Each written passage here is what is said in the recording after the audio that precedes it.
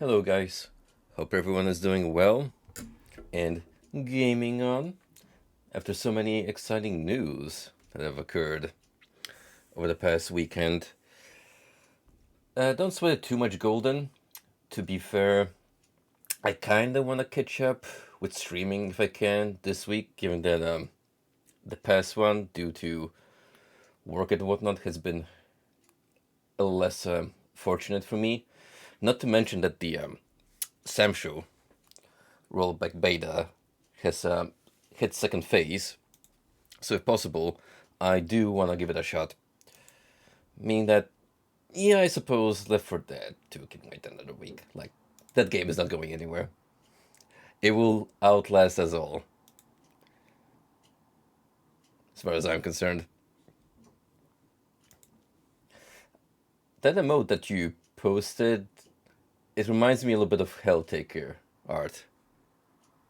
Then again, coming from a channel that has a persona centered around rats, it certainly fits the bill. Like, I just had a brief look at the selection of emotes that person has in their catalog, and it's Vermintide all over again.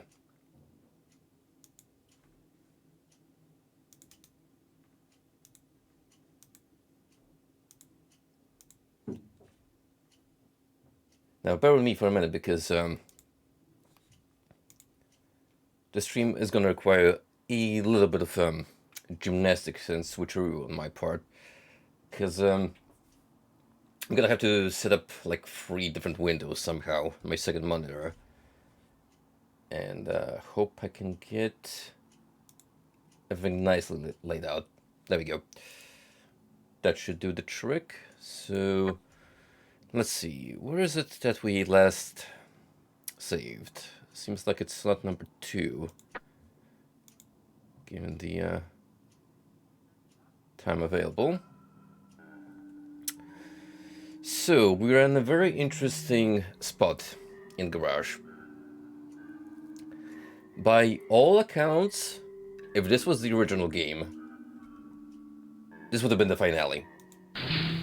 That is what I have learned through various guides, and I actually have to thank Zenshin, who has also been on a garage grind himself lately, for reminding me that there is a dedicated Discord.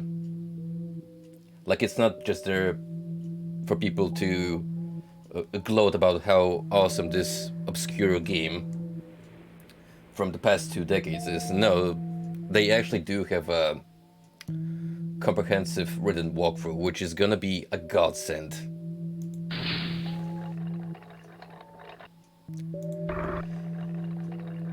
So, as far as the remake goes, we're in the post-original game content section. This is what you would have done in your spare time if you wanted to learn more about the going-ons in this very interesting and unique setting. But in the remake version, it's basically mandatory content that we have to do in order to trigger the finale, which is why I was so confused.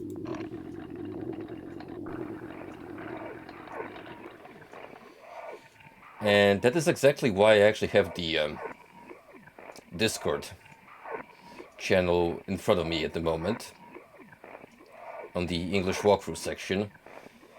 In order to save us out of going back and forth blindly, I'm just gonna follow it.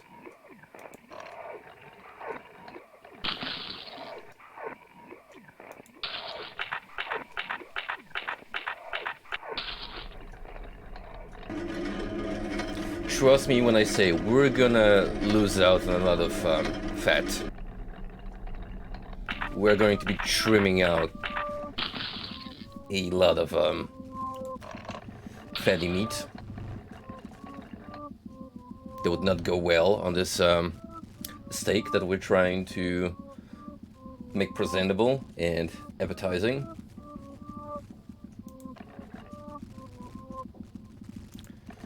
So currently my first step is to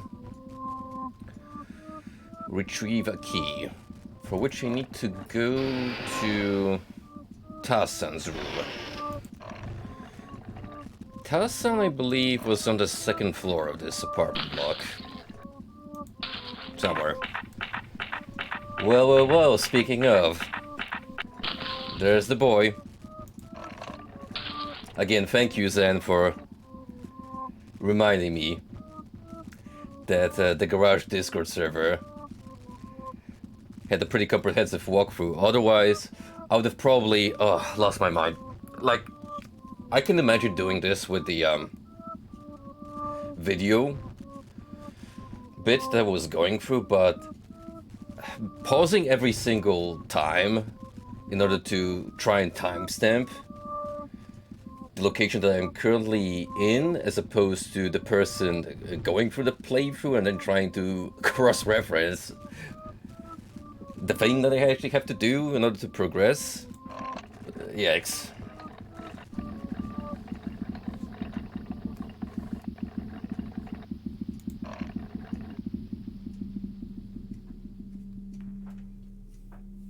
Now here comes the fun part when we're raiding all these apartments again, because I gotta find the Tarzan joint.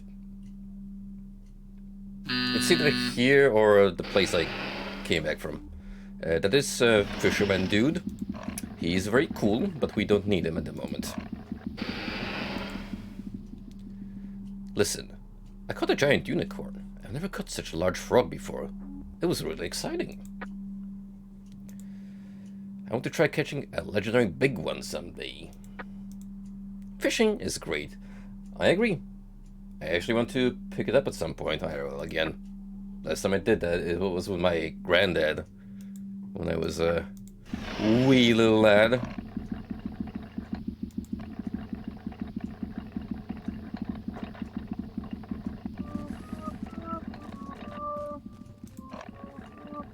It has to be one of these two. Something is ringing in my head.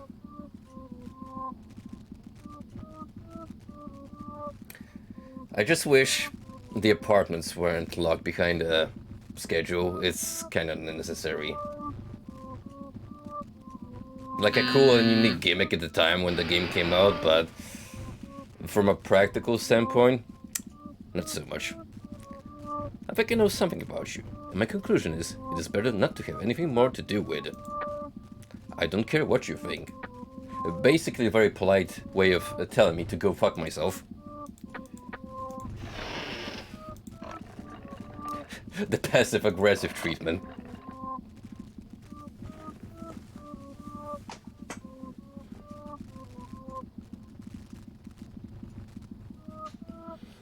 We machines are incapable of producing slurs, but boy, we still are mean-spirited.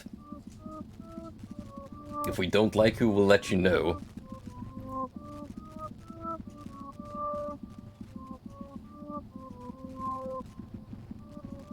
Well, at least we got the carnival music to prevent us from going insane, or induce madness.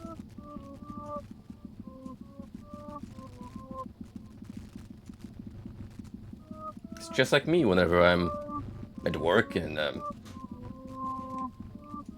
watching the minutes go by slowly, turning into hours, until eventually, finally, the time rolls up when it's time to call it a day. Head back home.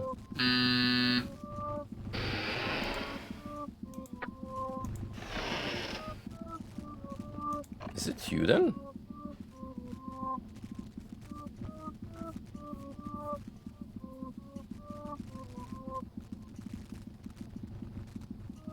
You know what was kind of a surprise announcement on the Capcom panel yesterday was that they are bringing the Ace Attorney Apollo games to Steam, which is kind of neat because Apollo Justice is actually the last mainline game that I've played before just not continuing the series from that point. The last game in the series, however, that was Ace Attorney Investigations, because that one came with the original translation, the official license one. AA2, however, that I believe never came over to the West, so you had to rely on the fan work, and at the time, I couldn't be bothered to set it up myself. So yeah, I'm still missing a couple of games in the franchise. Them coming to Steam is definitely gonna be handy though.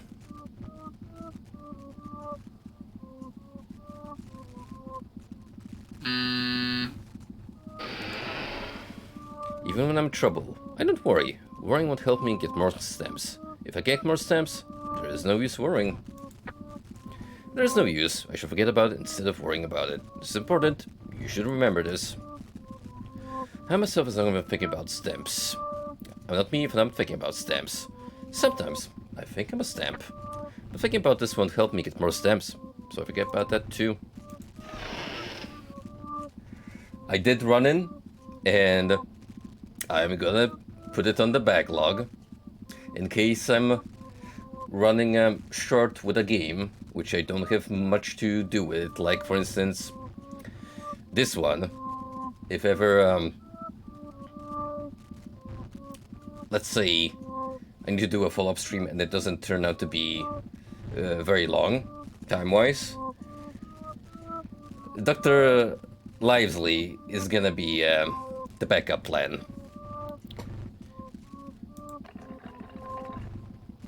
For better or worse.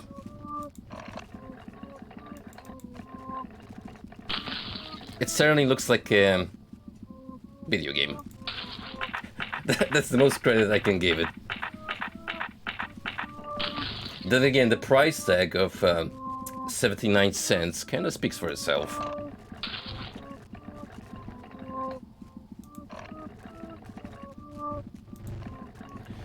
So which one of you... Oh. Keith Lauser. Oh, I see. So the dude wasn't even here to begin with. Okay. That makes things a lot easier. Right, so with that, we actually have to visit Lao. Where did you live, though?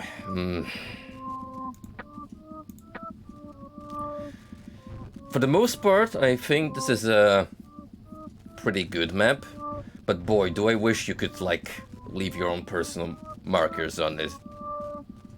Because trying to memorize where every single NPC hangs out in, say, the apartment complexes is a little misleading.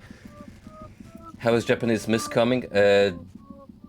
Definitely less confusing now that I have a guide on it with me, but still.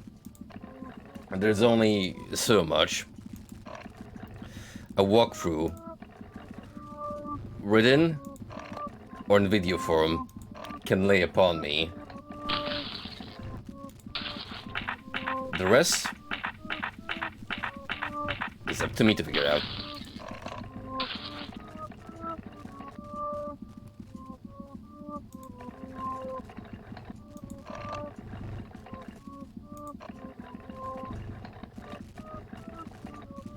Now, this is the landlord.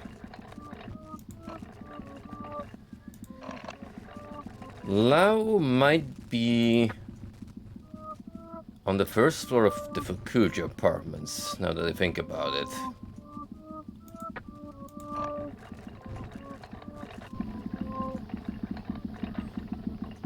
I'm just gonna make sure that I've got every single apartment here covered, so I don't have to run around too much aimlessly. This stuff is gonna take me to the check that I can't access yet, so yeah, I think we're going to Fukuchu bottom floor. Which, strangely enough, you have to exit the building, go around town, and use the main door. Bottom line is, the city layout is pretty strange. Not like it's the weirdest thing about the game, but certainly adds to it.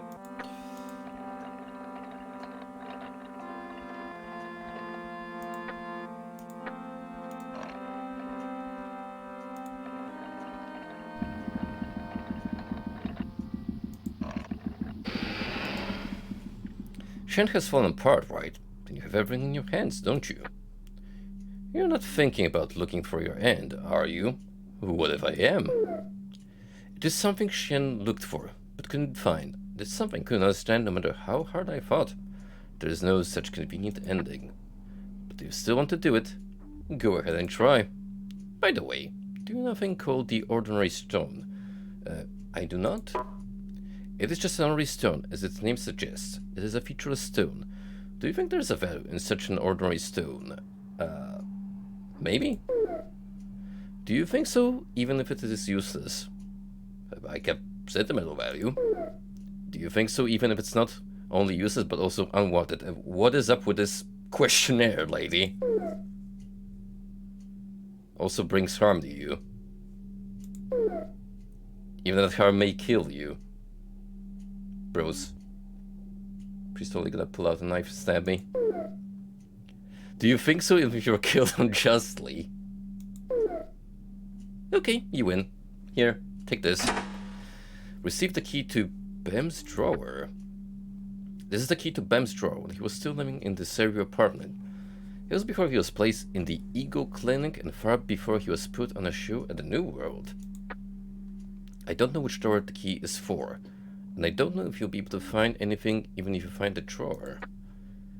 That key is the key that leads to trivial things. If you follow the trivial things, you might be able to find the ordinary stone. I told you, didn't I? Trivial things may be useless, and they may be something unwanted. And yet sometimes it is somebody's important thing. This is what trivial things are. Trivial things have some kind of connection with other trivial things. Maranax, Infirmux. You joke, Ronin, but unironically, fuel is called Milkies in this game. For guys like the old Yang, trivial things are really trivial. But the world is not made up of only meaningful things. There are far more things that are meaningless.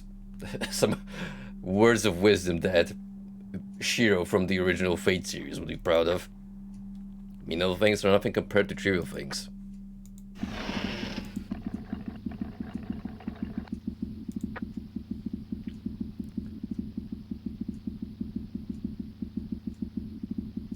Wait a minute, I think this is where we go to the shack. Or am I confusing things? Oh yeah, the blockade is preventing us from going. Gotcha. Right, so we gotta find Lao, but also we got a key to a drawer. Which means more apartment raiding. Yay!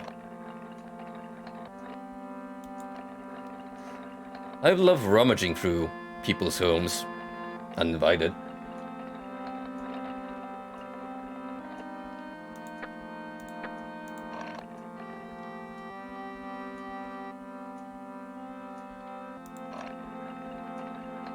No. Friend, go into the apartment.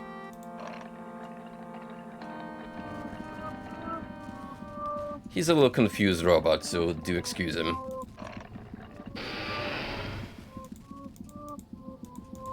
Oh, I see. Some of these are actually abandoned. Oh. This is where Poster Boy lives. I don't think we got any business with him specifically. Nothing left here to do.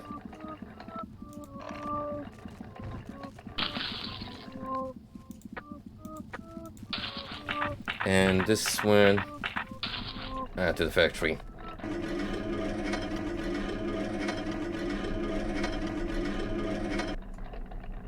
That's a good call.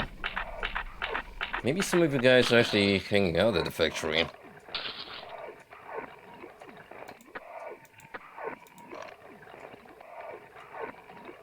Ooh, what's going here? Bearings? Well, that's one way of getting your bearings. Quite literally.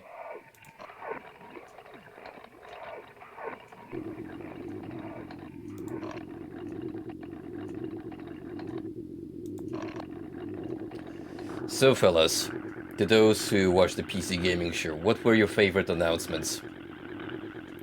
They actually showed off a couple of good upcoming indie titles. I think Fortune's Run and Mullet Mad Jack were my personal favorites. Just because both rub that retro FPS itch in the right way. Fortune's Run has some good retro-styled cutscenes that legitimately look like they were crafted in the build engine, while Mullet Mad Jack is like Ultra Kill meets Hotline Miami, which fucking win in my book immediately.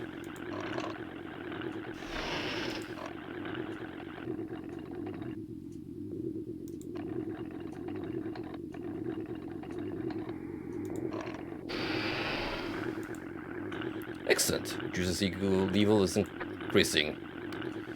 I think I already talked to you on a couple of occasions.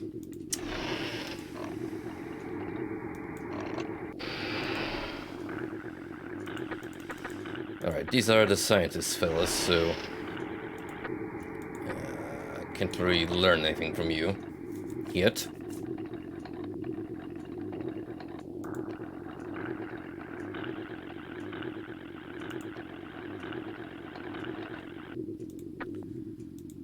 I am, however, gonna restore my ego a little bit. Otherwise, I'm running the risk of being unable to speak. And that is not something you want to happen with NPCs in mind.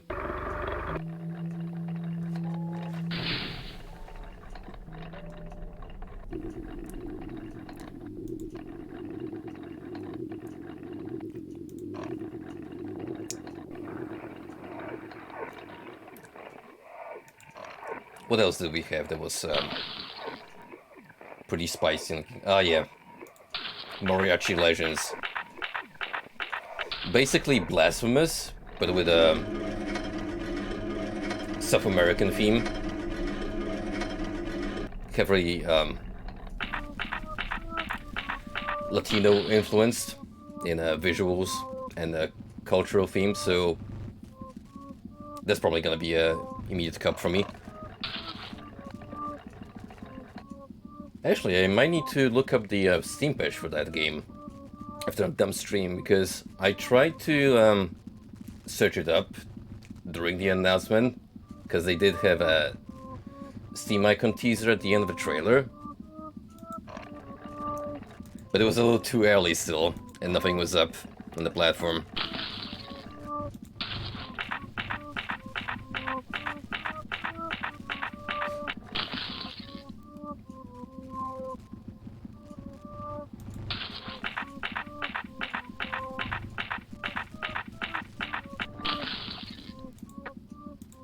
What was on floor 3 again? Room 8. This is where we spied on a dude in order to learn where a secret passageway was located and what was the combination for it. One of the more interesting puzzle sections of the game. Pretty well executed.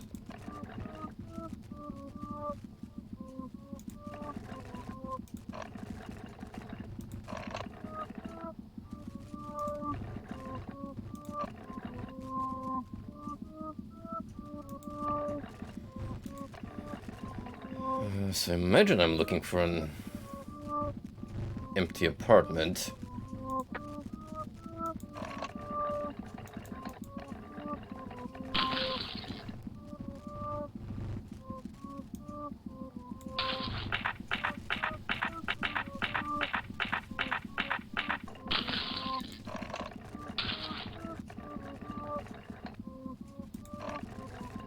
I was honestly debating whether I wanted to continue on tonight or try a different game altogether, but I didn't really feel like having too many ongoing games. Even if it is kind of a slow burner at this point.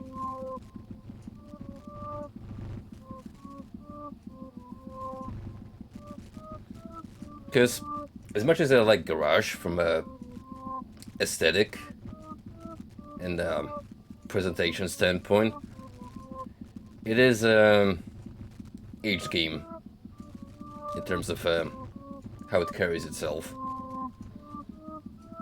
Like even during the remaster, I feel a lot of this could have easily been omitted or altered to make it more accessible. And by accessible, I mean less confusing, not necessarily make it more casual.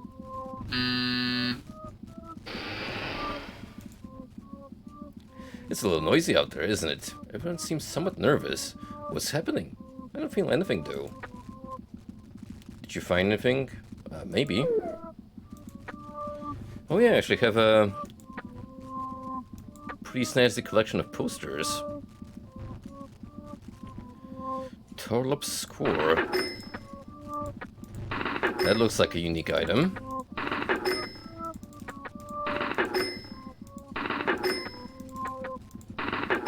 Gimme all the goods.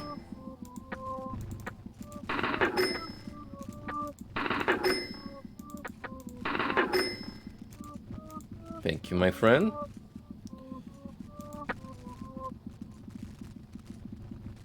I mean, that too, Golden. I'm pretty much 2/3, roughly, maybe a little more, into the entire experience. So at this point, quitting would have actually made me regretful of even picking up the game to begin with.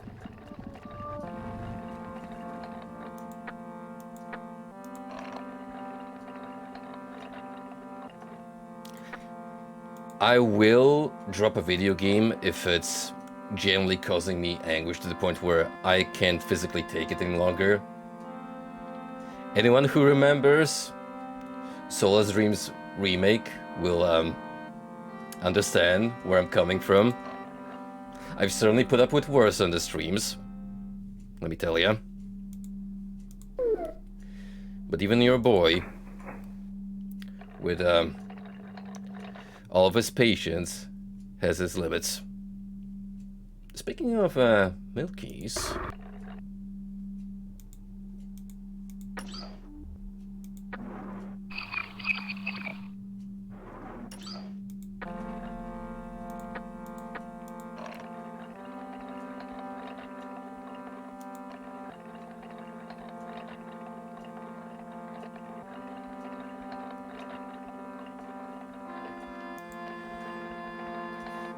And may as well hit the Ego Clinic.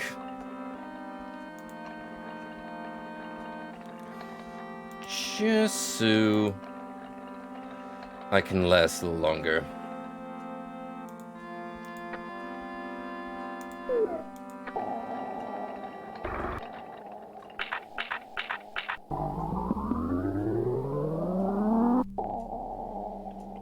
Now let's check the logs.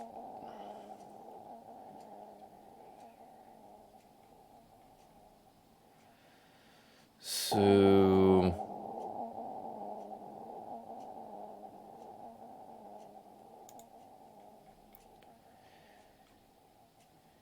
Chio gave me the key to Bem's drawer when he was still living in the Serio apartments, before he was placed in the Ego Clinic, and far before he was put on a show at the New World. So it doesn't necessarily have to be the Serio apartment, if that's the context that I'm getting here.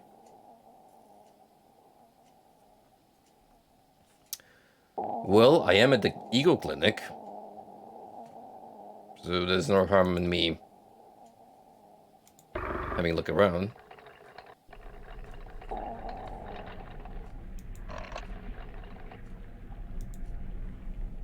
Lau's room from 8.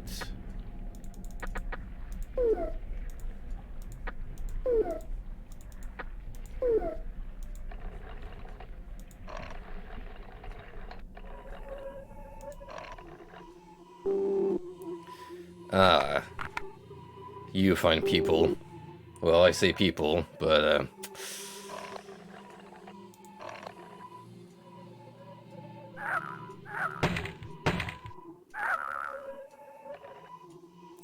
I guess we know where they're getting their ego supplies from. Oh no, not this NPC again.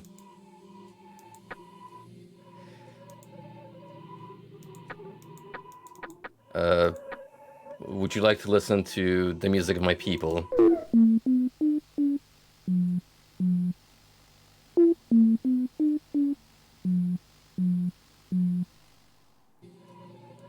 Thank you. This key to Medici's room. Huh. Okay. They played the rest of the songs for you.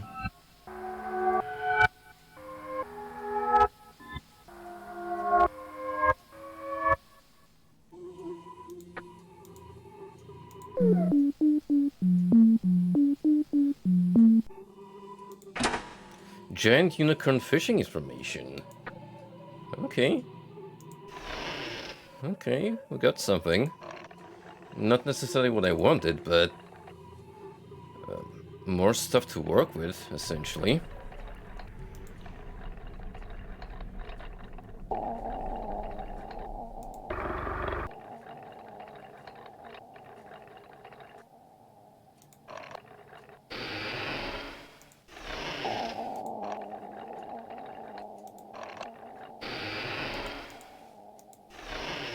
Empty. No, all these are empty looking. What does the guide say?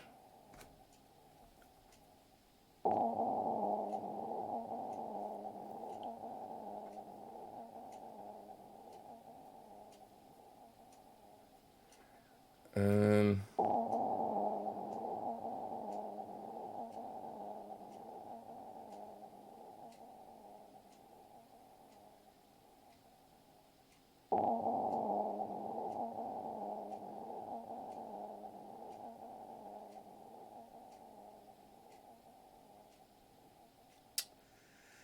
okay, so I'm looking for Hassan's room.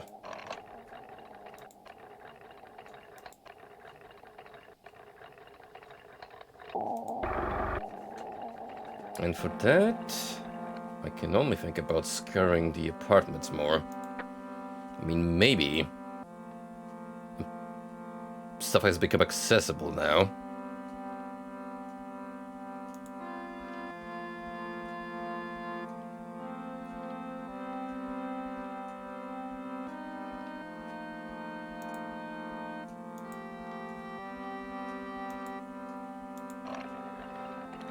I'm pretty sure you guys live on the second floor. Maybe I'm misremembering, but... God damn. All of this is actually difficult to keep up with.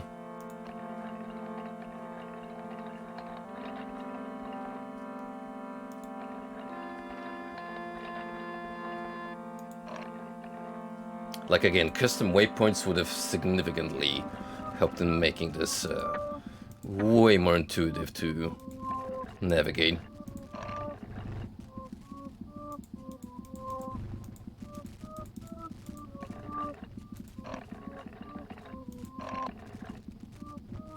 Oh, hang on. This is interactable. Bam's Dream Diary and Golden Bracelet.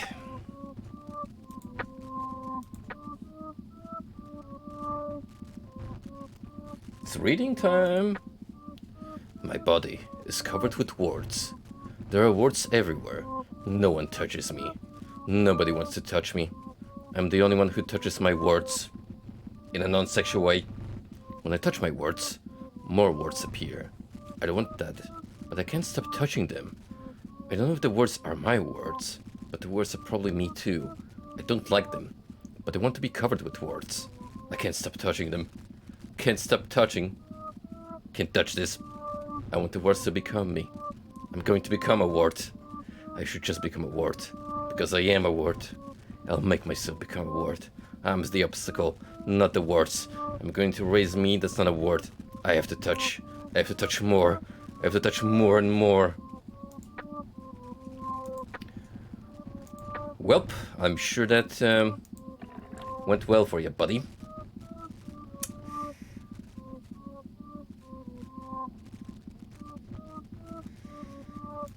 Now, I still have to visit Lao, wherever that douche is hiding.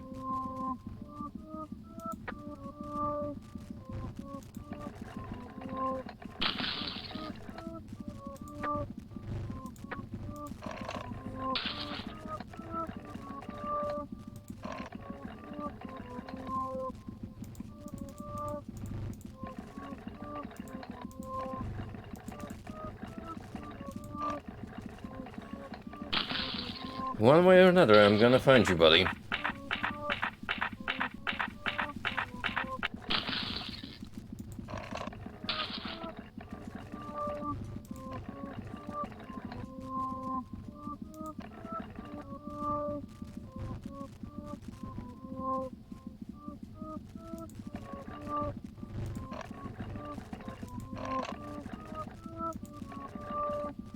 This is just one of those random shacks across town that I did see locked up.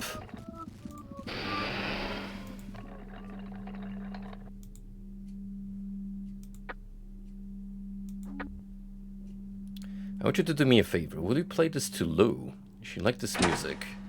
This is score. Alright. Well, we know where Lou is. I mean, I've just visited her, so sure, I can do that for you, buddy.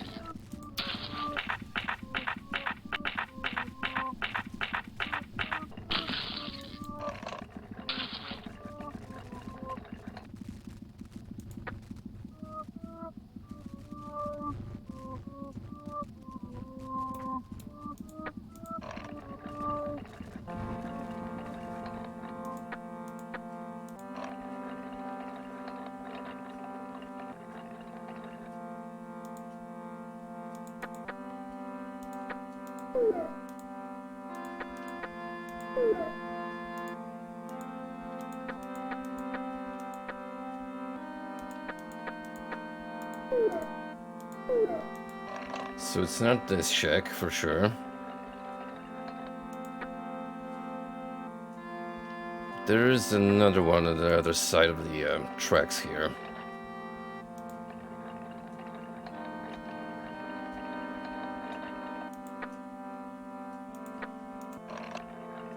Just to go like this. And right here.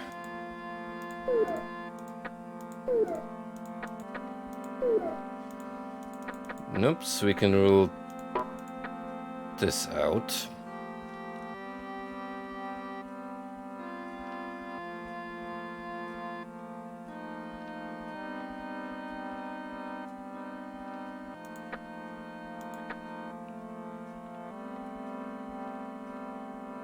I don't think I've ever spoken to this guy, so I don't even have him on my list of interactions.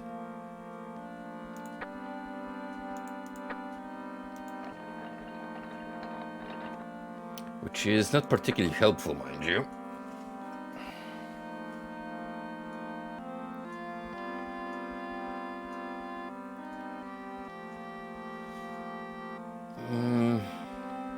It doesn't specifically say where to find Lao. Zen, if you're around, do you remember where Lao is?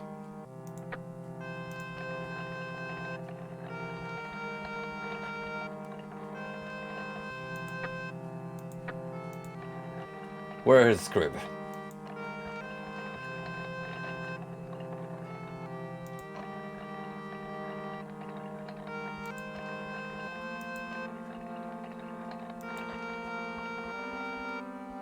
In the meantime, I'm gonna pay another visit to the Ego Clinic.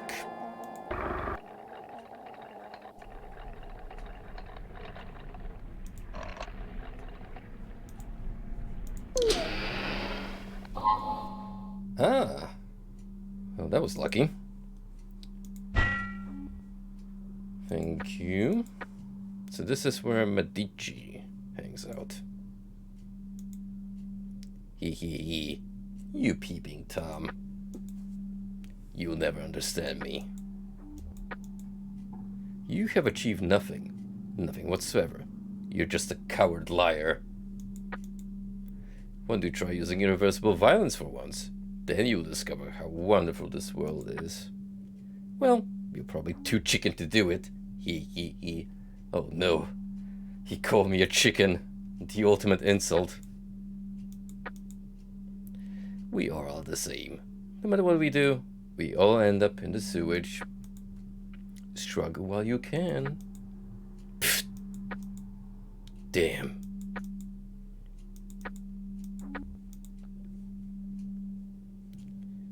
And, what do we do here exactly? I mean, new fishing spot unlocked.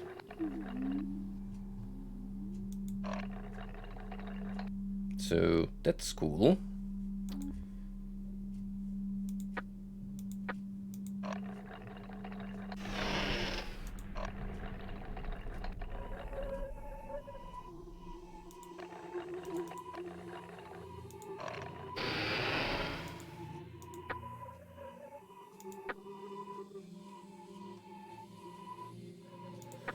Let me play you this record.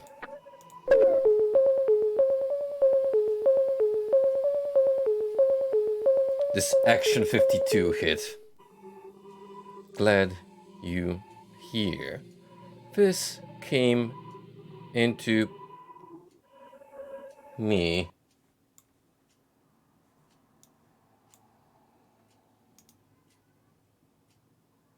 You know, I brought more gifts, just in case I need them tonight. And I think I'll be getting a lot of mileage out of them. Because this is my face right now.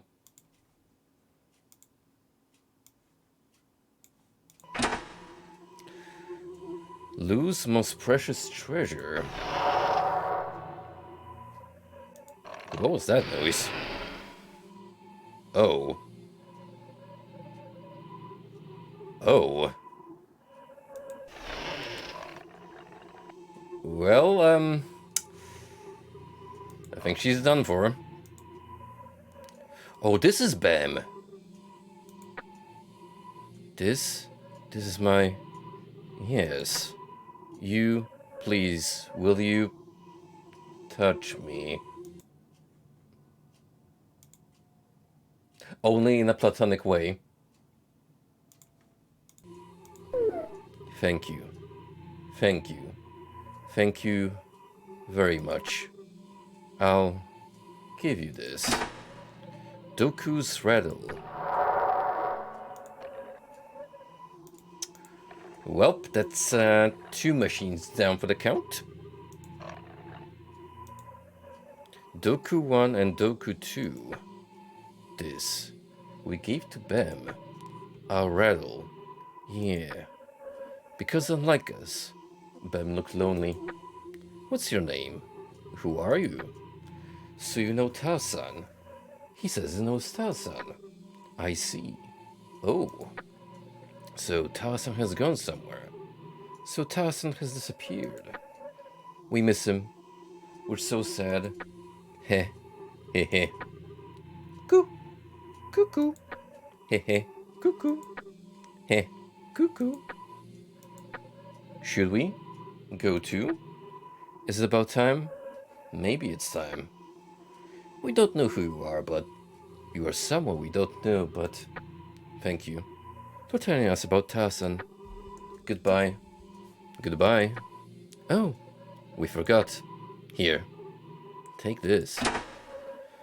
Key to Lee's drawer. That is Lee's key. Long time ago, Lee dropped this at the New World, and I found it. I didn't give it back because Lee was mean. Yeah, you don't seem mean. And you told us about Tarzan. Well, then, goodbye. Goodbye. Yeah, I don't think we'll be coming back here anymore.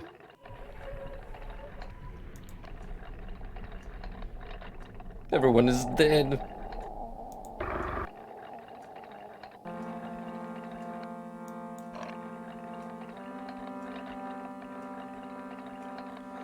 Well, at least we get to a whole bunch of other people.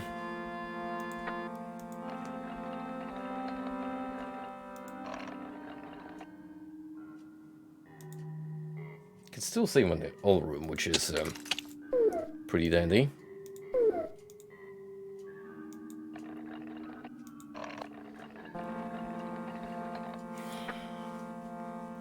Now then, we still gotta find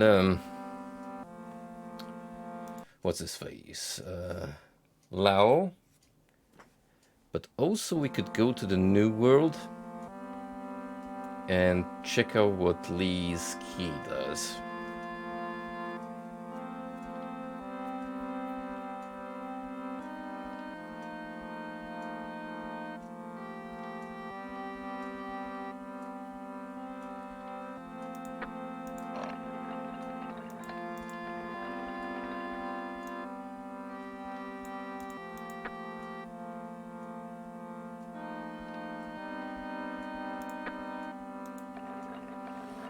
Apparently, I also have to report back to this now that I've played the song to Lou.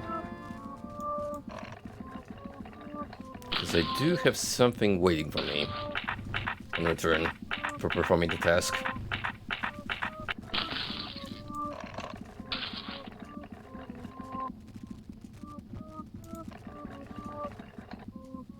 So just real quick, I'm gonna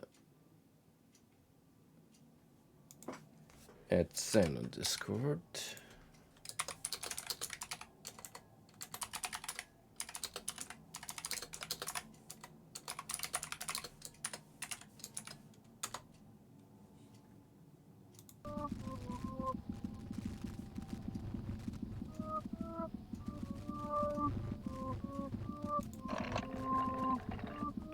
Sure that he says it's fresh in memory. He will give me a helpful tip.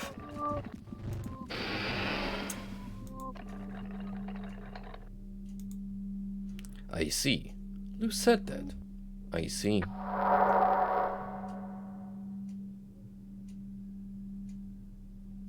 They just keep getting Thanos snapped. These automatons. So this whole fucking town is gonna be desolated. Alright, let's see. For Lao, on the second floor of Sayo, take the Fukuji path and should lead you to him. Okay. Probably missed a turn then. For Valve Head. Seems important, so... Of course I'm gonna take it.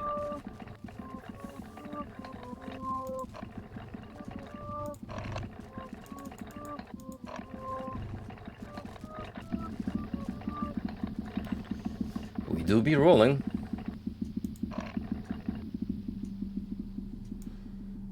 It's the fisherman guy.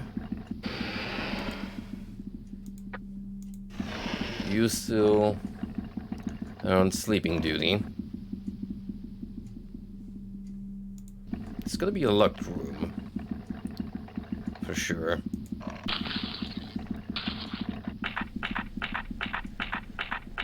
Well, this is like the only place I haven't checked, so...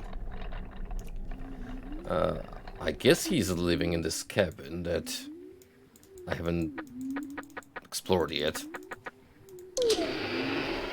Yeah, there we go.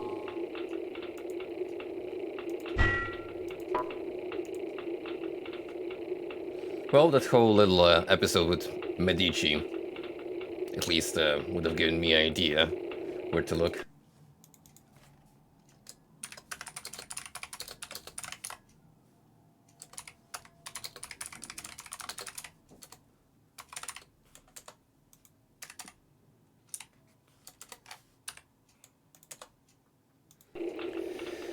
Alright.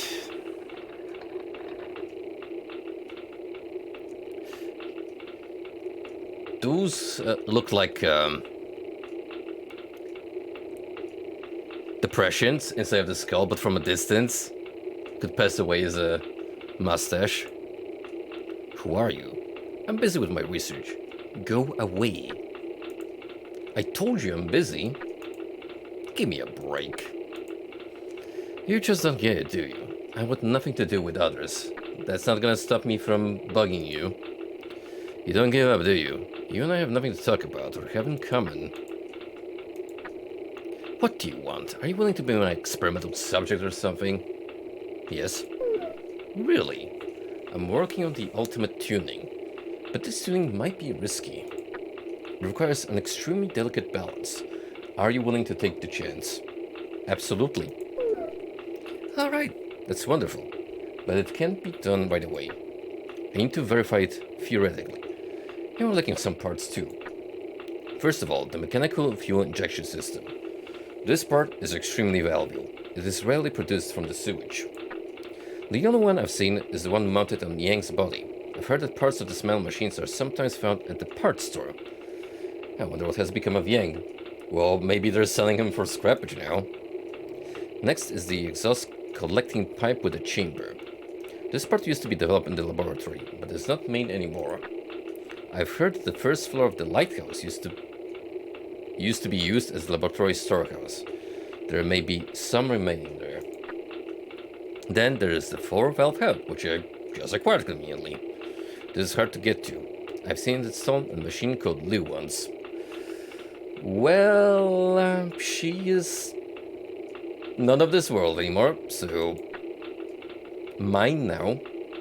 I've heard that Liu was modified many times by Medici, so that it can escape from being dismembered if the psyche has got out of control in the new world. They say that the parts removed from Liu were sent to this. The last one is the supercharger. We expect significant improvement in the engine power if this part functions properly. Yang brought this to me once. I first tried experimenting on my body and nearly fell apart. But now that I've conducted further research, I'm sure I'll be able to adjust it well. However, Chiyo took it away from me. Okay, so we got a clear goal now, which is become the ultimate being. Please get these parts somehow.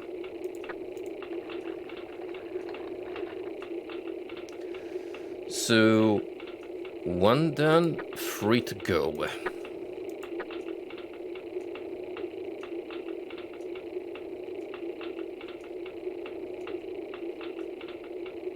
It's a lot of notes I've acquired over the course of this game. Yeah, item number 2. All accounted for. So, mechanical fuel injection system. Arguably, might be the easier one to acquire, because if it's at the store, then it's just a matter of procuring enough shmoney. Pipe changer superchargers sound like they're a little more out of the way.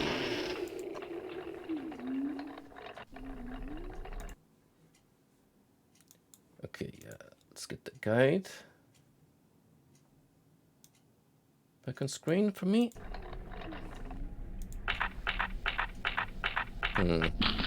Might have to fuel up again soon. At the rate we're burning gasoline.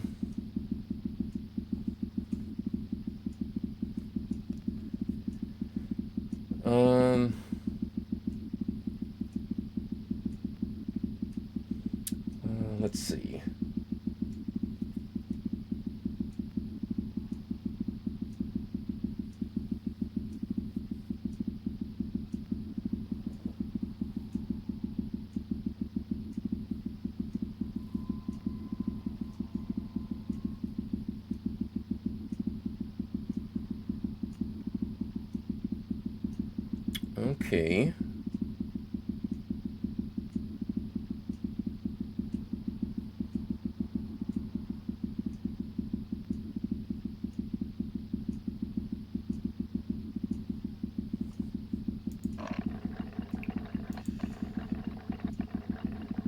Looks like...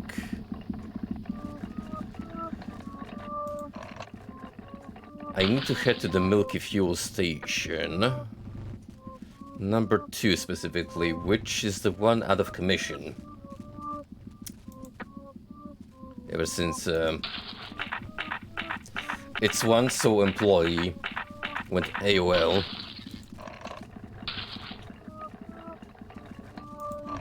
You know, can't get those Milkies without the source. Speaking of, I would like some of that finest diesel, please.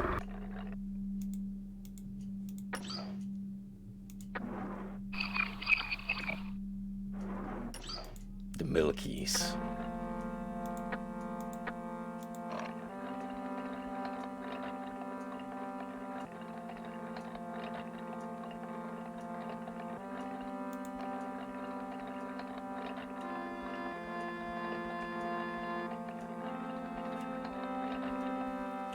So, I can proudly now say that they finally beat a Heroes of Might and Magic game. Yesterday I managed to beat the campaign for the original one. It certainly is interesting going that far back into the franchise and see its humble beginnings. It's pretty much a prototype of 2, which is weird to say, but since that's the one I grew up on, mostly, I have sentimental attachment to it. But even then, even since the Inception days, boy, they sure knew how to code nasty AI and make game-breaking mechanics. Like a lot of the tricks you would learn in Heroes 2 already in Heroes 1. It's kind of crazy. I hear that there's a frog called Suyo. There is an ancient legend about the Guardian here. Only few have caught or even seen this Suyo. And I hear that it's pretty huge. I'm guessing that this Suyo might be the legendary Guardian. Because I wanted to catch it myself, I found its fishing information. But I'm bad at fishing and can't even catch the bait I need to fish Suyo. And I heard I need to modify my body to stage 4 to catch it.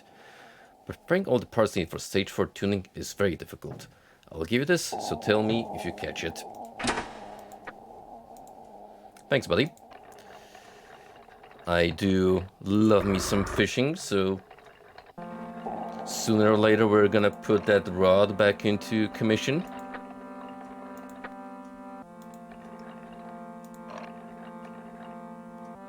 Oh yeah, speaking of strategies, we got to see a trailer for Dwarf at the PC Gaming Show, which looks like a modern homage to classic Command & Conquer. It is a very visually impressive looking game. Like, they're going crazy on the pixel style, and it's just a treat to admire.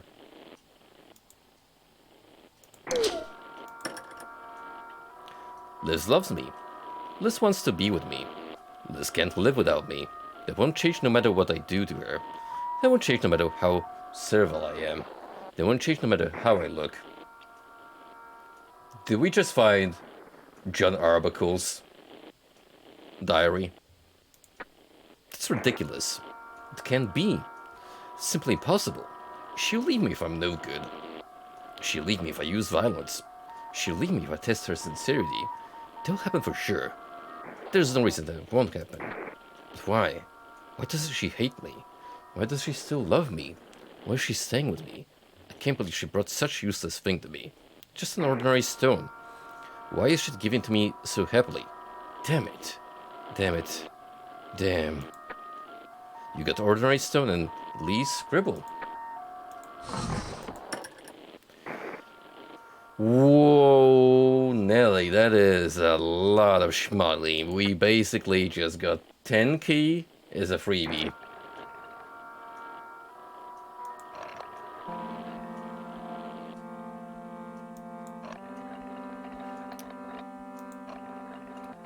I think we got one of the upgrade parts in the bag, if that's the case.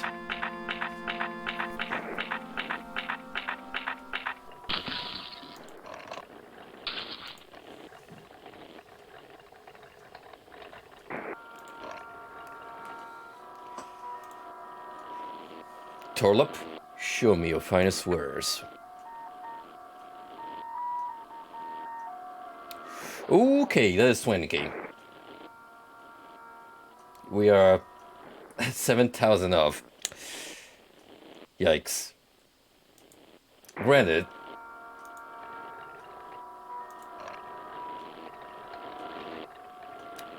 that is within our reach. If I do a little bit of fishing and catch some of those bigger specimens that we've seen in the last stream, I think I can make some good profit in a relatively short period of time. But before I get onto that, why don't we get some of the other stuff covered first? So I got the ordinary stone, which is gonna be an important item, I feel. Show it to Chio. Chio... Ah, she's the one who told me about the stone in the first place.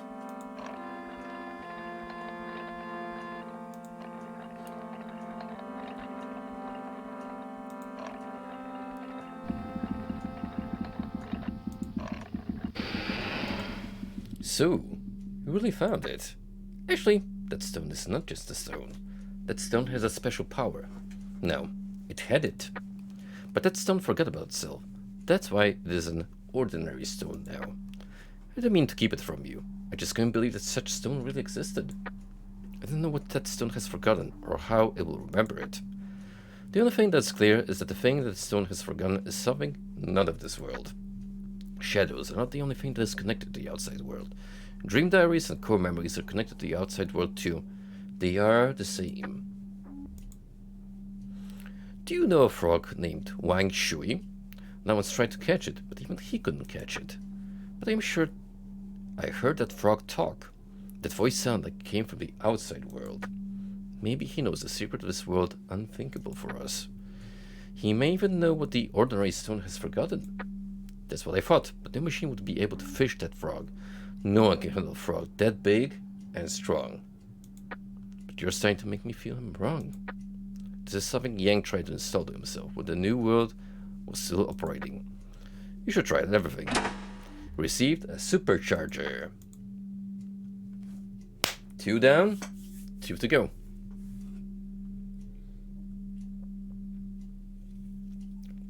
It's so sad that Liz was the one who found the ordinary stone and gave it to Lee. There might have been a different end for that couple. Maybe. Maybe not. Who knows, really?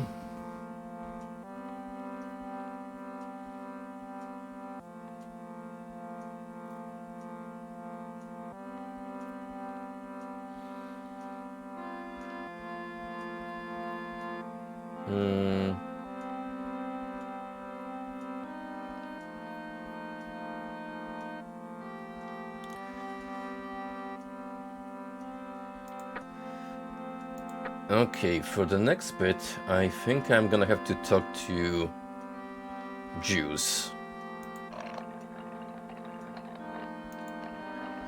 Because that involves unlocking a way to the lighthouse storage.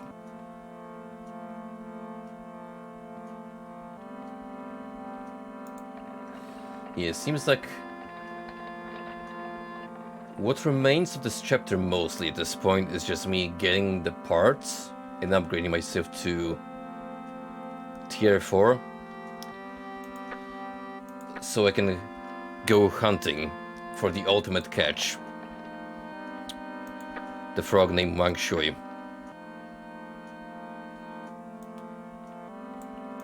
I don't need to go through the apartments really, I can just travel in the loop.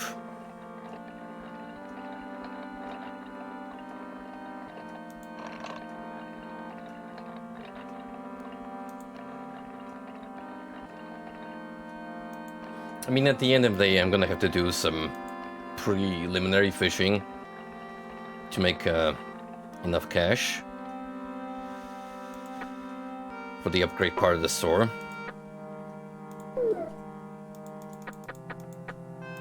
But all in due time.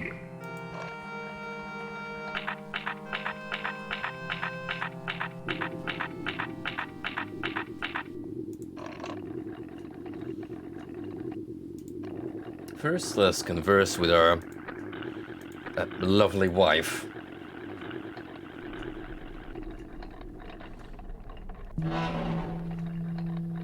This game has actually a interesting gimmick I haven't mentioned, because I wasn't really aware of it during the playthrough so far. Apparently there's something of a social link system where you can pick one of the 4 female robots to be like your spouse, including Juice. The other 3 are actually the girls working at the Milky Fuel station. So yes, we do support sex workers in this game. They are valid.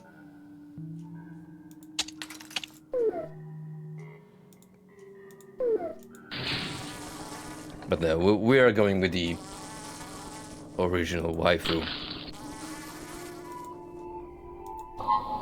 This, for me?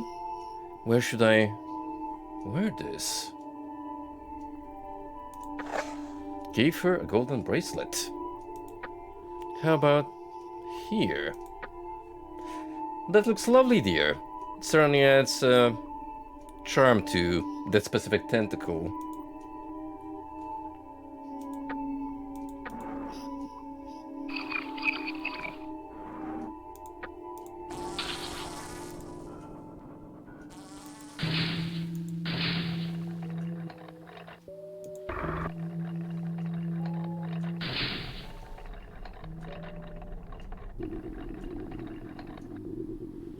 We're not really gonna go for all of the alternate options because it does involve putting a lot of work. Basically, the endings of this game differentiate depending on which female robot you pick as your spouse and raising their affection levels. So I'm just gonna go for, shall we say, the canonical outcome.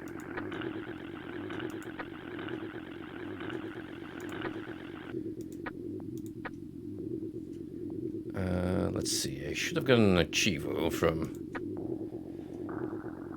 giving Juice the bracelet. Give a special accessory to a female machine. Yeah, there you go. Had a fight? That's a thing?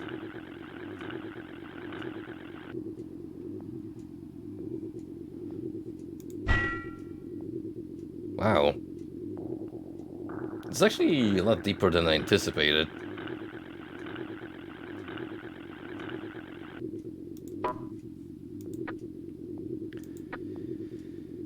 Okay, so since I just gave it a bracelet,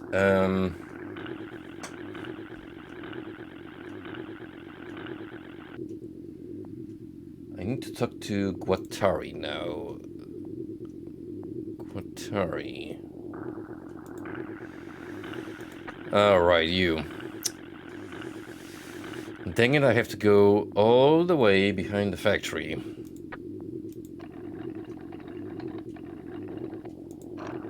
That's okay, we have enough fuel for that.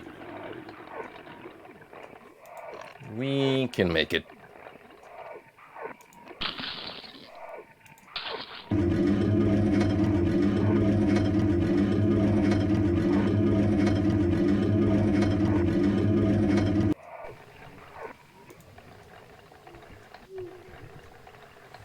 Whee!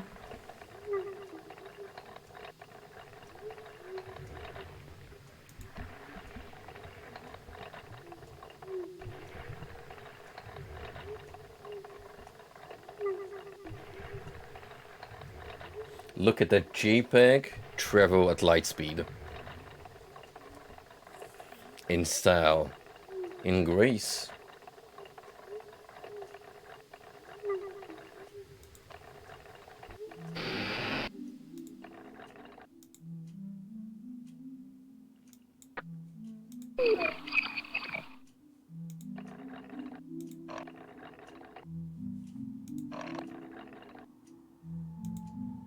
Do you like music?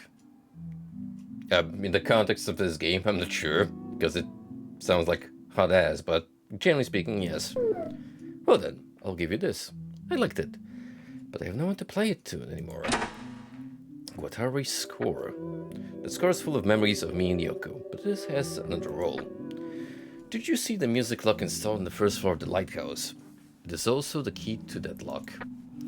The first floor of the lighthouse was used as a laboratory storehouse. I used to conduct research with Ain at the laboratory, but we parted ways after a certain incident.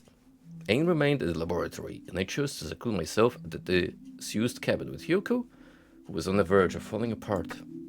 Oh, let's not talk about the old times. You might find something useful if you open that lock. Go try it.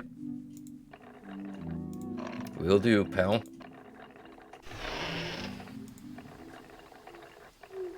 And after that, it's off to give myself another ego boost.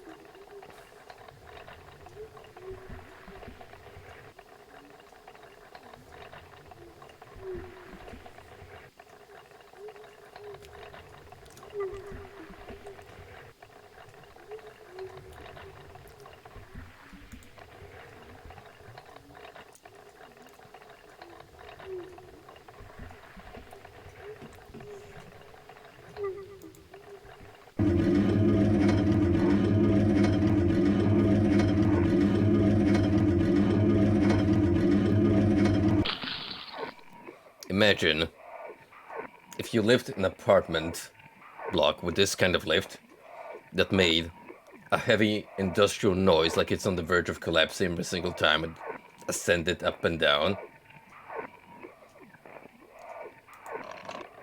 I would have changed residence a long time ago.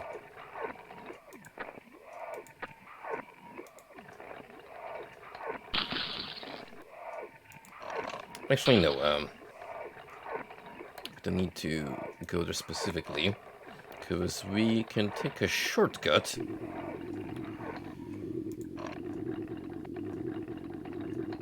Through here.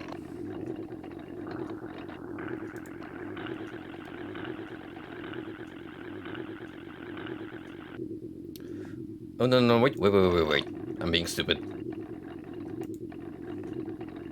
The lighthouse.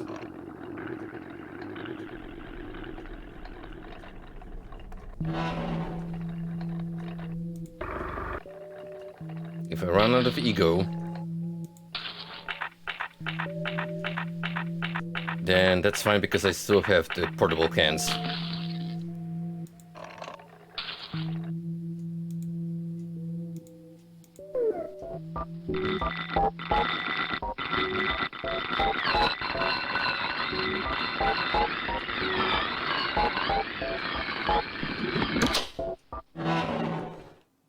Fucking infomercial sounding ringtone.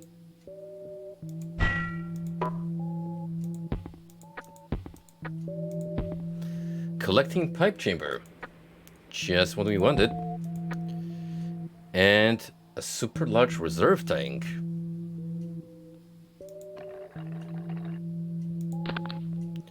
Dear Guattari, the psychological experiment I'm conducting was necessary to demonstrate crowd psychology. To experiment with actions with the machines take if their anxiety is amplified in a closed environment, although there is still a slight chance of many of them surviving.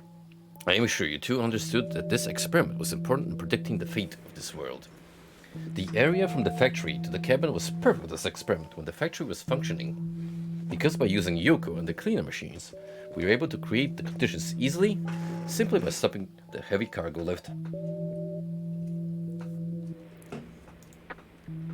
The result was disappointing contrary to your expectations. No, that is not fair to say, since you were against the experiment in the first place. But it is true that I had some hope in it too. However, the desire to possess and monopolize are bolstered by anxiety.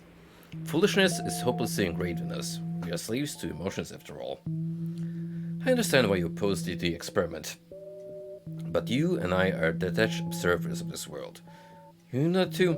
No, in fact, you knew better than me. This world is transient, and yet you try to walk with this world. You try to anchor yourself to the world.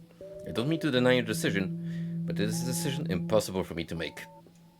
You have become this way because you had Yoko. It is true that I first thought of you as a fool, but I don't think so anymore.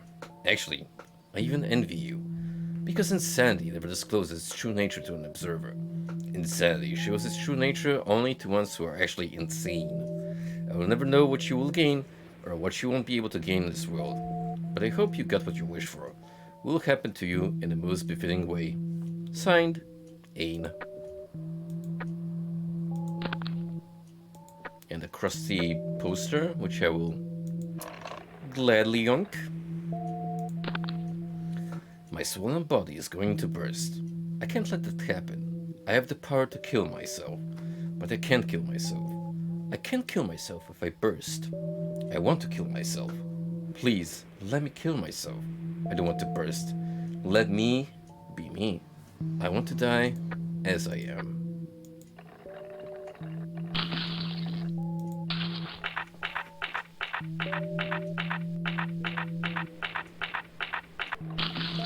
So yeah, these machines had absolutely zero qualms about conducting twisted experiments on their kin.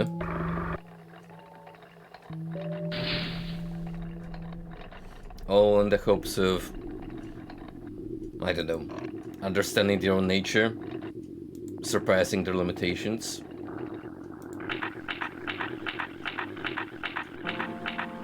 And yet, they accomplished nothing.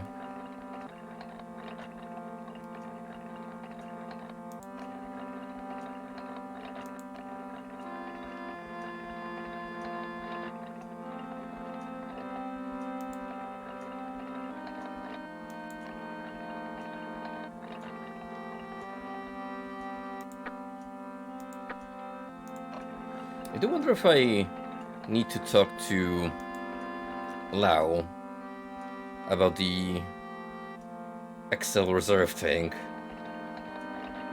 is an upgrade option. Or can that be done in the store? At the previous mechanic that I used.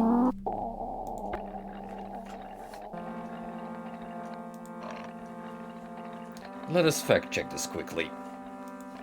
Because otherwise, it is off to fishing for us.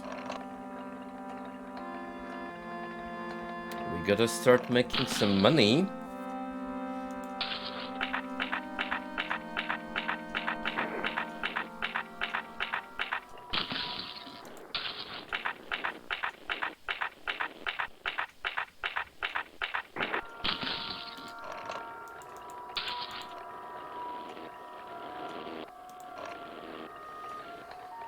Alright, Moriwaki. Can you tune me up even further?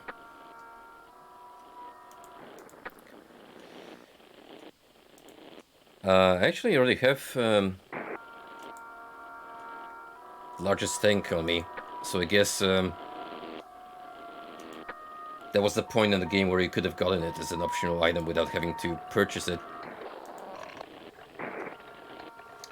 So in that field we are doing just fine, and cement has outlived his usefulness, so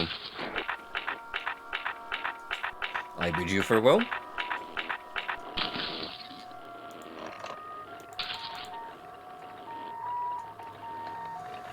Okie dokie, quick refuel, and after that, let us hit the lake.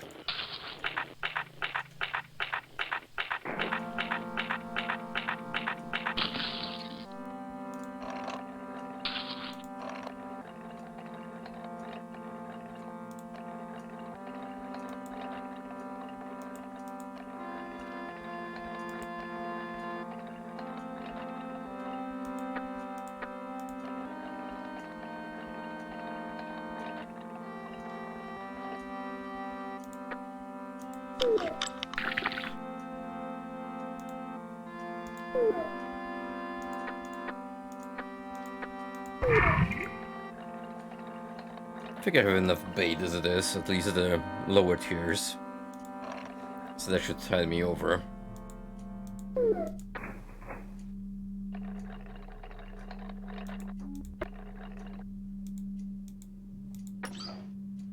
Look at that beautiful smile.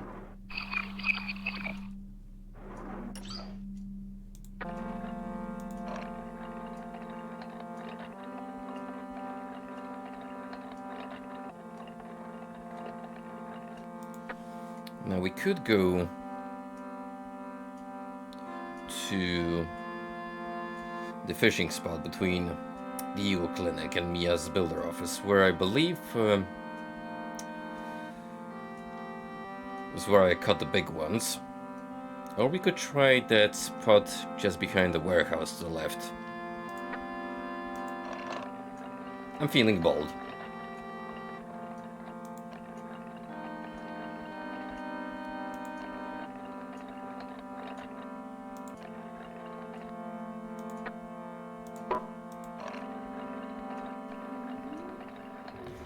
It's a small secluded location, but boy, is it cozy.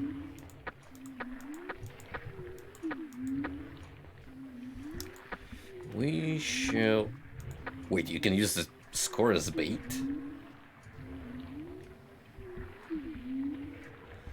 Oh, maybe that's for the frog.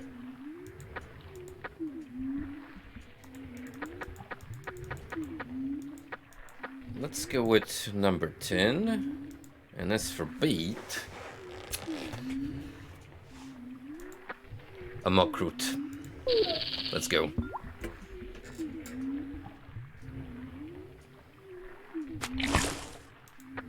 A little too ambitious, perhaps?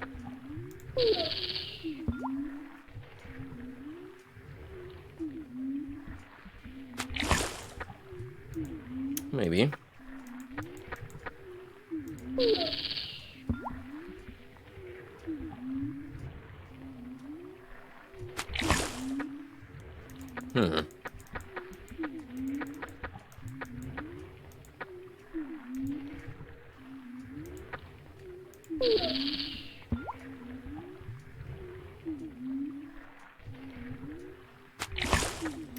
So far, this fishing spot is not really yielding any positive outcome.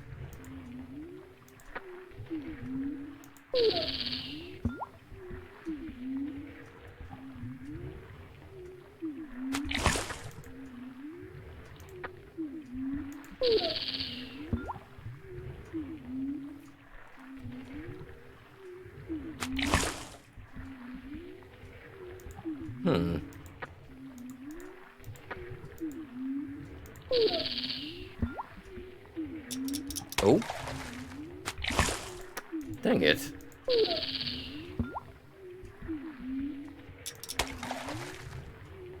Well, at least something's come up.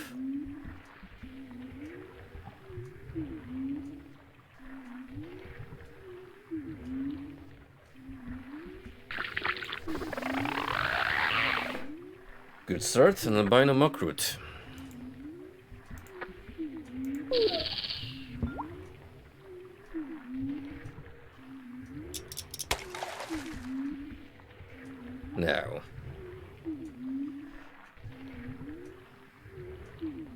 What are we gonna get from a Muckroot? Is there gonna be a new and interesting entry to our fishing dossier, or one of the established species? Stinger. Yep. Nothing too insane.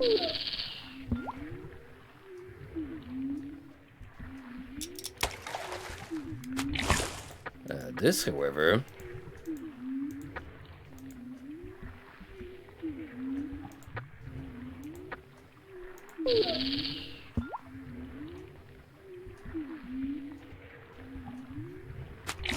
I'm gonna need more Muckroots that I can use.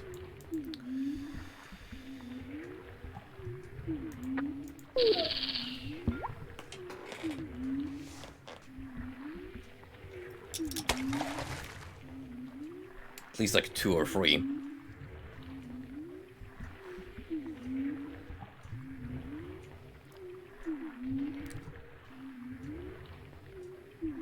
Man, I don't care about saving or seizing this world.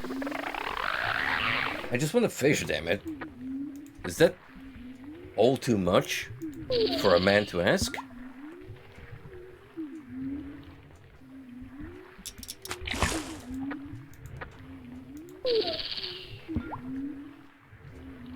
You can tell I'm a little out of touch. Like, the magic is not quite there. Need to practice a little bit and get the flow going again.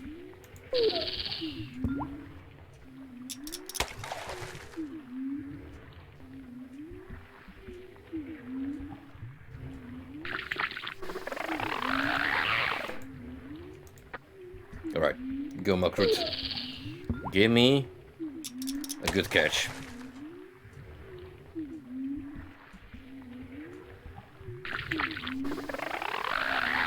Yo, albino stinger. Very nice. Now, more stingers, please, because those are gonna climb up the bait hierarchy for even greater results.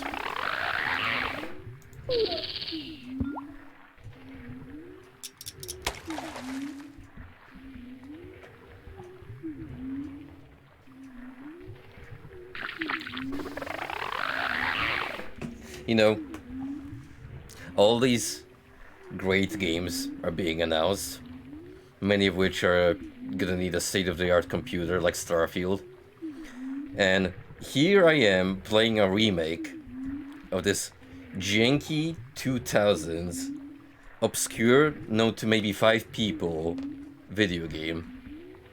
And you know what? I'm having a good time. That being said, I am gonna have to think about building a new rig in the coming year. I really want to try Starfield. It looks good.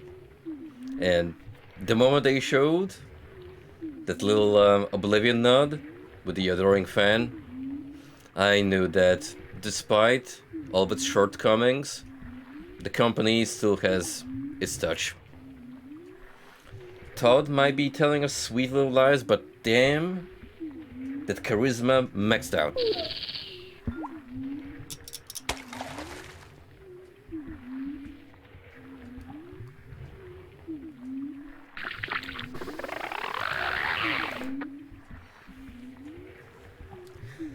I need to also look up Phantom Liberty gameplay. I've heard some really good things about people who got to try the early access build, whatever you want to call it, including Susie Hunter of Twitter fame. Like, she's been saying really positive things about the upcoming DLC, which, you know, that's a turnaround that CD Projekt really needs. Like, I don't want Cyberpunk to be an ink stain or an otherwise really good record That game does deserve to have a positive legacy.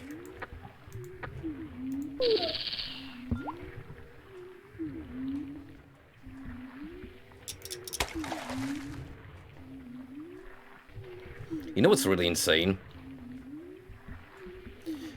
When I saw Keanu in the promotional bit, I thought he was like still 40 in my mind, and then I looked up his age. Man's already 58. Like, yeah, you can see, you know, some wrinkles here and there, but that guy looks fantastic for his age. Like, he's holding up really well.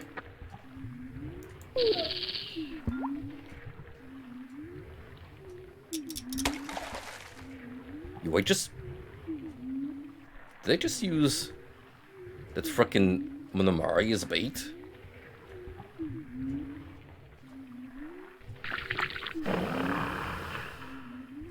Holy shit. Babe, wake up. New frog just dropped.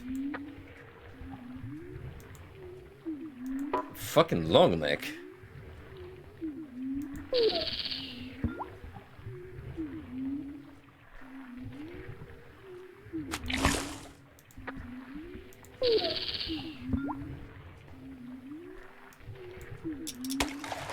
I'm almost tempted to use a Monomari as bait, which sounds insane. Like, imagine just throwing this behemoth into the water while hanging from a flimsy looking hook. Like, at that point you're just, I don't know, fucking fishing for sharks, or whatever's the equivalent in this game.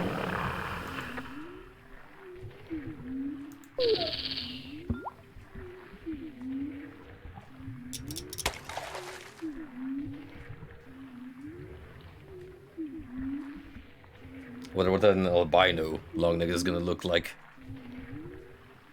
We might get lucky and catch one.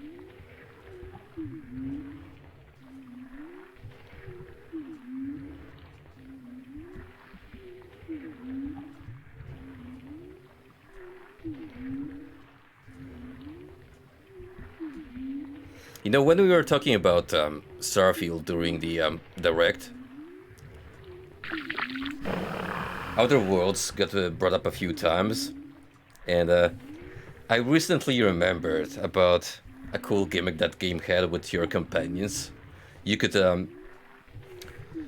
call them up for a special assist during combat, and one of them, Felix, had like a drop kick, and I remember laughing my ass off whenever he would use that on wildlife or robots. So you just have this dude dash up and land legs first into like a fucking big ass robot, action hero style.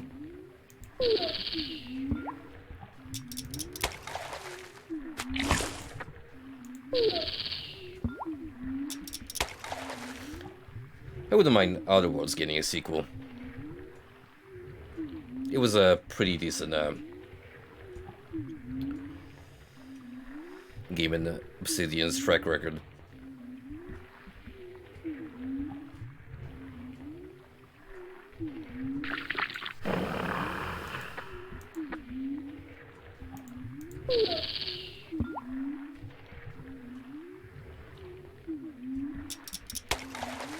Like, yeah, the combat was pretty cookie cutter in the end. They more or less took the New Vegas formula and just adapted it into a new setting. But the writing, I liked it. It definitely had some of that Obsidian charm where they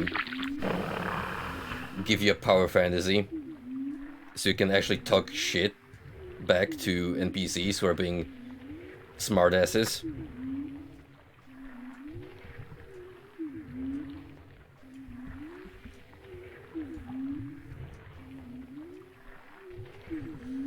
Did it? I thought it was more or less the same, minus the new mechanics they added. I don't know, maybe it's been a little bit, and the two have kind of blended in my memory. I'm definitely more likely to remember a game that upsets me gameplay-wise and has a stinky gunplay as opposed to good ones, so a little biased, sure.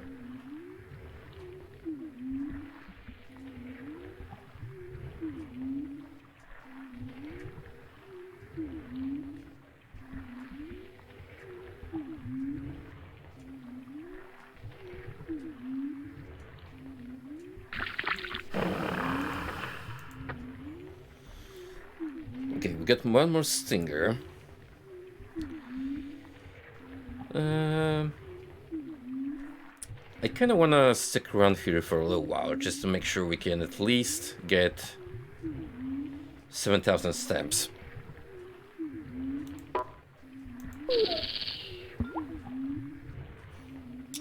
Almost tempted to use the albino stinger as bait, just to see if it potentially yields any different results.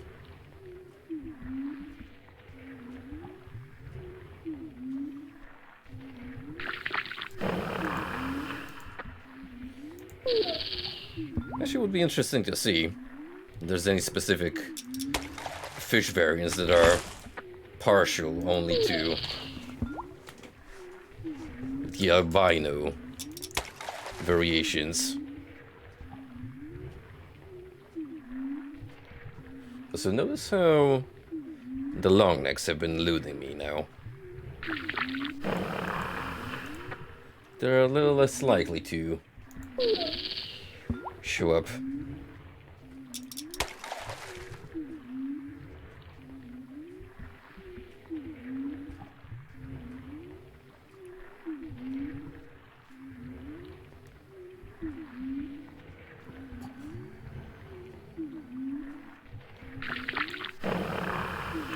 Hey, a female one.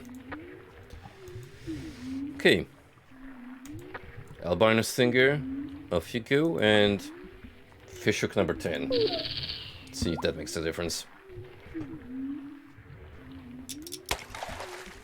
Get something.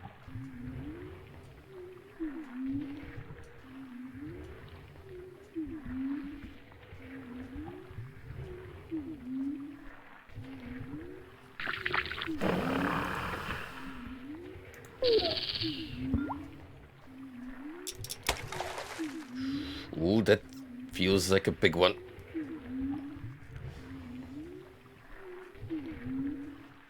What we got? What we got? It's barely clinging on. Hey, a long neck. Nice. Okay. Let's go a little wilder now. Monomorai, male.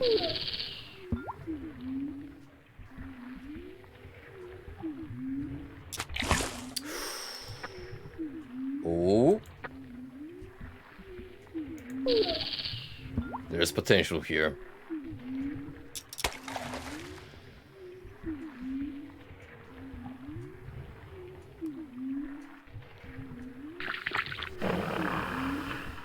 Holy smokes, look at the size of this lad.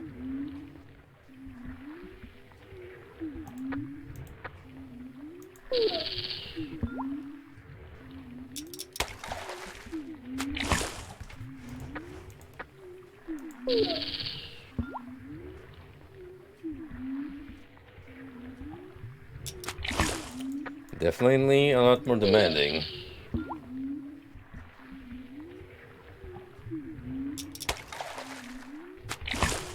Shit. It's like I have to go further. The meter.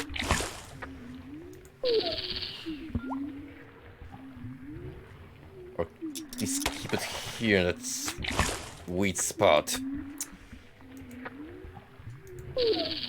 Maybe I need to use hook number 100. for the consistency.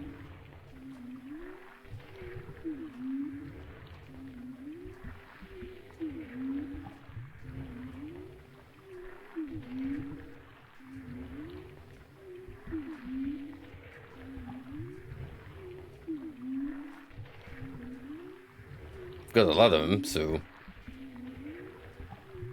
why hang on?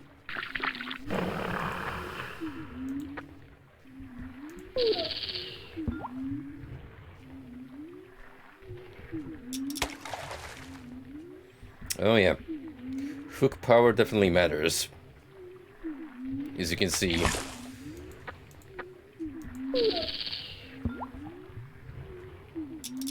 I just have to make sure I don't go too high or too low now.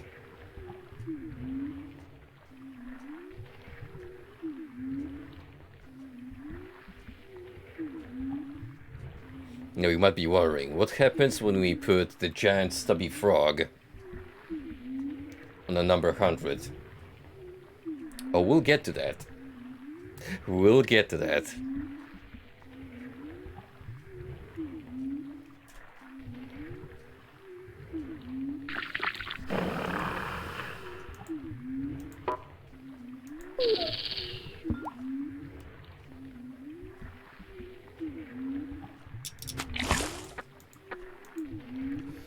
Sooner than you expect.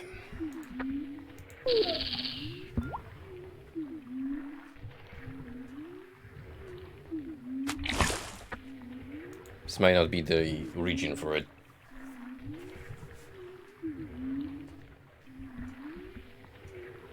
What about a long neck?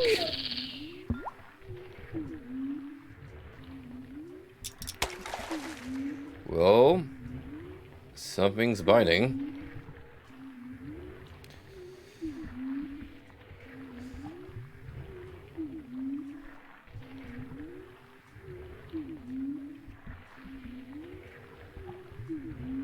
Come on.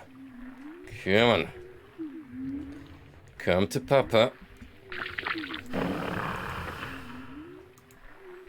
Well, I think we found the king of this water basin. The giant stubby frog.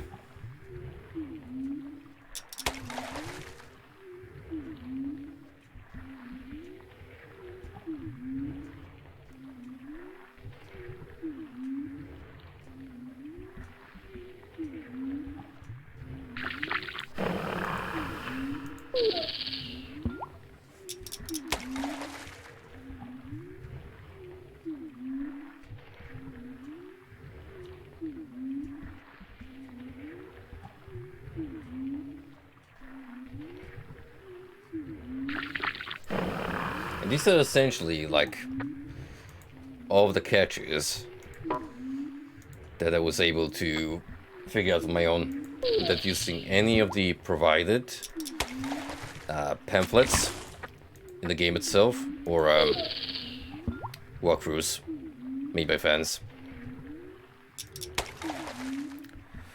How many of them actually still remain to be discovered? Possibly loads. Like I said, this is a surprisingly extensive minigame.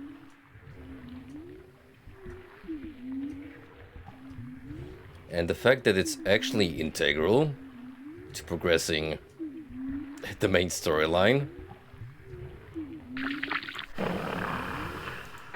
certainly encourages you to appreciate fishing more as activity.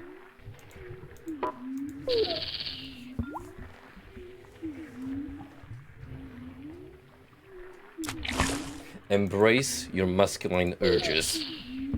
Become a fisherman today.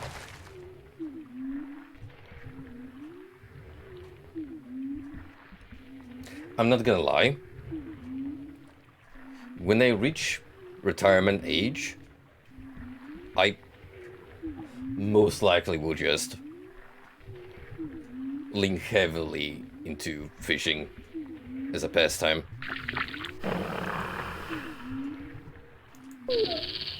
Like with the work around and gym as my main pastime. Finding extra space in my schedule for another hobby is difficult, but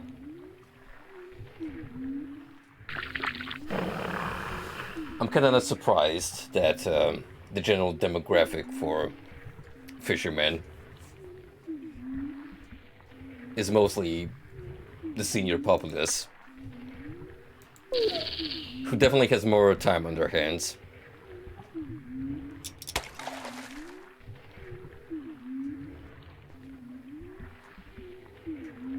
Of course, not counting seasonal fishermen, so grown men who just hit the lake when they go on vacation. Or whenever an opportunity presents itself.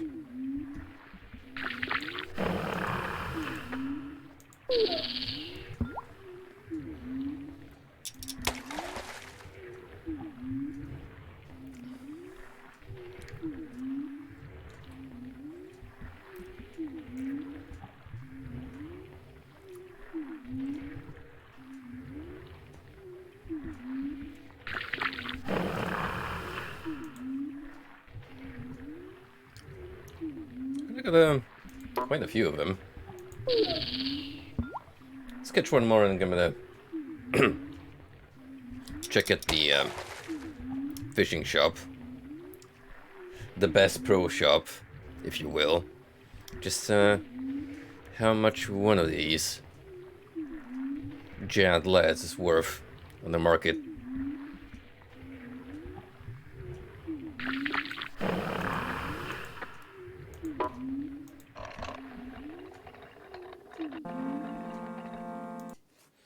So let me just clear up this node file.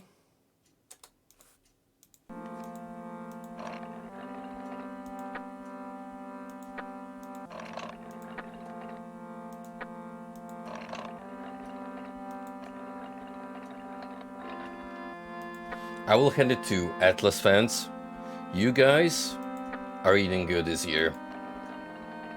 And the upcoming one. Project Re-Fantasy was absolutely unexpected. I don't know how that shit didn't get leaked, or if people knew, but they just like, you know what? Watch this on your own. We're not going to ruin the surprise for once. And it was actually better that way, because everyone was just going apeshit. It looks good though. Like, from what me as a casual bystander can notice, well, I do have one Atlas game under my belt so far, but it seems like they're trying to combine all of the mechanics from their other IPs, so like the best of SMT and Persona has to offer, and try it just out in a new setting, which is pretty cool, and I'm kind of curious to see how it will work out.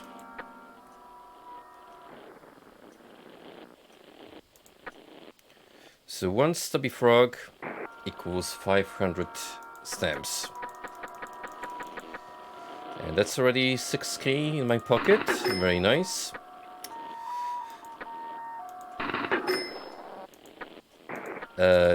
These I think I'm gonna keep, just in case, because heck, I already have what I need, money-wise.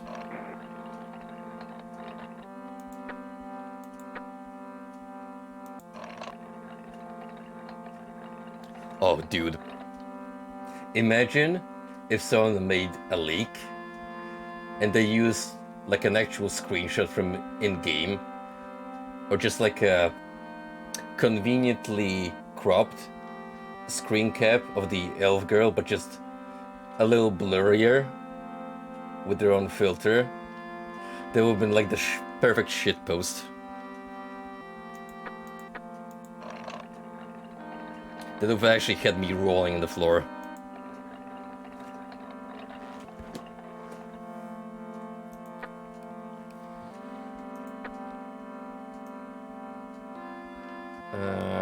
Okay. I'm supposed to go to the merchant to get the remaining upgrade part.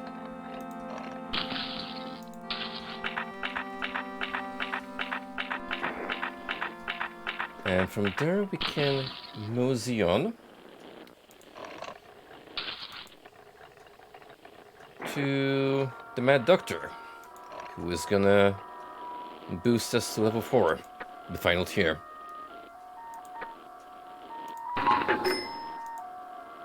Stage 0, if you will.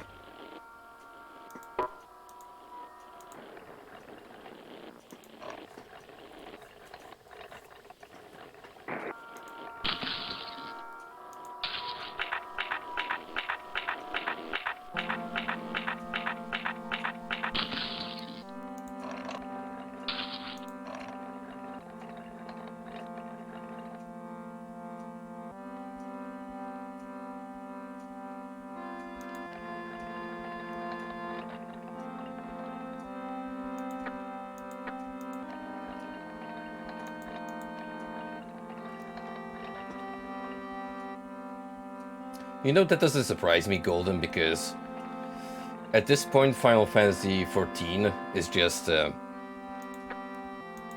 crossover fodder. I mean, they did one with Nier, for fuck's sake. They just can put everything at this point in.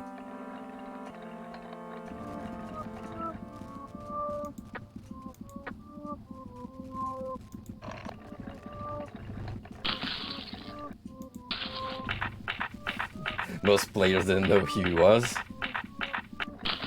Well, you have to take it into account. Not every single Final Fantasy XIV player is like a OG crackhead. A lot of them are just casual passersby who actually started out their journey into Final Fantasy XIV and ended it on 14. Like, that's their only real exposure.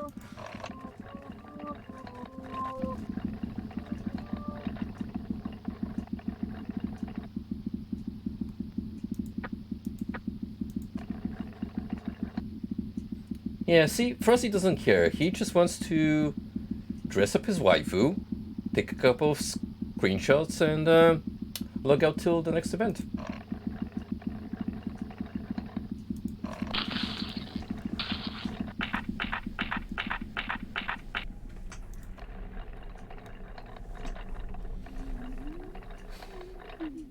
Now, the real question, Frosty.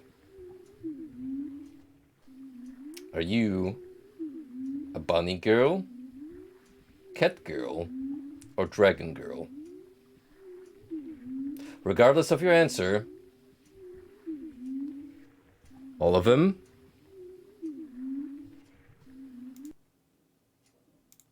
get this reaction.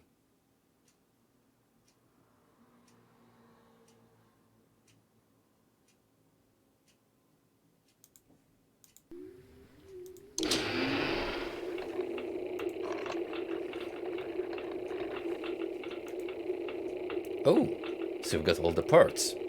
Now I can finally see the results of my research. Well then, let's begin. Hajime.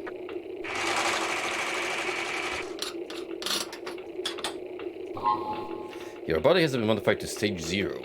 Your power improved. Your ego level improved 50%. How does it feel? Your ego level and power should be improved drastically. You have an awfully large reserve tank, don't you? Do you want me to install it to you? Yeah? Let me see.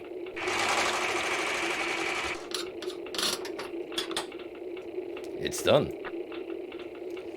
And there we go. Ego and fuel bars maxed out. How are you doing? You remind me of something weird that happened. A little while ago, a machine named Shen came to see me. But he looked so much like the machine named Yang. They were indistinguishable. But the machine said he doesn't know anything about Yang. The way he talked and the things he talked about were totally different from Yang. Was he really not Yang? By the way, do you enjoy fishing? Then, do you know a frog called Wang Shui? It is a terribly huge frog. One day, I was fishing with parts at a fishing spot, in the back of cabin. I happened to have a suico with me and wanted to find out what we'll be able to catch with it. And I have a very strong fish hook that was used for fishing parts too. Until then, I thought suico was the top predator of the aquatic machines, so I thought a thing like that existed. But I couldn't catch it. Just when I almost got it pulled out of the sewage, I was sucked into the sewage. If Chiu didn't see me, it won't be here now. This is information about Wang Shui. Well, have a try it if you're interested. Received Wang Shui fishing information. Do you know about the thing called the Resurrection Stone? No? A thing called the Resurrection Stone exists in this world. They say that if you have it, you will never fall apart, even if your ego level or milky fuel becomes zero. That's ridiculous. A thing like that is not possible.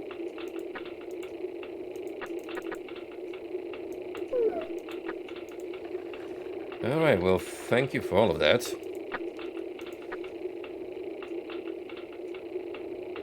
Let's see. Fishing info.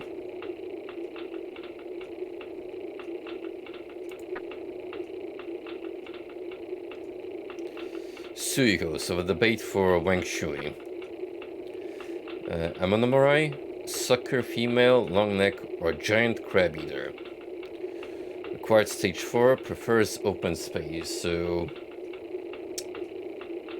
the big ones. And that's when the Guattari score comes to play. Is ground bait. Now Wang Shui, wow, that is that's a cryptid sighting, alright. Hook number 100 above, bait Suyo. Fishing spot prefers open space. So now it's just a matter of getting these weird frogs as bait. And we can try going for the big boy.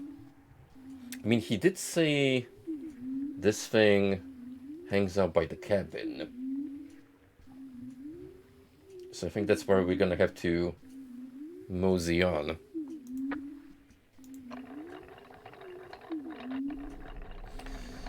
So, since we're up for a longer journey, I'm gonna refuel, get more ego, make a save, and we'll head to the cabin.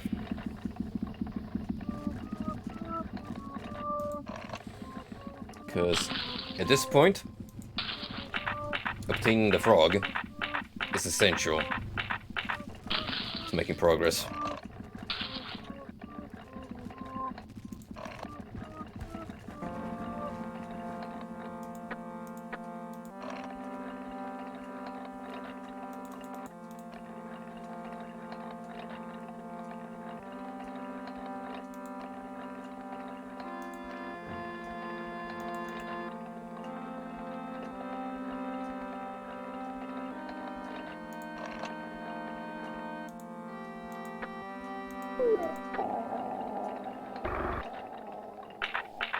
As for the save,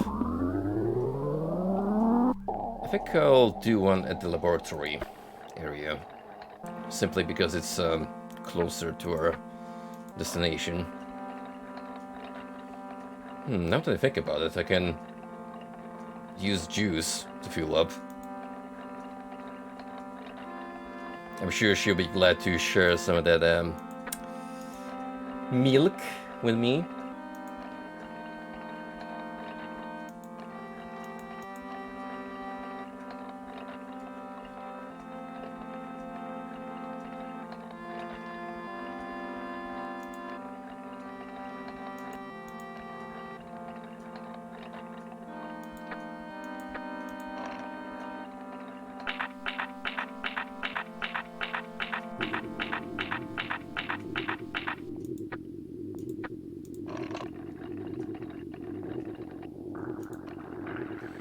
This definitely feels way better to play, now that I have an idea on where to move on and what to do exactly. Like if I didn't have this Discord walkthrough with me, I would have felt miserable. Probably would have achieved maybe 25% of what we've managed to accomplish.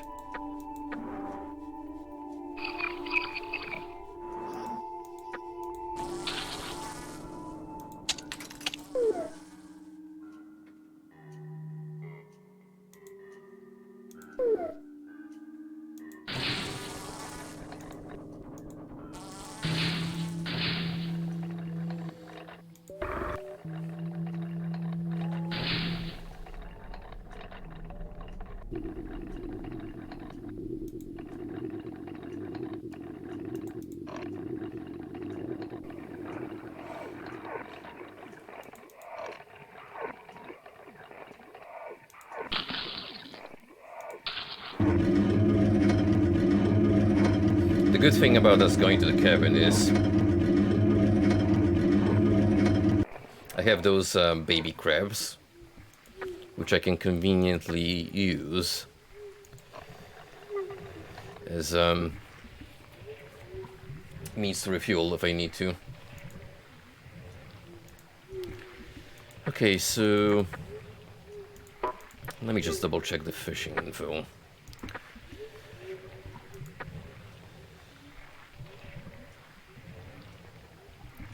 Monomorai, sucker, female, long neck, giant crab eater.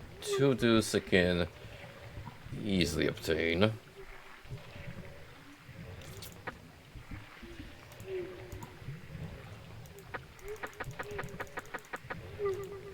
And I do have a Monomorai with me. I don't know if it being female or not matters, but we'll find out in a second.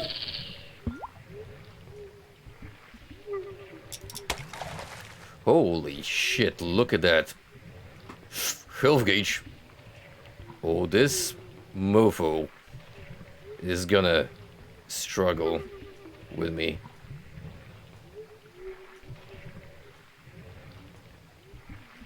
Oh yeah, this is the toughest battle yet. Test your might from Mortal Kombat here.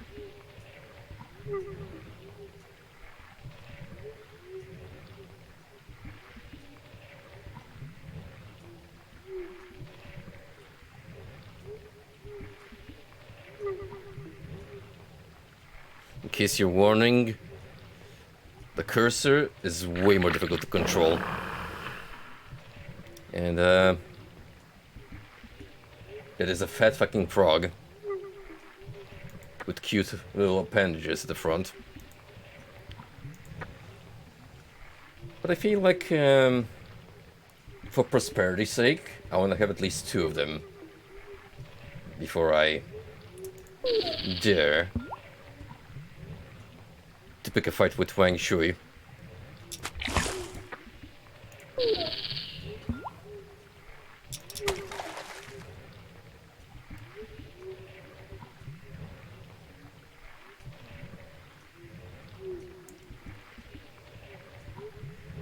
Also funny how this cacophony that I'm allegedly playing from my music box is attracting all of these weird fish.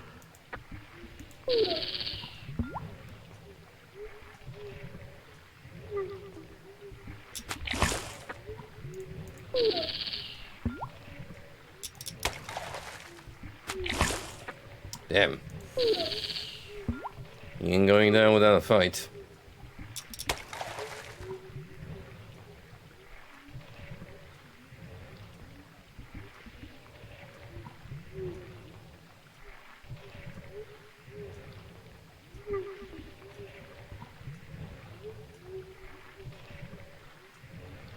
Come on, you bastard. I already got one of your friends. You shall meet the same fate.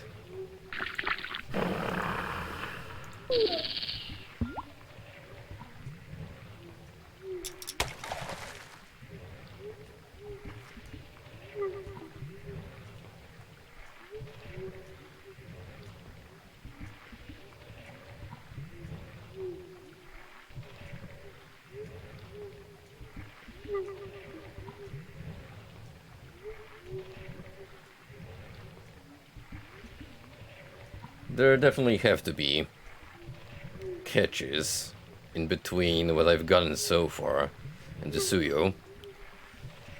But, well, let's consider this a challenge to really test my fishing prowess.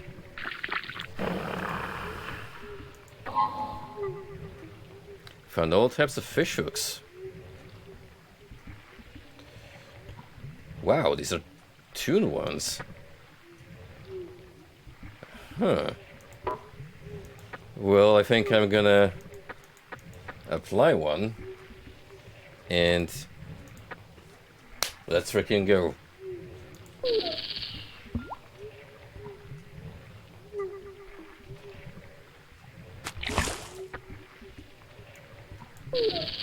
Wang Shui, your days are numbered.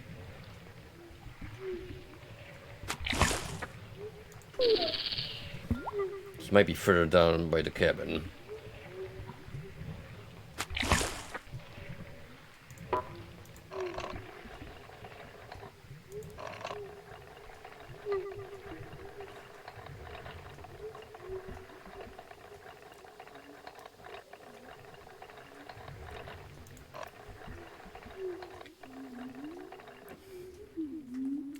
This seems like a good location.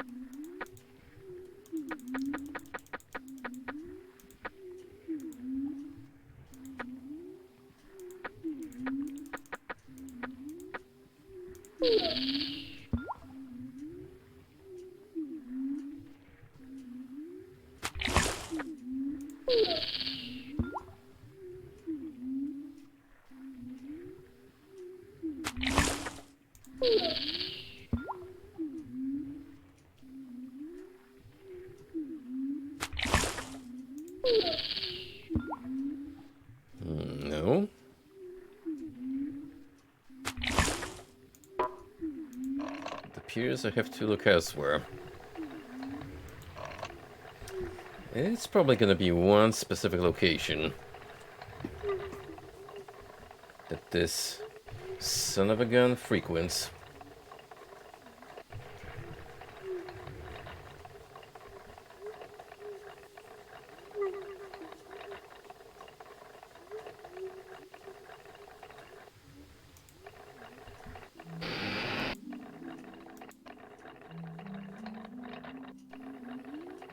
I mean, look, this is basically an ocean by the game standards, so if this ain't it, I don't know where could potentially this absolute chunker of a frog hang out.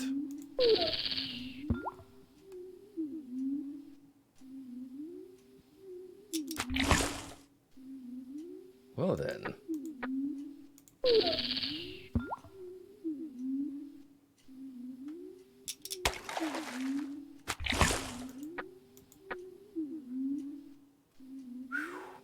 Man.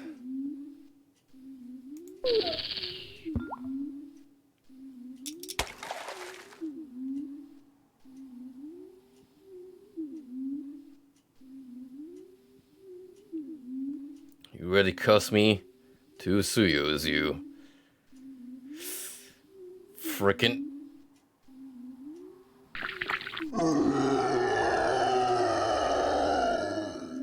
Wang Shui jump scare.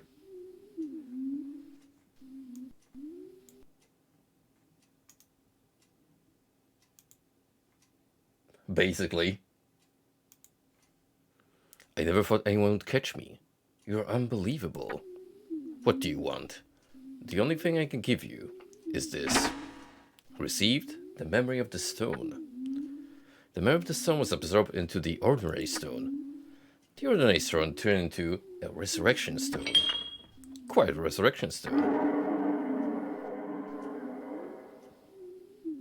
So you had the stone. It is the will to keep dreaming. Do you know what this dream means? This dream is this world itself. In other words, if you have it, you won't fall apart no matter what happens. You'll be free from the burden of maintaining those stupid ego level and fuel. They do. I respect the jab. at your own expense. You might be able to... Let me think about it for a while. Come again.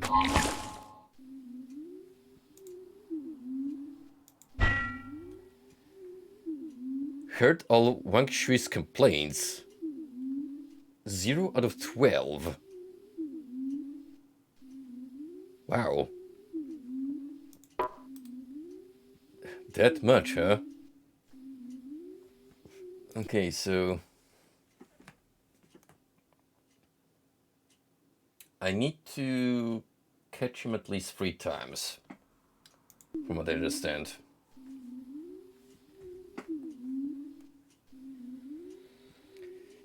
Well... Can we double down on this victory? Let's see.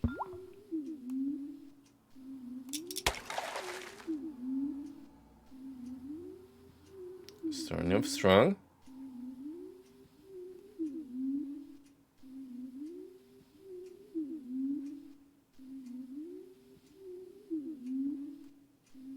Come on. Work with me here, pal. I know we've just spoken, but I got some more business with you.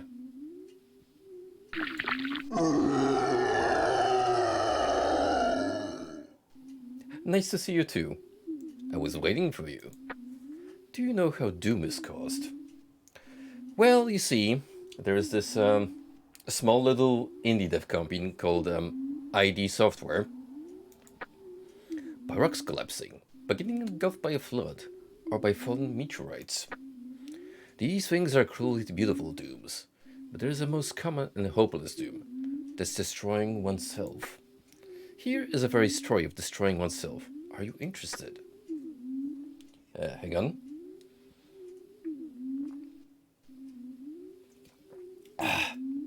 Good swing. Just in case there's gonna be plenty of exposition. To me, it is just a well-worn story you can find anywhere. But I'm not the one who decides if it is well-worn or not. Received the notes written by Yang of the outside world.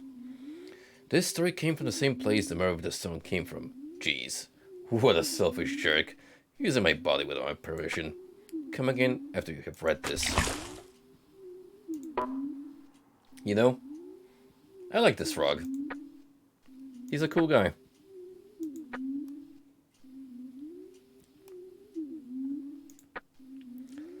I let her die. I killed her. I am the one who killed her. Whatever the reason, whatever the course of event, I am the one who killed her. I didn't want her to die. I didn't want to kill her. I wanted her to live. I wish she would come out of the cage and discover the world outside. But my thoughts mean nothing because she is no longer here. At first, I couldn't understand at all why she desired my violence. But now, I think I understand why she had to drive herself into such a dreadful situation. I think she never intended to put herself into a corner. She just accepted as a given that the world is a more dreadful place. That was the world was to her. The world she wished to live in was far more dreadful. And that was the only world she knew. She had no other choice. It is very possible that seeking violence from me was the only communication means she could choose. A one-way communication. A one-way road and a vehicle that can only travel in a certain direction on that road. The relationship between the road and the vehicle. The domain able to change is surrounded by the domain not able to change. The melancholy of the road and the melancholy of the vehicle exists there. But the problem is, of course, the melancholy of the vehicle. We should just leave the melancholy of the road be, because the road is also a vehicle, and the only true problem, domain that needs to change, for the road is its melancholy as a vehicle. The only role of the road in the road-vehicle relationship is to let the vehicle travel smoothly as possible. Imagine if you went for a driver's license course and this is the kind of shit that the instructor would start to spout at you. Bro, I came here to get my license, not listen to some fucking Socrates philosophical nonsense. However, there are people in this world who don't think so, or people who don't want to think so, or who refuse to think so. You can call them any way you want. It's just that there are people who don't make such effort. A vehicle with a broken engine becomes dependent on the sloping road. Stagnant water becomes dependent on the vessel. This is the logic of the people who make no such effort. But the fact is, there is no vehicle with a broken engine or stagnant water. They are nothing more than slaves created by the sloping road and the vessel. Then, why do sloping roads and vessels need such slaves? That's simple. The sloping roads and vessels have forgotten that they are also vehicles in the water, or they are afraid to admit it. They become a sloping road or a vessel by escaping from the fear of failure, by seeking security and by preventing themselves from changing. And the sloping roads and vessels will lose their meaning of existence if there is no vehicle or water. That is ridiculous. No one can escape from being a vehicle or water. Everything is the content as well as the vessel. You can choose only one of the two. First, it approaches me smiling. It raises its hand, smiling, and surprises me. Its face is facing me, but it's not looking at me. The face is a mask. It is a mask, but it starts moving. The moving mask is made of many worms and makes incomprehensible sound. I can't move. When I look closer, I see that the whole body of that something wearing a worm mask is also made up of worms. The worms grab my hands and hair and shake me. The world starts to spin, and everything bursts, and then my surroundings turn pitch black. Sounds like a great dream he's having. There is a hole. I go into it. But inside the hole, my arms and legs become heavy, and I can't move. It is sloshy, and I can't go anywhere because it clings to my body. I can't go anywhere anymore. It is my fault that I can't go anywhere. No, it's not my fault. I've done nothing. Then I open my eyes and I find the smiling face in front of me again. Tons of worms are smiling. The world spins, bursts, and turns pitch dark. This is repeated again and again. No matter how I struggle, it doesn't change. I can never escape from it. That is my world. That is why I decide to find a deeper hole inside the hole. I'm going to keep going into the hole to find a hole that is not slushy. Everyone has strange delusions. Most of them are stupid delusions caused by stupid reasons. Maybe all delusions are stupid, but that's not what matters. There is a reason for a reason, and there's a reason for that reason too. What I'm saying is, stupid things are not just stupid. A perfect 7th grade kid logic. However, I'm not saying that everything deserves to be justified. I don't mean to say that. Instead, I'm talking about the domains that can't be measured by fairness or justness. A world where psychological and psychophysical law is everything. A world that may not be scientific, but too physical. It's just that the subjects that should be standard are not encoded yet. No one can escape from this power relationship. Not even me. In fact, I couldn't escape from its power. I started to help her find her deep hole. The reason is simple. She wanted me to help her. At the same time, I opened the gate to my wickedness, because I couldn't help her without opening the gate. The quest for her deep hole escalated gradually. As it escalated, she was gnawed by the anxiety and was worn down more than ever. But she kept telling me that we are almost there. And I became unable to distinguish between guilt and pleasure. It is difficult to say that people can get used to anything, but I think it is possible to become numb. I don't know if the deep hole she wanted is a numb place or not, but I got obsessed with constantly renewing my numbness toward myself. There was only action with no room for empathy, and this action woke up my memories of the past which I had sealed up. Everybody grows up surrounded by overwhelming violence. This is a generality. Everyone is raised as a vehicle set on a sloping road. In this process, I tried to fight this reality by using equal violence. It means I was wicked enough from the beginning. But as I grew up, I sealed up my wickedness with absurd things like ethics, honesty, and love. Still, I don't think I have ever had any ethics or honesty, let alone love. I only saw them as something like clouds in the sky. They never belonged to me, and I had many chances to verify this perception, not only for myself, but also for others. Not only me, but also everyone revealed their true nature so easily. The clouds floating in the sky were nobodies. They belonged to no one. Nobody can become a cloud in the sky. People only wish to have them. People just keep wishing for them. Those clouds never come down to earth. I bet those clouds are wishes themselves.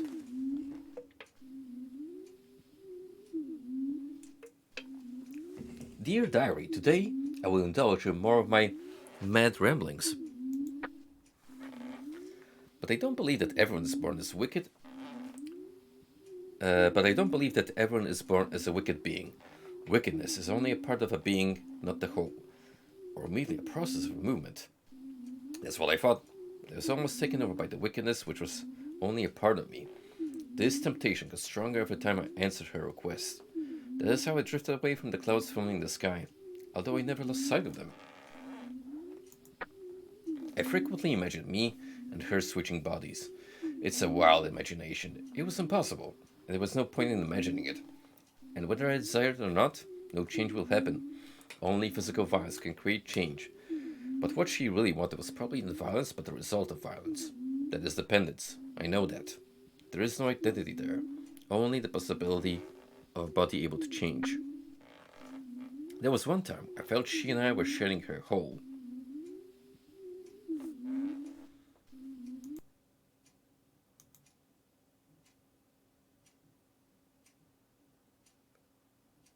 Anyway, at that time I felt for sure that I was in the hole with her. But I was the one who felt that way, not her. I don't know if she felt she had shared the hole with me or not. She might have needed me, but what she needed was my violence, not me. Becoming violence is the only way to be needed by her. But even so, she says it has to be me. I felt like all the world's meanings peeled off from the ground and scattered into the air. And I was left on the ground with nothing. There was only ground, and the ground I was standing on. The ground had no meaning, and I'm the only one standing on it. That's probably how I also became a slave to the hole. And that hole is different from her hole. I probably shouldn't have answered her request. I shouldn't have opened the gate to my wickedness, but I couldn't imagine myself choosing another path. The two holes will never intersect. They are different holes. By trying to get close to her, I open another hole that will never intersect. A song which entered from the wrong entrance cannot sing. A song which entered from the wrong entrance can only be at a loss. It is a song that can't be sung. The song that can be sung will only be repeated in their own places. She and I were both singing a song that entered from the wrong entrance, a song that can't be sung, but in different holes. And the end came abruptly. We did reach the end of the path of exploration. We simply failed.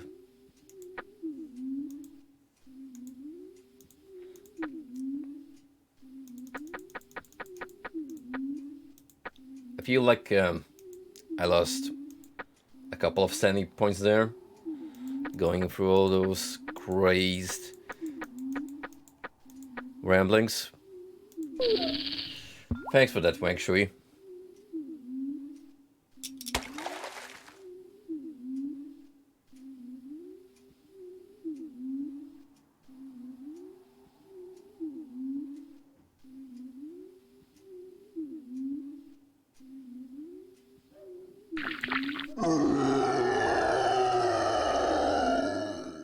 Well, it seems like you're ready.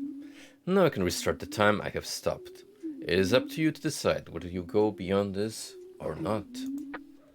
It is irreversible beyond this point. There is no turning back. You need to prepare yourself. How about it? Do you want to go? Yes. Are you sure? Alright then. I have nothing to say. Go and see what happens with your own eyes. Chapter 10. The End of the End.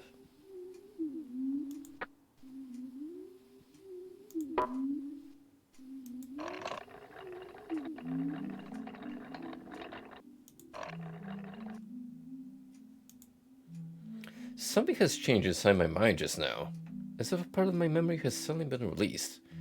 Why do I feel so insecure? Hey, will you go see Couple and check how Juice is doing?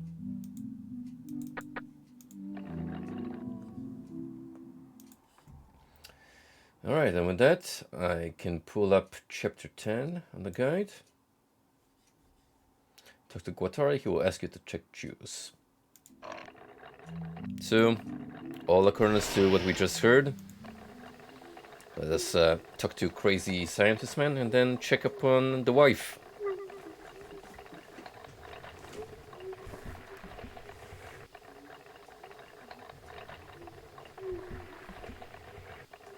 Sadly, Fishing has come to an end. We need to return home to the nagging wife.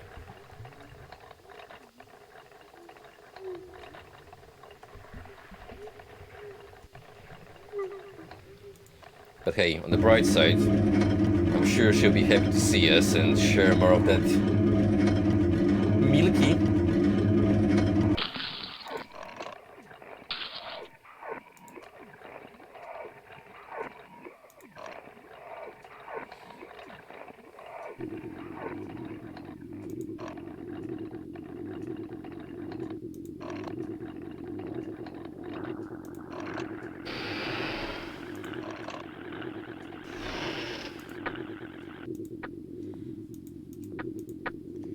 Let me just check.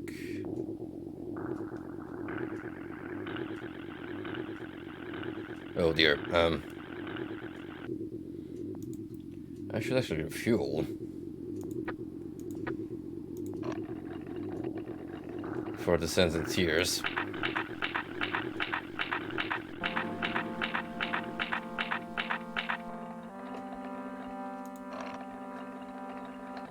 Don't want to risk it.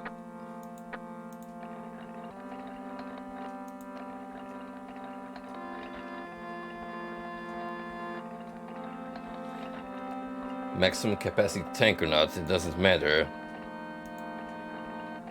If I run out of gas regardless.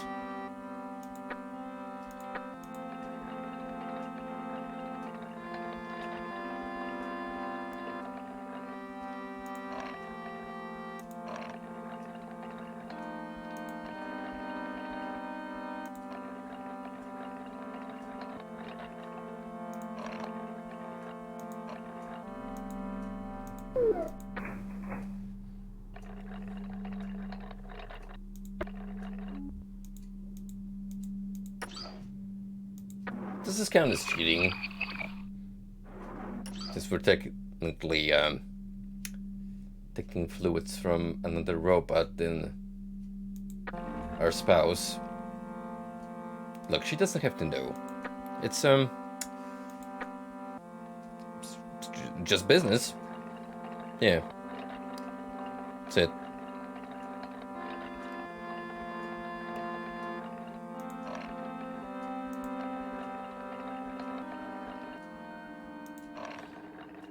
Home sweet home.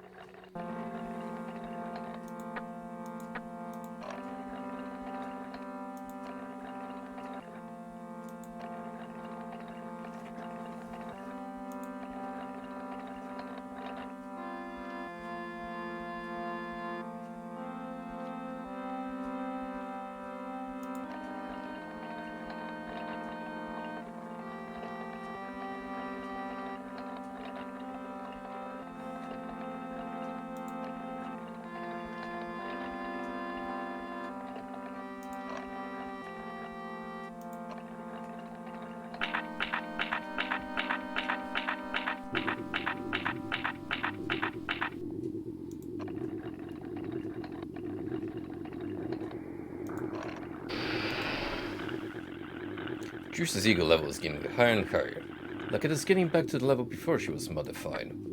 I wasn't expecting it to increase this much. No, that's impossible. What in the world did you do? How could this be possible? I'm willing to accept anything necessary to keep Juice's hope alive. I'm a meaningless machine to Juice. I know that. I know. I'm a pathetic machine. My thoughts will never reach Juice. So what? Someone sounds bitter. That she's got feelings for me instead.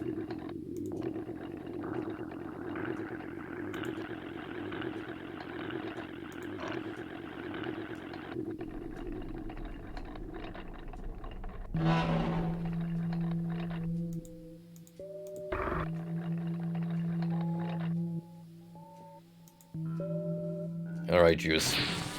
How are you holding up?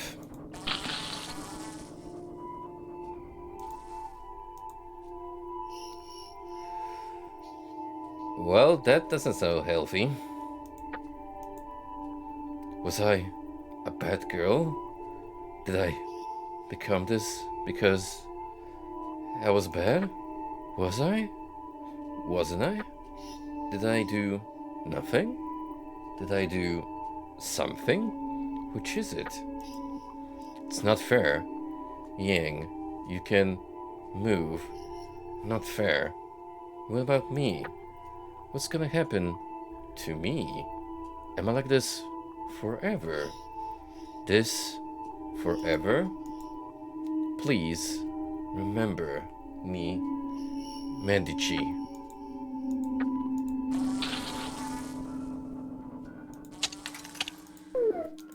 Hate to break it to you, but I don't think you're getting out of that room. Ever.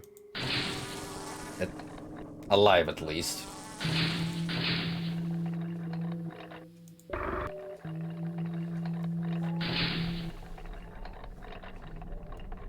Anyway. She did brought up Medici. So let's talk to that goofball.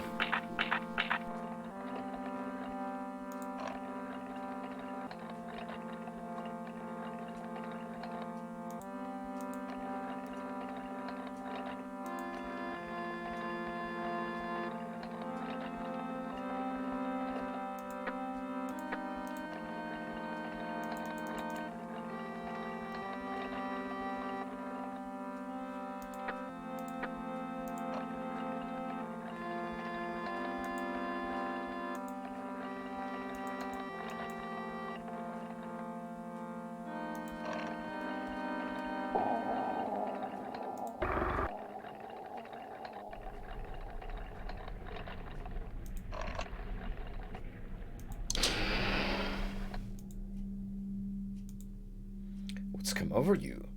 You coming to me to talk with? Juice. So that's why. Juice's modification was outrageously hard. Even I don't want to do that again. She's a real monster. Juice didn't need ego recovering liquid when modifying. No matter what I do, her ego level didn't decrease. Instead, she sucked it from me. Well, aren't you a lucky boy? I was the one who needed the ego recovering liquid. You know, when you modify her body, a strange feeling of joy wells up. It makes you want to surrender yourself to it. And when you feel it, your ego level drastically plunges. If you don't use ego recovering liquid at that point, you're finished. But I kept modifying her frantically. You'll never guess how much ego recovering liquid I used when I modified her. I was nearly killed many times, but I still remember that feeling. Boy, you've been marked by a terrible girl. He he he.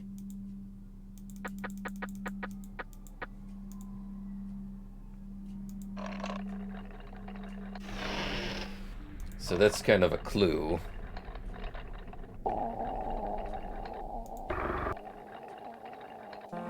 That we need to be prepared by having some recovery liquids, of which I have a couple.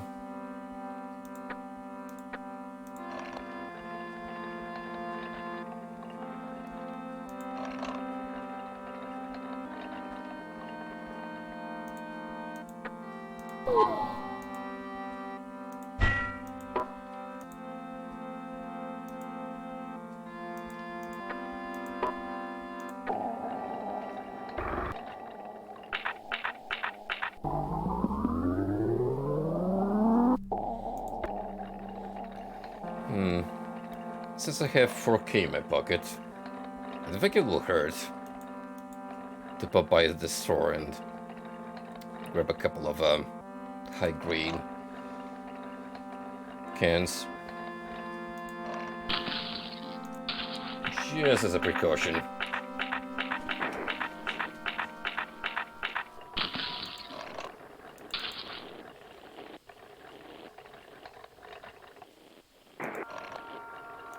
I think it's you who sells these products. Yeah, there we go. It's not too bad price-wise.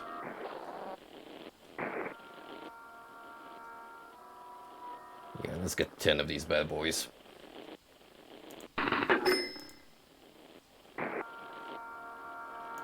That should set me up for whatever's coming.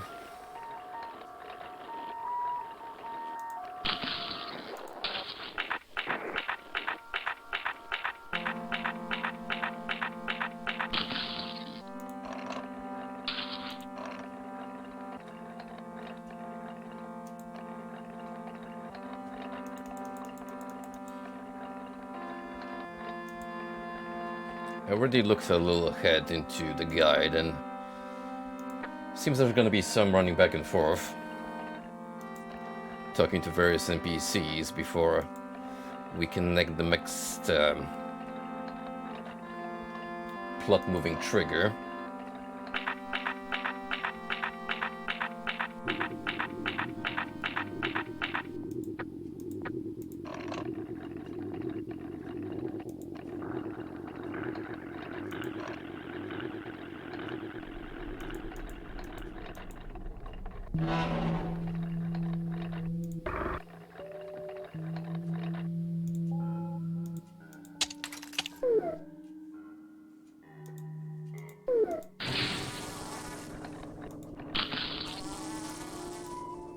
I can't go anywhere. I want to go somewhere. Anywhere is fine, as long as it's not here. There is a hole inside me. The hole is getting larger, slowly. I'm in pain. I feel like I'm being sucked into it. I feel pain. The hole is calling me. Yang, please play it.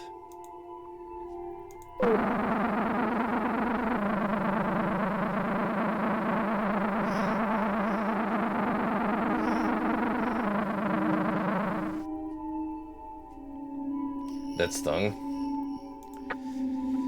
Unfortunately, I got one of these on me.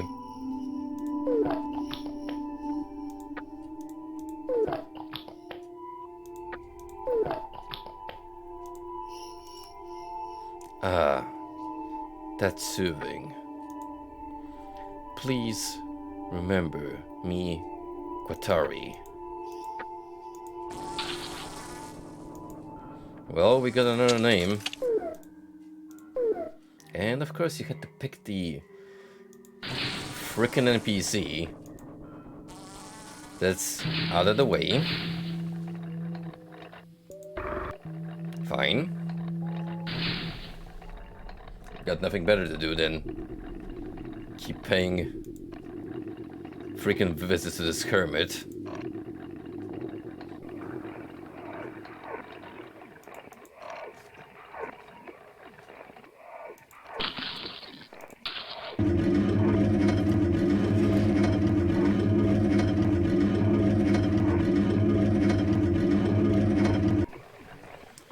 This guy is just trying to live out the rest of his remaining days in peace in this outback, while I'm here constantly pestering him.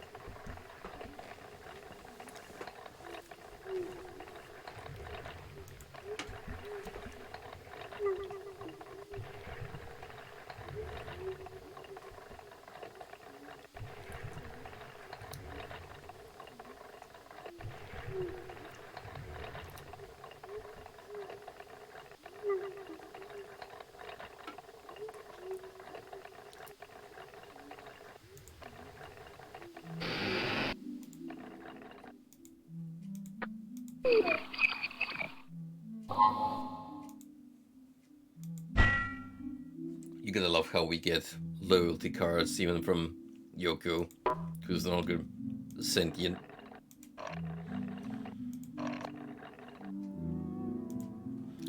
Juice's ego level was off the scale. Her ego level was so abundant, like a spring, that I couldn't imagine her falling apart no matter what happened. At the same time, she barely had her own will. The machines in this world are born with limits that trail from their past. As you might suspect, those limits originate from the Shadows world. But it seemed to me that Juice had no such limit cast upon her, and I believe she actually had none. The modification of Juice wasn't done just to maintain this world. It was necessary for her to decrease her ego level, so that she doesn't get crushed by her excess ego level. What would have happened if her ego level wasn't decreased? There is no way to find out now. But like how Liz lost her sight because of Juice, it is true that her excessive ego level was in danger to the other machines. Maybe her ego level was a collection of other machines' ego level. I thought so, but I don't know whether this is true or not. But that would explain a lot. If this is true, it means that all the machines of this world were destined to be absorbed by Juice eventually. I once thought that Juice existed as a sacrifice, but this suggests that the truth may be the opposite. All the other machines might have been sacrifices offered to Juice. This is probably correct if you look at this from the outside. How about it if you look at it from Juice's perspective? I don't think Juice subjectively wanted others to be sacrificed to her. She probably doesn't want that. But she exists as a being that consumes others. That is far too unfortunate. But if that was the case, who is the main constituent of her desire then? There is probably a violent feeling of deficiency there. I don't know how it can be satisfied.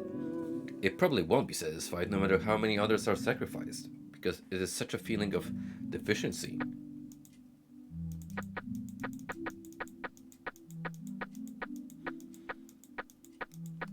So, from what I understand, unless we kill the wife, she's eventually gonna absorb the minds of everyone. What can I say besides unleash the floodgates?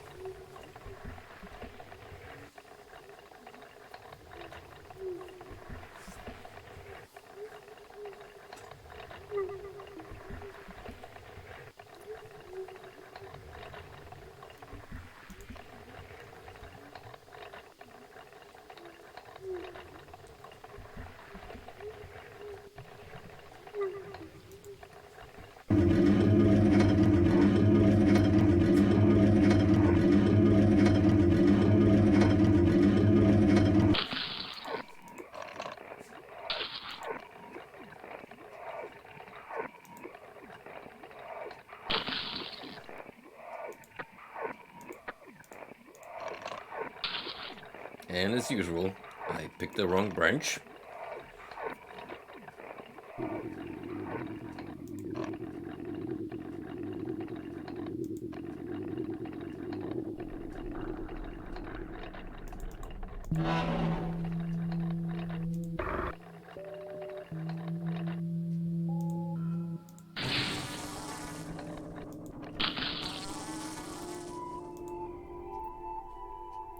Oh boy. Please, remember me, Ain. Alright, so the other scientist bloke, who, thankfully,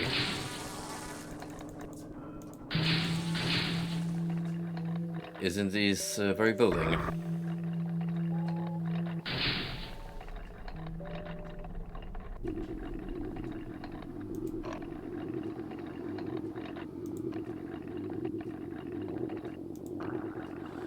I told you we're in for a wild goose chase.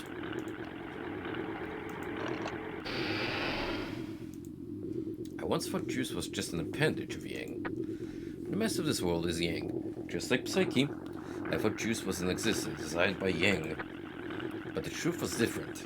Yang was afraid of Juice. He never showed it, but he was definitely afraid of her. Juice was probably an undesired existence.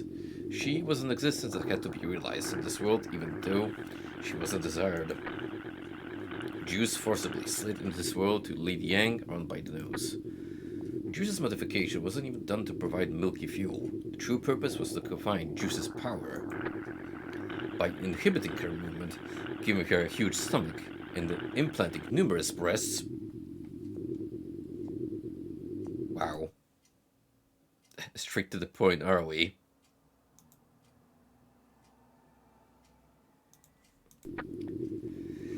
But the fear Juice inflicted upon Yang was in a way irrelevant to Juice's power. In fact, Yang's sense of awe toward Juice doesn't disappear even after Juice is modified. I think it rather increased. And what's more, Shen and you were born just as Juice's modification was finished. I believe that's the proof that Yang's fear hasn't disappeared. Yang was torn apart by Juice. It seems like Shen has handed over his job to you. I wonder where you will be going. You would understand a machine like me, but that's fine with me. I am different from Guattari. Guattari doesn't give a care about you. Guattari, but back to himself. I always think about you. How about what you choose? How about where you go? That is what I am interested. But you're always waiting. You're always waiting for something to move you. Am I wrong? Ying wasn't like that. He was always active. You look like you're trying to absorb all of this world Ying has messed up. If this is true, and it's your job to do so, there might be a place you can only reach by doing it that way. But I would never find that place. What a shame. He was a good man. What a runaway to die.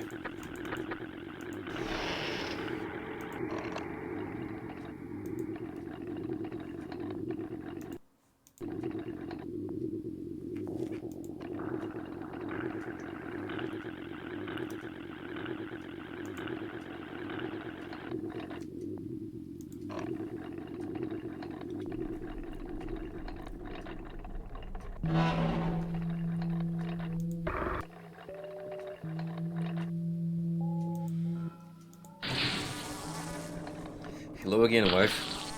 Do you have anyone else you would like me to banter with? I want to disappear. Disappear into the hole. Yang, play it. Oh shit. Here we go again.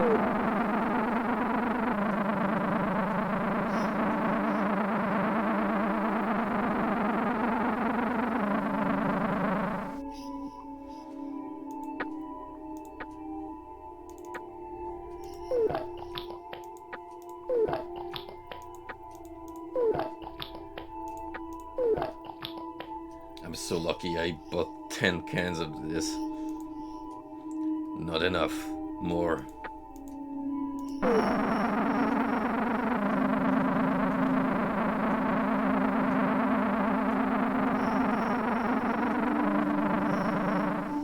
Truly lucky. Not enough. Not enough. Not enough. Not enough. Not enough. Not enough. Not enough. Not enough. Not enough. Not enough. Not enough. Not enough. Not enough. Not enough. Not enough. Please, remember me, couple.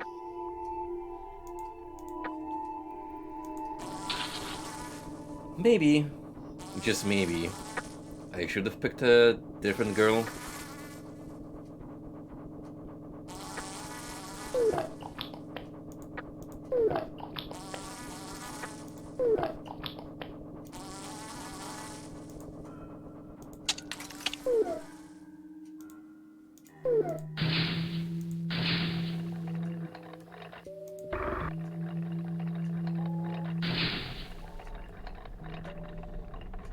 I think this is actually the last scientist fella that was involved in experimenting on Juice.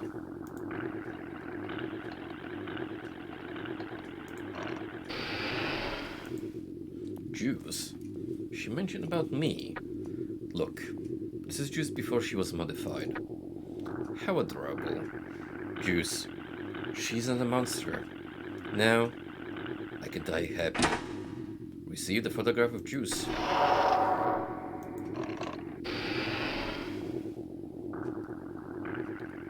Dun, dun, dun. Another one bites the dust. That's like 4 to the body count now.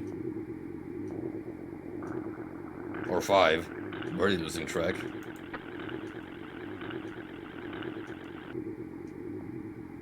Can I look through a photo?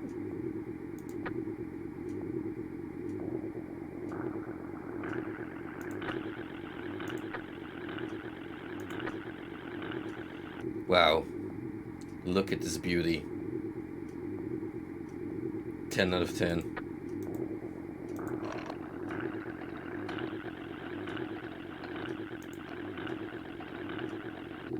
felt cute might delete later.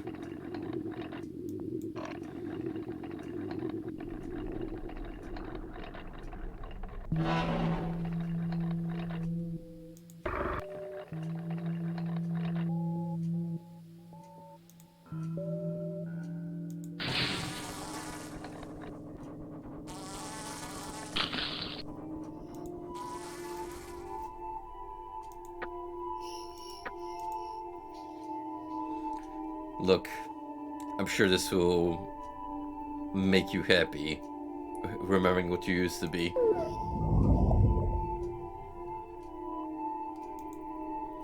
Don't hate me. You did this to me. You made me this way. Don't hate me. Don't leave me alone. Oh shit, she's gonna blow.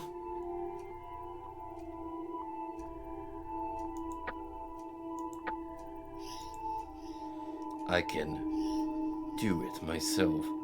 I learned to do it. I kept thinking about it, and now I'm able to do it. So we can go together, Yang.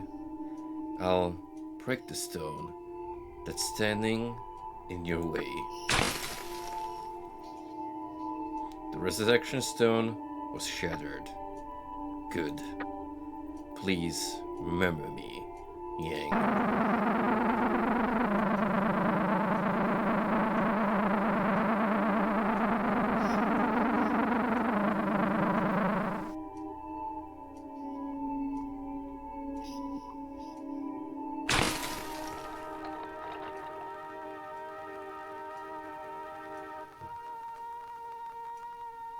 Well,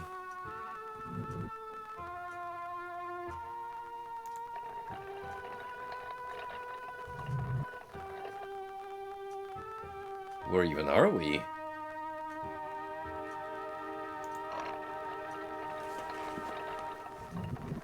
Can't see shit, Captain.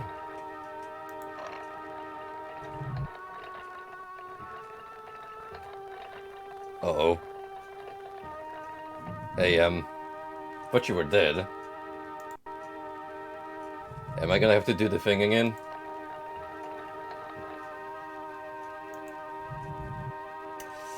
Looks like it, so... Hey guys, guess who's back? That's right. Kermit here is protect your innocence. I have been waiting for you. My. Find my... Please. Give me... what she gave you got ripped.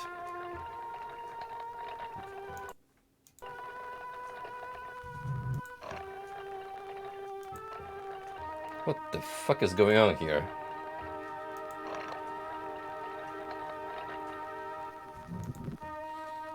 I am you. Or are you me? Then who is who? Who has slipped out of Chen?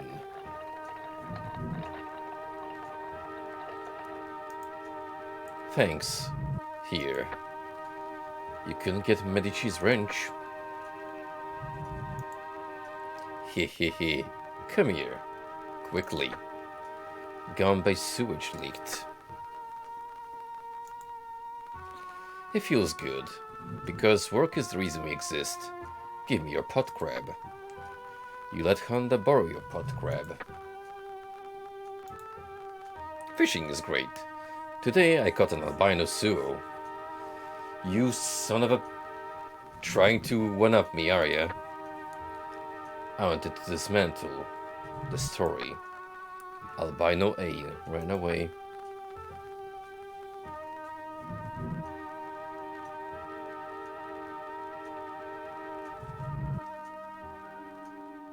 Hey! She's back to normal, guys. She still got the bracelet I gave her.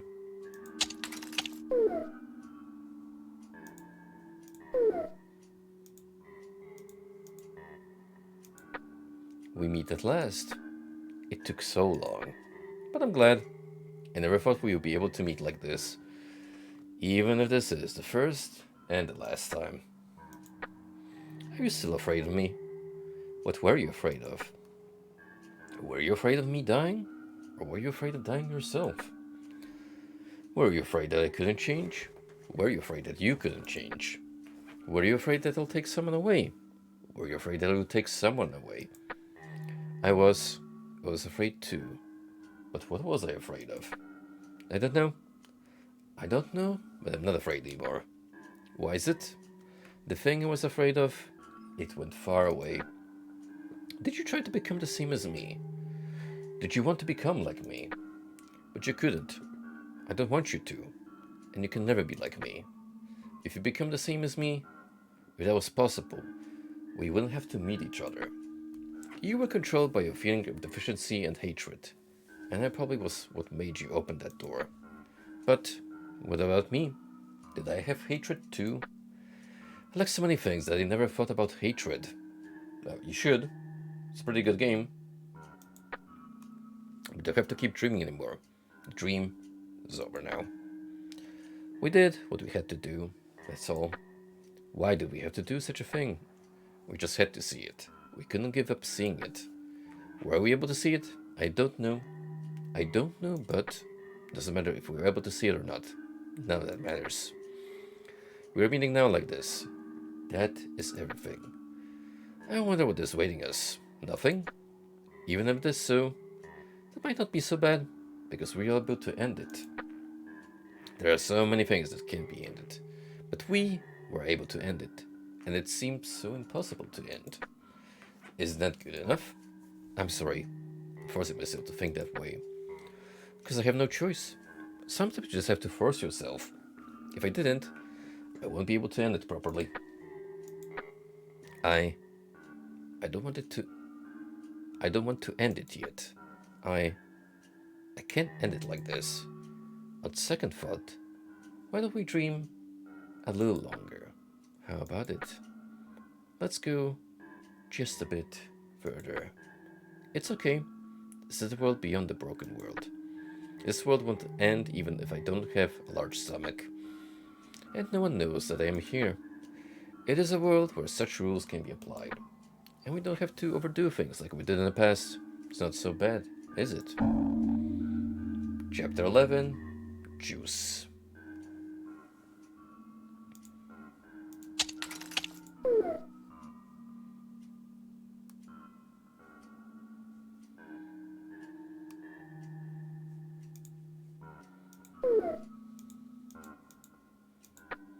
Good. We can still continue this. Sure, it's not a bad thing. We don't need to end it forcefully. I want you to hear my story. And I want you to hear your story too. We've come all this way without talking much. That's a little sad, isn't it? So this key, the key to the floodgate, can I still keep it? Until the time comes. Just until the time comes. For now, let's do the things we can do together. Let's do the things we can only do now, okay? Oh, you have a silver tray stand. Did you know this was going to happen? That's impossible, isn't it? I can feel milky fuel within this world, but maybe just to you. It is also the same that I can't make milky fuel unless I eat a crab or a frog.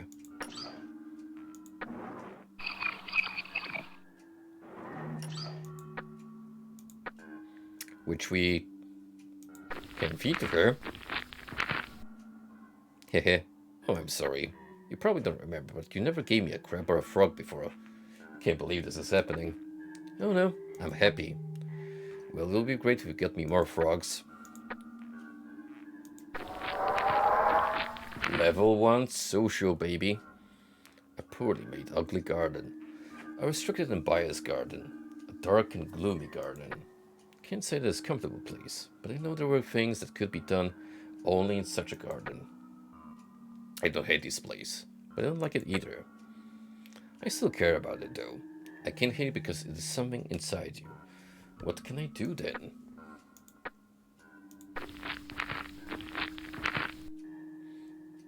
Spending time like this is starting to make me wish this time would go on forever. It's like pain never existed from the start.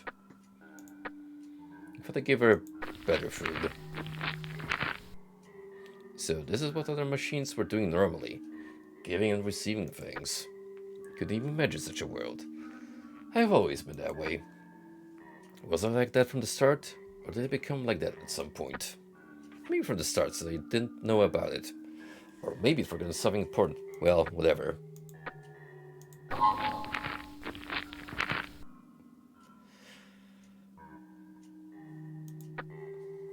Well, let's keep going and see what happens when I boost my link with her. I'm feeling kind of sad. I'm happy but sad. It just feels like I'm not here.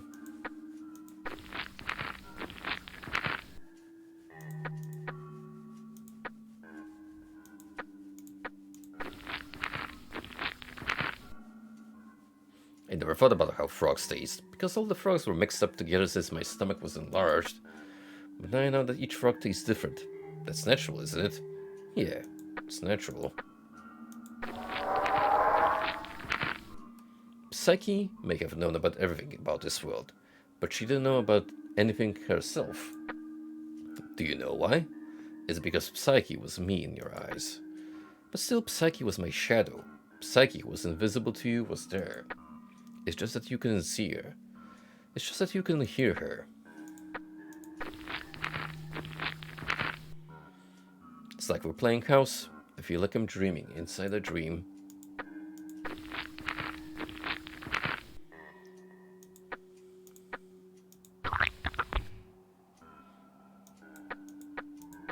Eat many frog.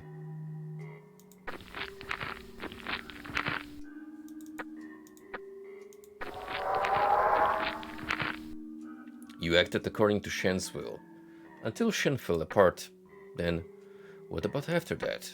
You're right, I acted a little selfishly. Just a little. But that was really just a little. You finally became able to do as you like. Was it boring playing the true lead character? Or did you enjoy it? I was always bored. I was so bored that I could die. I was so bored I almost went crazy. Or was I already crazy? Yeah, I was crazy. I forgot all about it. Forgetting is convenient. I'm grateful that we were able to forget things. We wouldn't be able to go anywhere if we couldn't forget. Now, I believe...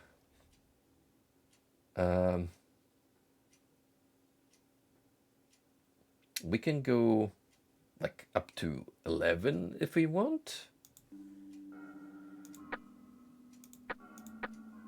Let's see.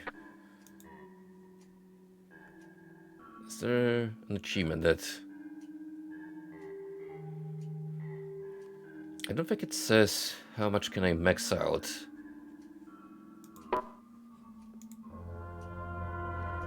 Gimnon is a serious machine. Gimnon is aware of many things, but because he is serious, he can only act that way.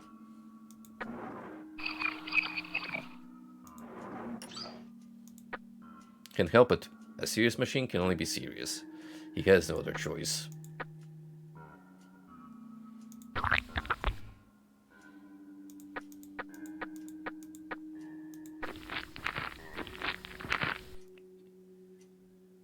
Although you're visible to others, I'm only visible to you now. But still, I'm talking with you like this. Still, I'm eating frogs. Still, I'm feeding you milky fuel. Still.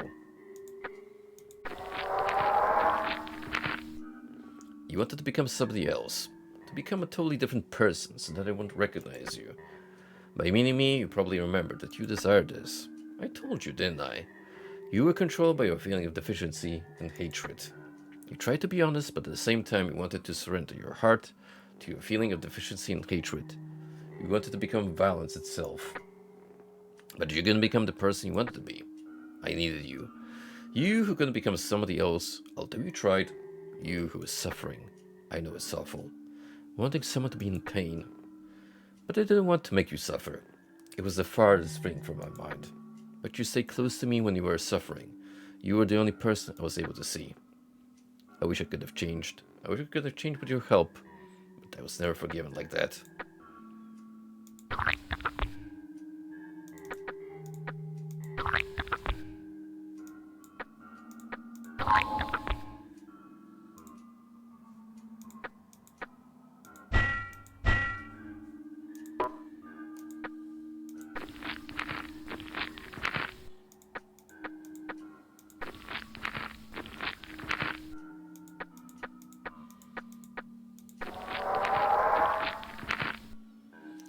You and I were both monsters. That is true.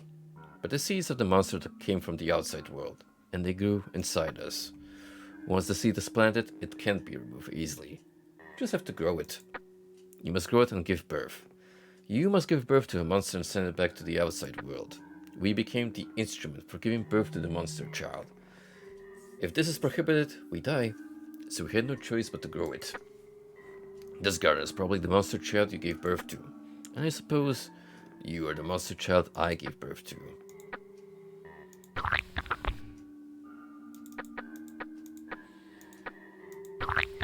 I'm just gonna go as far as I can.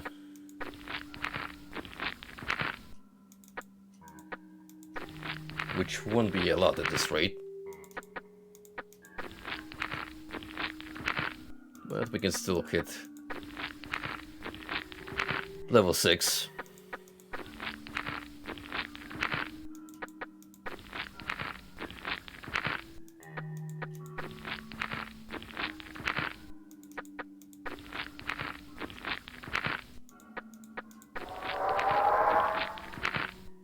This place.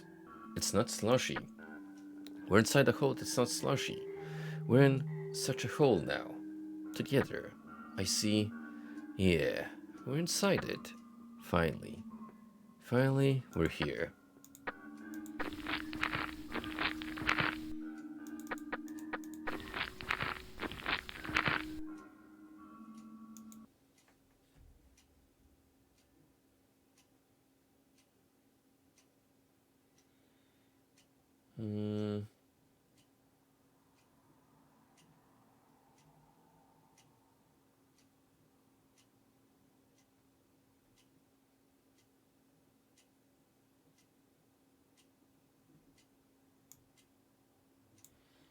So I don't think this whole intimacy raising is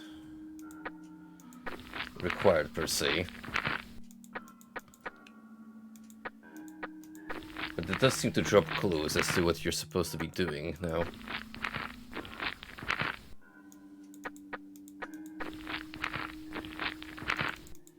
I'm just gonna go to like rank 7 because obviously this is going extremely sluggish now that I have only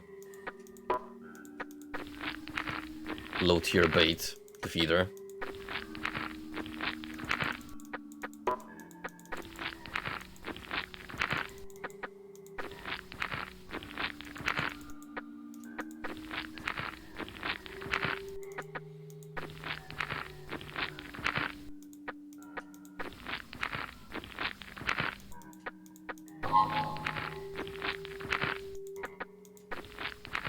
Easiest way possible to rank up this achievement.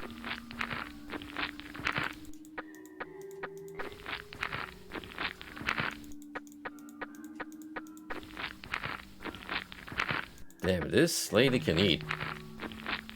It's like the fucking crustacean mukbang to rule all mukbangs.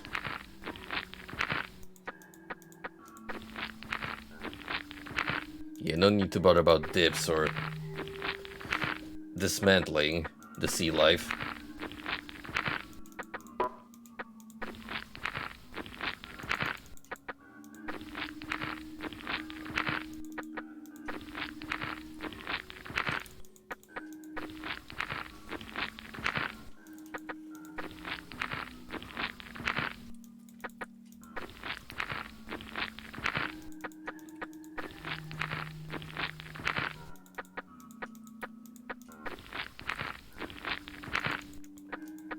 One more should do it.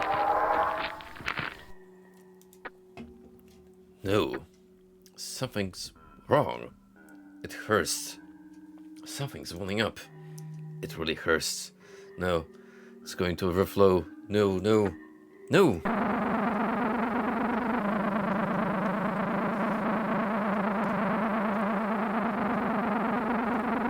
Damn. We call that indigestion juice. Sorry. I'm sorry. There's something wrong with me. I can't believe I did this. There is me inside. That's not me. It's trying to come out. is struggling to come out.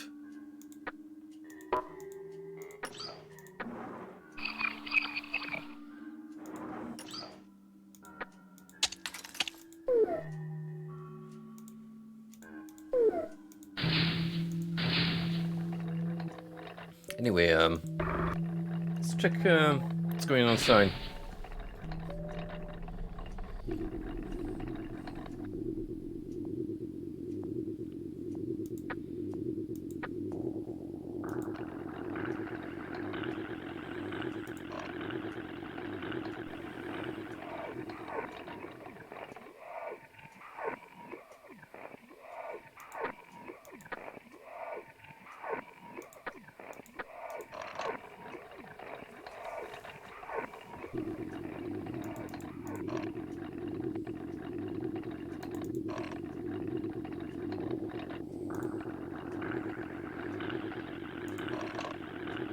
No, no, no, no, no, no.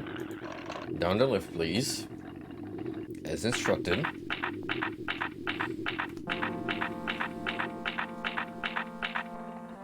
There we go. So, apparently, I'm going back to talk to Hajime. Yeah, good old Hajime. Remember when was the last time we spoken? To our old buddy, chum.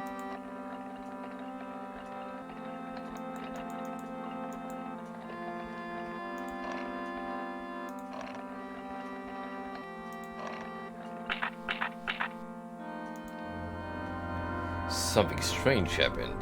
I had a soft body, and it was me for sure. I was in a world completely different from here. Everyone had soft bodies. It was a brilliant and bright world. Then a little soft thing came to me and said, "Good morning, Grandpa." It seems like I have something called Grandpa. Well, I didn't say anything back. The little soft thing looked to my face. "Grandpa, you're acting weird." It seems like I'm a weird grandpa. Then I stood up. I was surprised to find 2 long sticks attached to my body. I moved by using the 2 long sticks. Because I put each stick forward in turn, I am unsteady, unlike when I'm moving on a track. I go outside. Above me was pure blue with a blinding bright light shining. The ground was covered with root-like things, and green paper strip-like things were stuck to them. As I moved forward into the green paper strips, I heard someone's voice from behind me. "Grandpa, don't go." But my 2 sticks didn't stop. As I moved each long stick in turn, the bright world became brighter. Just when it turned all white, I was back here. Strange things happen, don't they? "Hi, Sonny. Do you want to play with me? What do you want to do today?" "Oh, about riddles." "What's between W and Y?"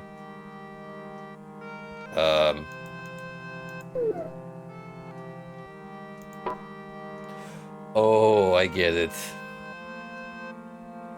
The X. I thought I had to actually input something.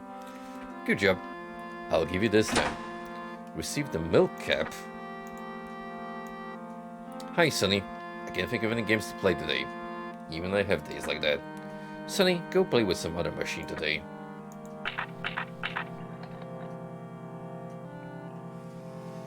Alright, so with that we go to the toy maker. That's another face we haven't seen in forever.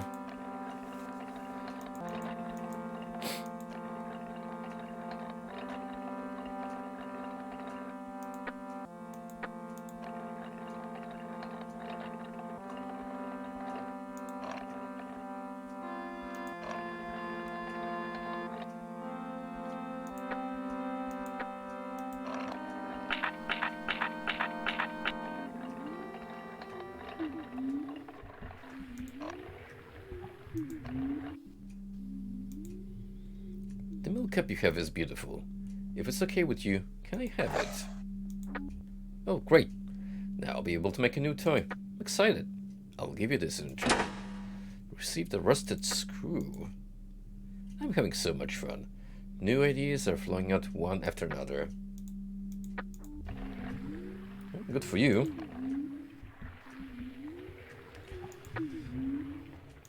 The rusty screw we are supposed to give to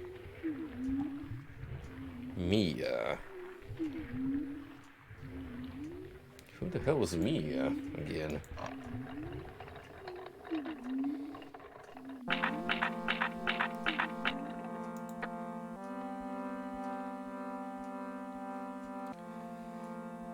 Mia Builder's office. Gotcha.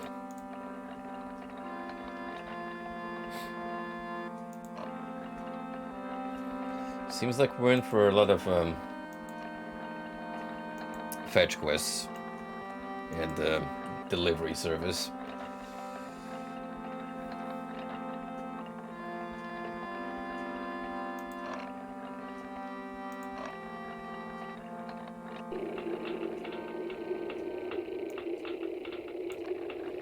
That is Honda. We don't need to talk to Honda. I was walking water. On the surface of the water, the image of me walking water was reflected. Walking water felt so good. I shouldn't think about walking water. When I think about walking water, the muscles on the bottom of my feet tighten up, and I sink into the water. That's why I walk on the water without thinking I'm walking on it. Well, it's a piece of cake. I just need to forget that I'm walking water. Cute little things were swimming, and thin and pliant green things were swaying in the water. By watching them, I can easily forget that I'm walking. As long as I'm enjoying it, I won't think about it. As I was walking while looking inside the water, a black, long, and thick thing came swinging from behind. The long thing was so long that I couldn't see its tail. The long thing finally swam past me and slowly turned and came toward me. Then it started to swim around me like a snake. I was scared at first, but I started to feel happy since the long thing seemed to be enjoying it too. I felt like I was walking with this large, long thing at my side. The long thing followed me while snaking his body gracefully under me. I got happier and started to turn and hop on one leg above the long thing. Then the long thing rolled its body beautifully along me. I couldn't tell the difference between above and under the water. And the reason my image wasn't reflecting the surface of the water anymore. So I suddenly got so insecure that I tried to check the surface of the water with the bottom of my feet. The water disappeared. That's what I thought. Am I floating in the air? Am I walking in the air? I carefully landed on the ground. When I landed on the ground and stood still, the long thing stood up, smiled at me, and disappeared. When I looked around, I found myself underwater. Suddenly I couldn't breathe and I fainted. The faraway world is coming, but the faraway world comes here. It's no longer a faraway world. Don't come here, faraway world. You shouldn't come here. Please don't come. Sure is getting weird around here.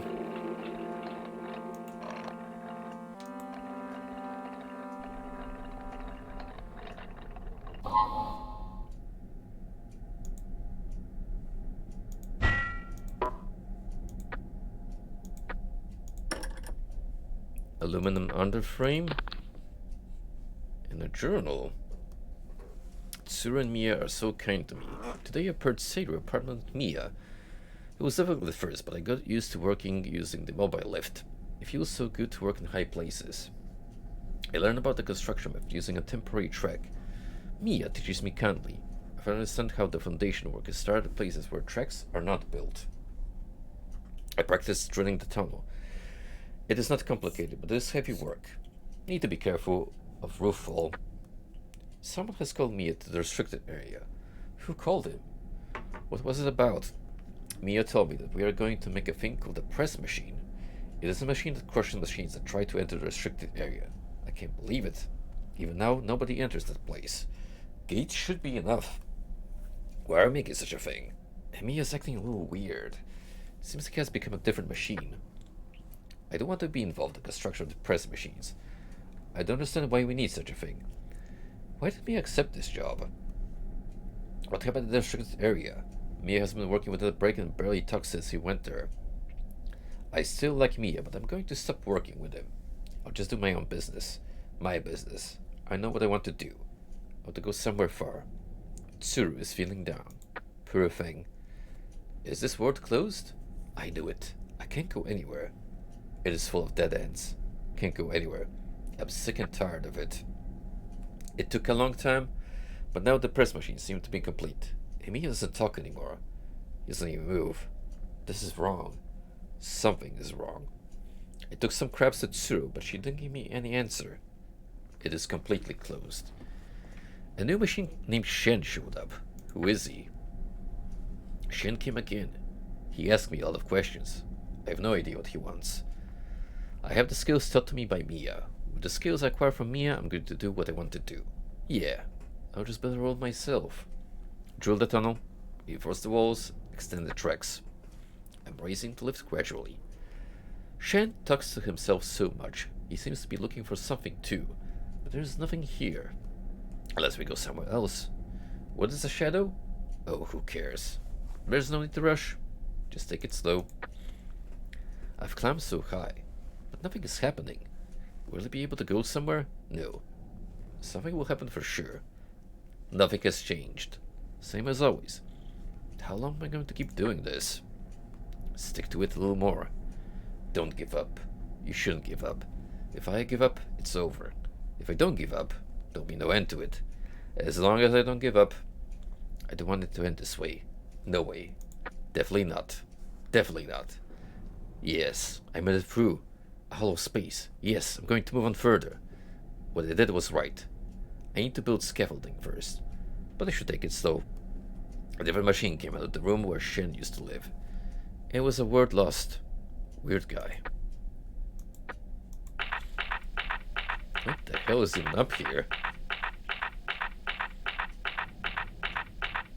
I'm pretty sure this used to be inaccessible.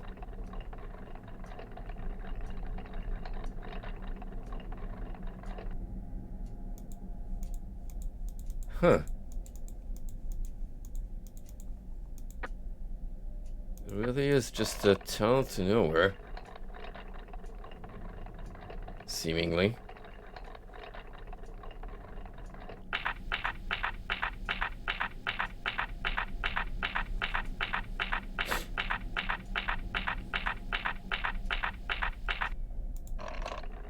Very unsettling.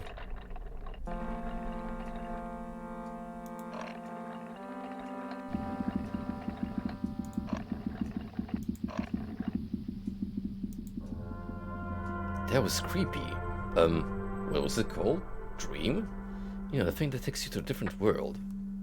Well, I know that things like that happen, even though it doesn't make any sense to me. But it was terrible. I was a real slob. Not just a slob, but also a bastard. Well, I am a bastard in general. That's not what I want to say. Bastards like him are disgusting. But that disgusting guy was me. Oh, I don't want to talk about this. It's just a boring story of a show-off bastard who invites his misfortune. But he was a real jerk. Never seen such a jerk before. Can't believe that was me. Well then, I guess that's the kind of guy I am. I have no problem with it. You can find shameful manners everywhere, you know. Hey, you have a rusted screw. Please give that to me. Great. A rusted screw for a rusted blaze. Doesn't matter if it breaks off. Lad, here's a small token of my appreciation. Take it. I tried the rusty frog. Well, looks like Mia has awoken. I had a terrible dream. I wasn't wanted by anybody. Everyone shut their eyes to me. Even when I peeled my happiness to them, they just laughed in scorn. Never wanted to become unhappy, and I had no desire to pretend to be unhappy either. It just wasn't fair. Well, think about it. No one ever did what I was doing. No one ever looked at what I did. No one would admit that things wouldn't have happened without me. I don't know why it turned out this way. It is as if I don't exist. But that can't be. Although I've been sincerely facing the people around me, nobody even bothers to look my way. They think the things I do are like wind blowing on its own. It's impossible. I'm giving it my all. How can they think those things happen on their own? Nobody cares about me. Nobody. Couldn't stop crying. And my joints ached too. There was nothing I could do, and I couldn't tell if I was sad or in pain. Hey, is this really me? This is too awful. But I'm happy being together with Mia. That can't be me. Don't you think so?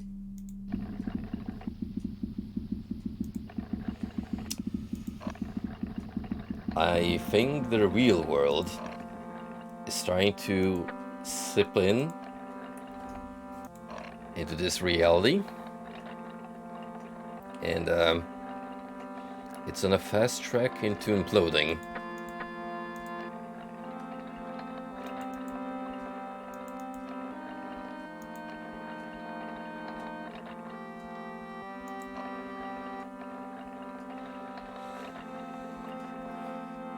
Next on our list is Chio.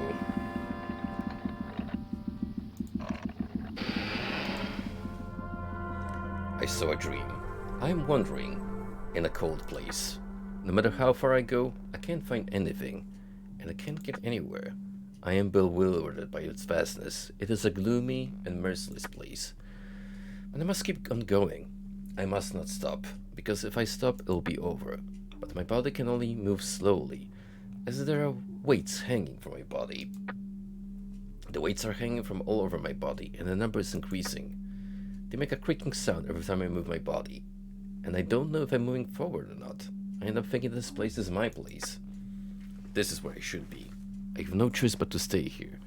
Thank you, so made my height get shorter and shorter. I got shorter and shorter, and finally, I became flat. I became that cold place.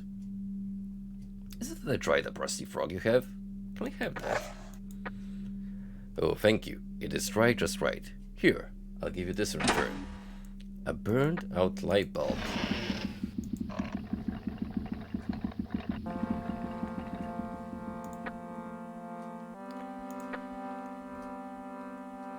Okay. We still have few folks.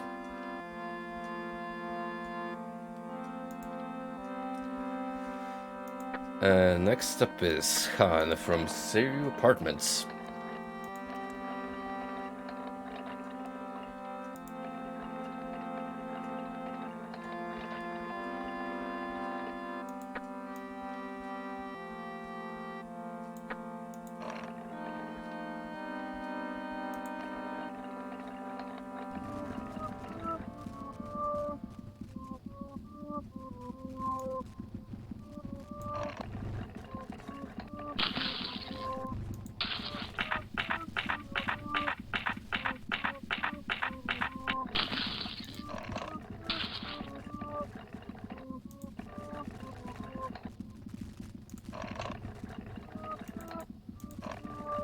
Going by pure memory here, so hopefully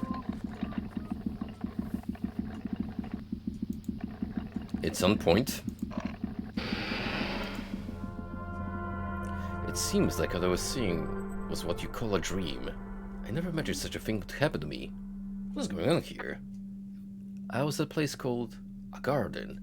Yes, garden. The garden was like a fabulous, colorful poster. I took care of this fabulous garden. The colorful things were called flowers. They were all fabulous. Every one of them were different, detailed, soft, and orderly. I helped those flowers out a little bit. I helped just a little. But this little must be appropriate. I can do the appropriate thing for the flowers. And I am happy that I can do that. I am happy that I am someone who can do the appropriate thing.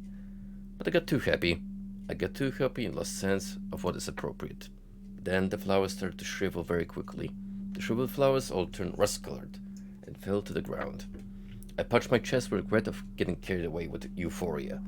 I kept punching my chest. Then a hole opened in my chest. I was sucked into my chest. I was reversed. I turned inside out. Is this place inside out? Oh, you have a burnout light bulb.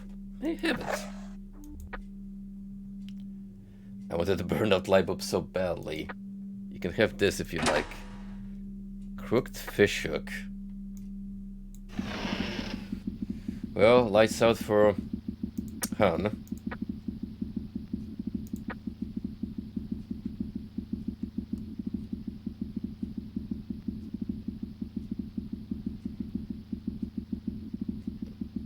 Coming up next is Takashi.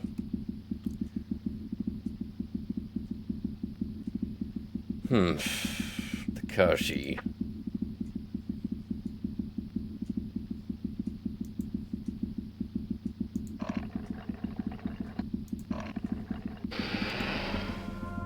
Oh, conveniently right next door. I was watching a number.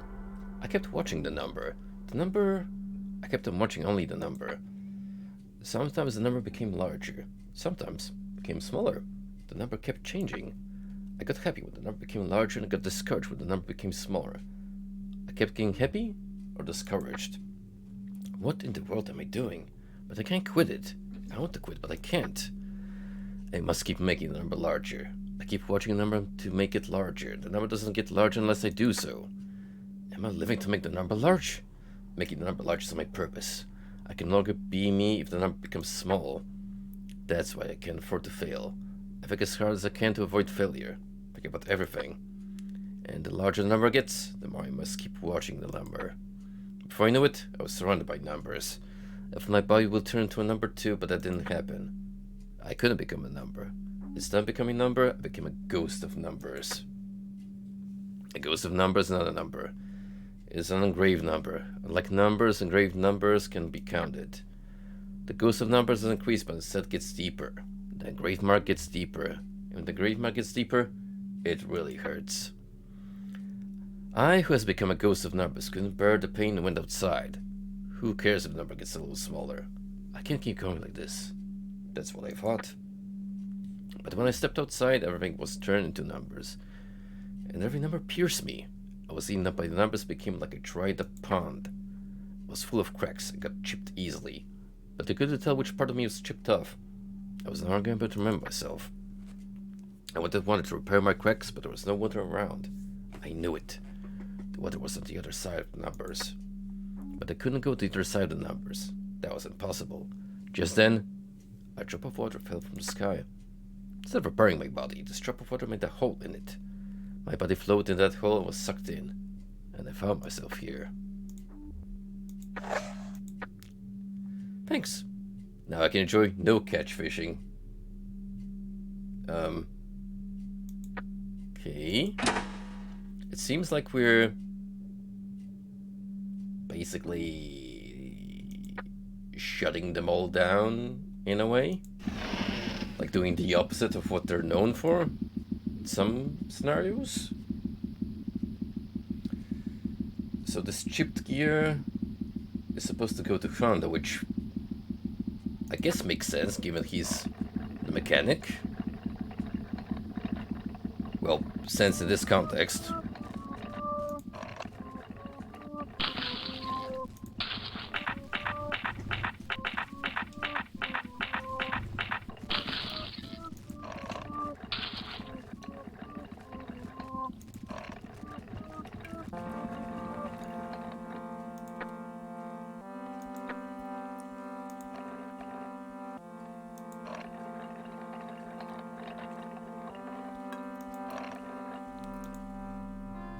Hi, 20 stamps.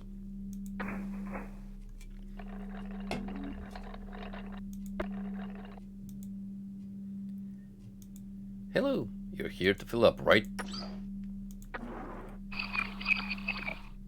Even your dialogue is unusual. Your tank is full now. It's all done. Bye.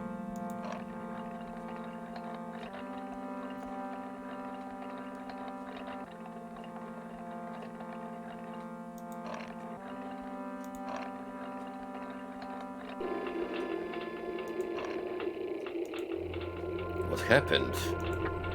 The place was exactly like this factory. Even all the tools are lined up in the same way. What was different was that there were no tracks and it looked totally different. But that wasn't all. I was of course making something, but it seemed like I didn't like this thing. I guess making something I didn't want to make. I was suffering.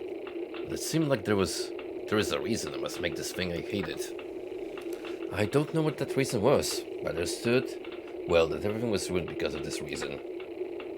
I was irritated, and my work was sloppy, but I kept making tons of parts that looked like trash.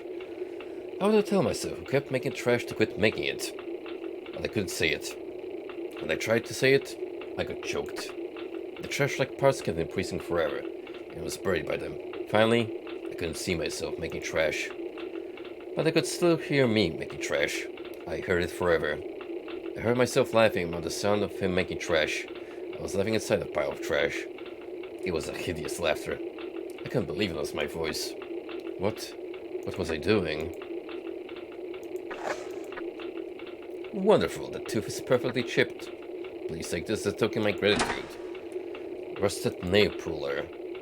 I made a song. Get on a boat with a nail puller. Get on a boat brandishing a nail puller. Don't matter if it's rusted. Don't matter if it's crooked. If it can pull out a nail, it's a nail puller. It's a wonderful nail puller. How do you like it? Isn't it a good song? That's kind of a hint that we have to go to the sewer with the boat ride. Oh yeah. That's gonna be a exciting one.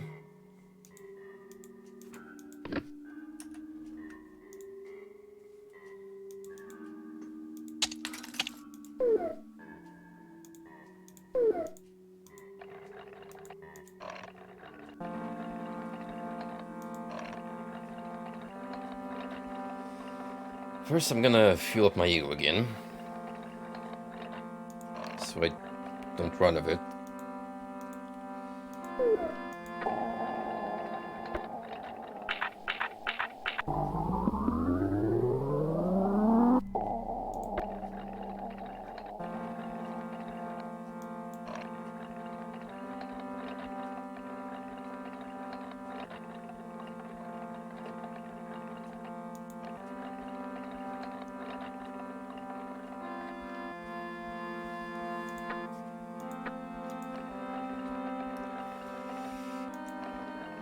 Seems like we're in for the farthest stretches of this entire ordeal.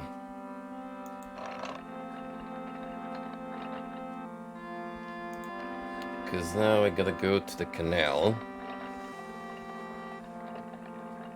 and look for a specific locked path.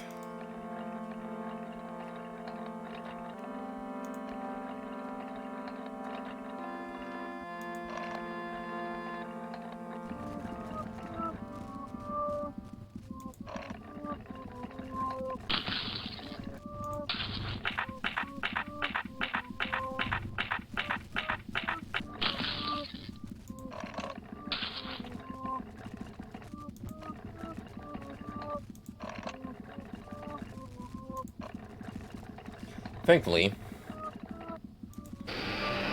this little trip we've made a little easier because I do have a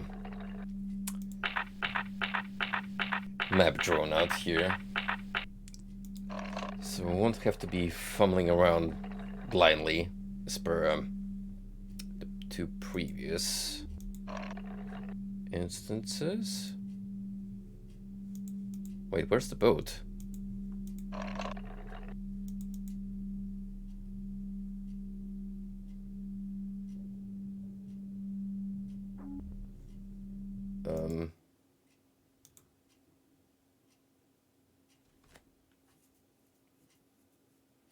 Hang on.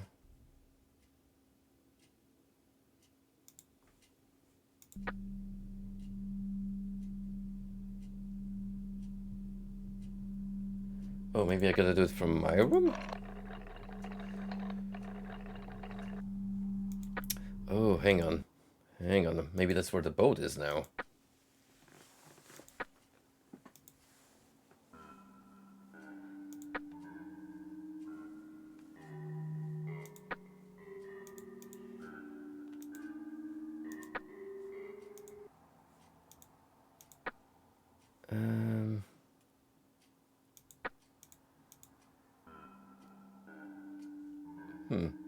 Why did it put me here, though?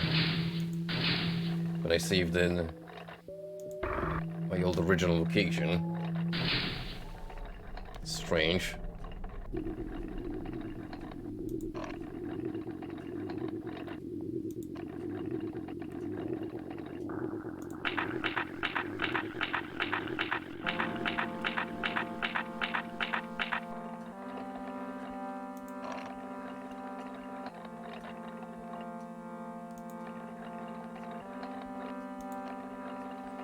Might have to take a small bathroom break in a minute, considering getting to the actual endgame portion is still gonna require a couple of trips here and there.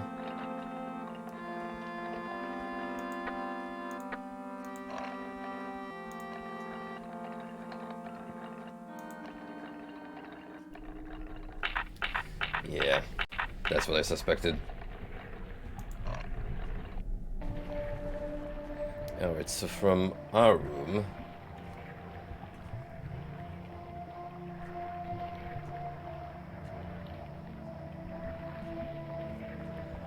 go like this.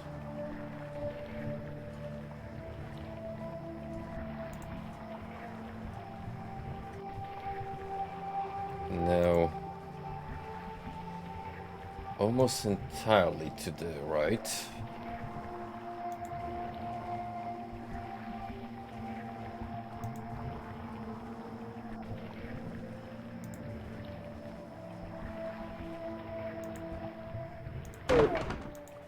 Aha.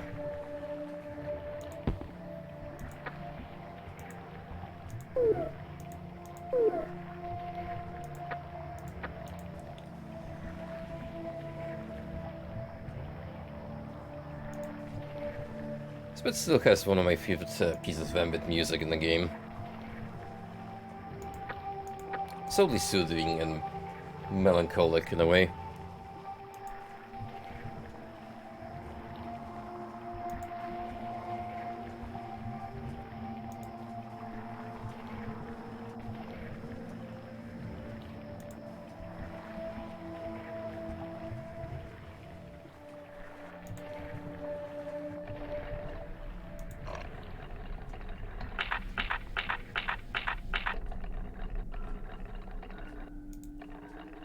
I can't even begin to imagine just how long it took for people to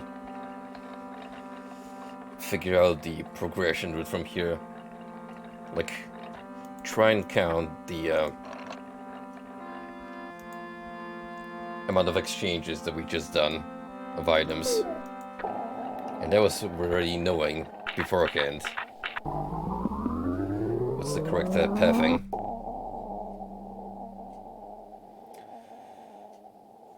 Grab the short piece of string, give it to Tsuru.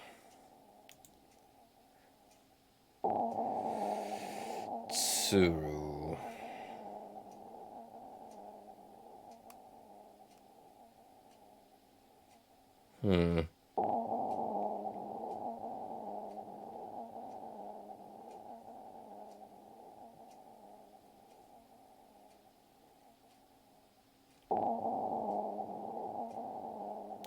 Oh, it's the wife of Mia.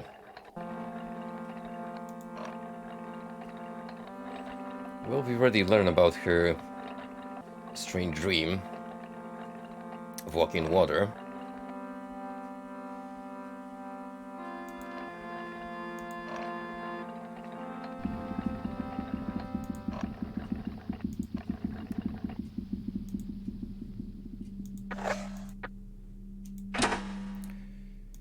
Torn stamp, so useless currency. Delivered the torn stamp to Jirobe.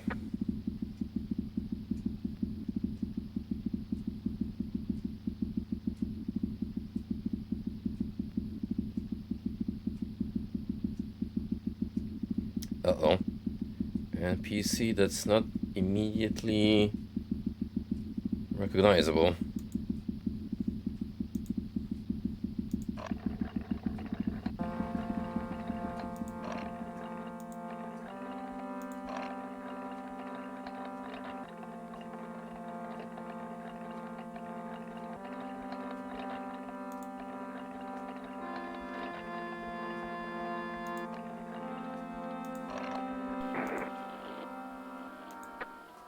Well, it's not you.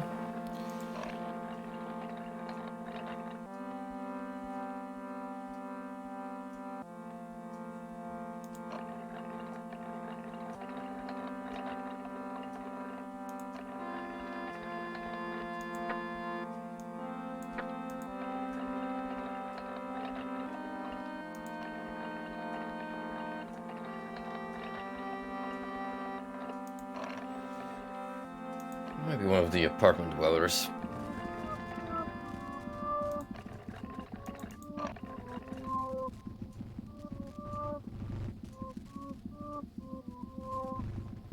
Torn stamp. I mean, this guy collects posters, so whether that would be like the antithesis. Nope, Starlup. Something strange happened. I was stuck in a very narrow space. It's a really narrow space that gets crowded with only me. And there are many small fine things surrounding me. I'm covered with small fine things. Small fine things are all different. Shape, softness, color, they all different.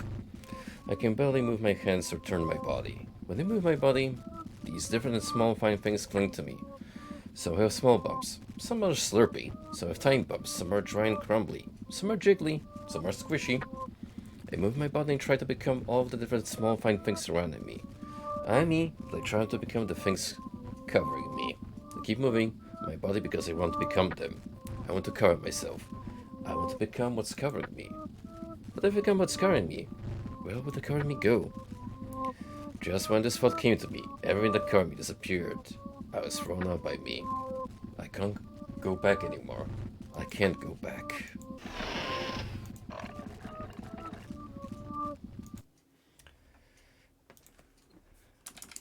Hold up, I have an idea. Garage.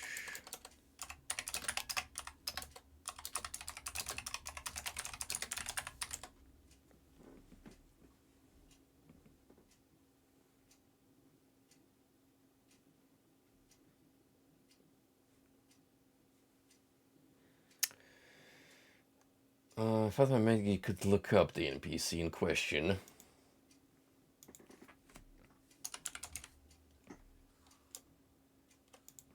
But, I don't think that's gonna work.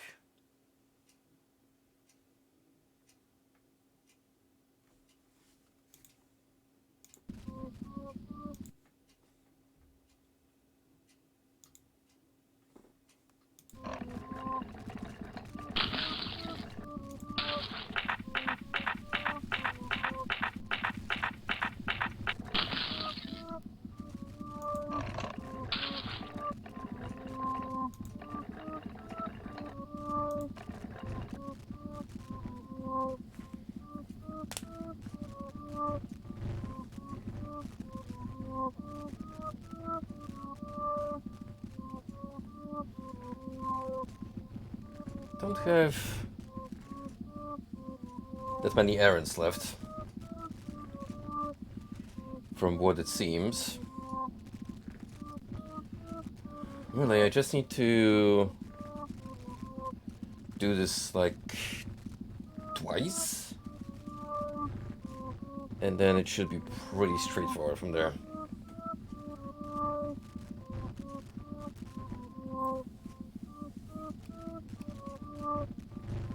Just gotta find this asshole here.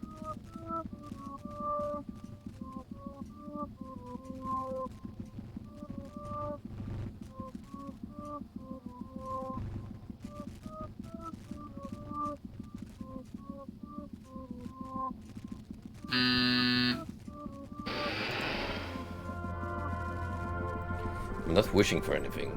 I don't need such a thing as a wish. Why do people need such a thing? A wish is nothing but a hindrance. We mess up because we have wishes. We suffer because we have wishes. We won't mess up if we don't wish. We won't suffer if we don't wish. The best thing to do is to get rid of any wish. My wish melts away when I smoke sewage. Isn't that great? What could be greater than this? I don't need the me who wishes something. It's a hindrance. Just a hindrance. I want to melt away. I want the line between me and my surroundings to become blurred so that I can vanish away. The sewage will cover me. The sewage will melt me. The sewage will make me vanish. I am the sewage. I am the sewage itself. Sewer count of the proportions. Hey, do you happen to have a cracked bottle? A bottle that's cracked just enough so the sewage water leaks through a little at a time. That's actually the next step after this one. So good thing we already found him. Because That's only gonna make things easier later on.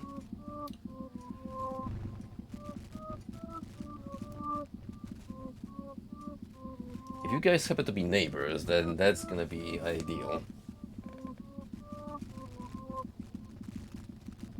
Ain't gonna lie, you would cut me some slack.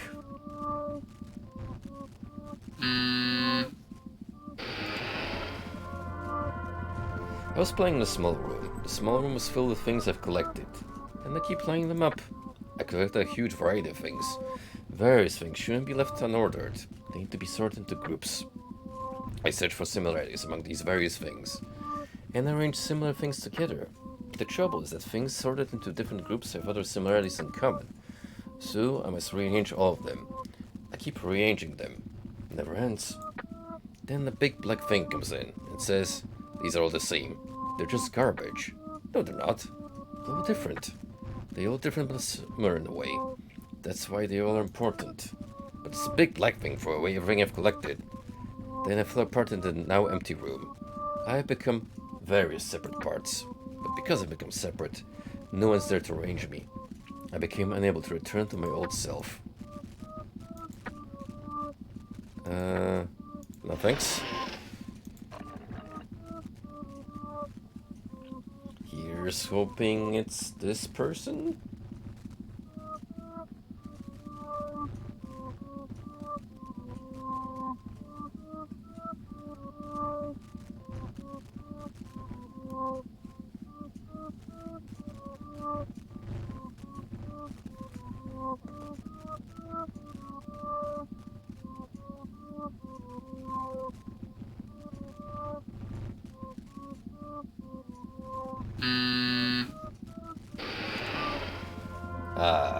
There we go. Just the man I wanted. I was in a large room. I was tall and skinny. I was wearing a black cloak-like thing. There were many tall and skinny black things around me. They were all moving around the same place busily. Looking at them moving busily made me feel very satisfied. This place was my place. Everyone's busy. I was busy too. Everyone's doing something honorable and meaningful. My satisfaction changed to a proud feeling. I was proud indeed. That's when the ceiling suddenly started to collapse. Tall and skinny black things started to flee. I fled too. The problem was no longer plowed. There was a long corridor outside the room, and the corridor's ceiling started to collapse too. It was coming after me. Then the collapsing ceiling said loudly to me, "Were you bored yesterday? You know nothing, do you? I can't escape from it. It's over for me." That's when I found myself back here. Thank you, the Tron Stamp has been calling me persistently. I'll give you this in return. Which we shall hand over to Gumbe. As soon as he becomes available again. Sheesh.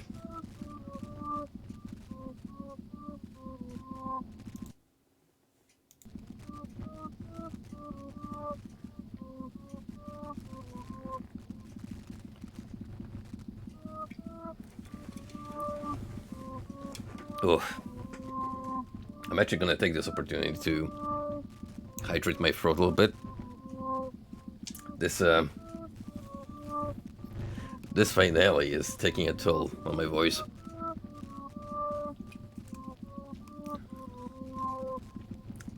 There certainly has been a lot of word soup to go through.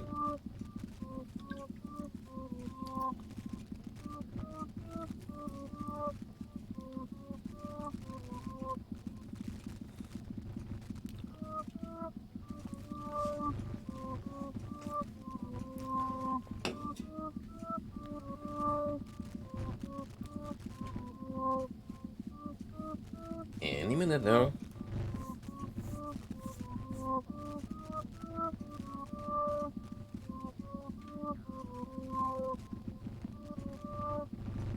It's gonna be worth it. Trust me on that.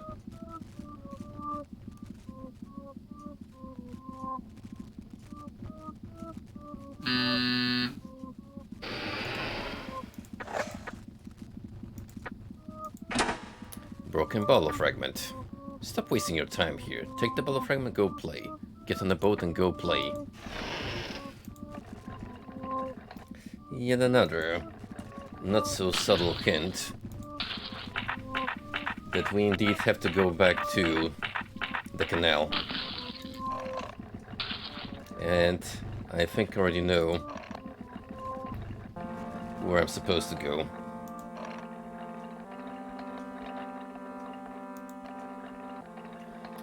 So the thing is, normally, if you'd raise your intimacy level with Juice, she would eventually keep dropping you hints as to where you should be going, but naturally, it will involve more grinding on my part for fish and crabs to feed her.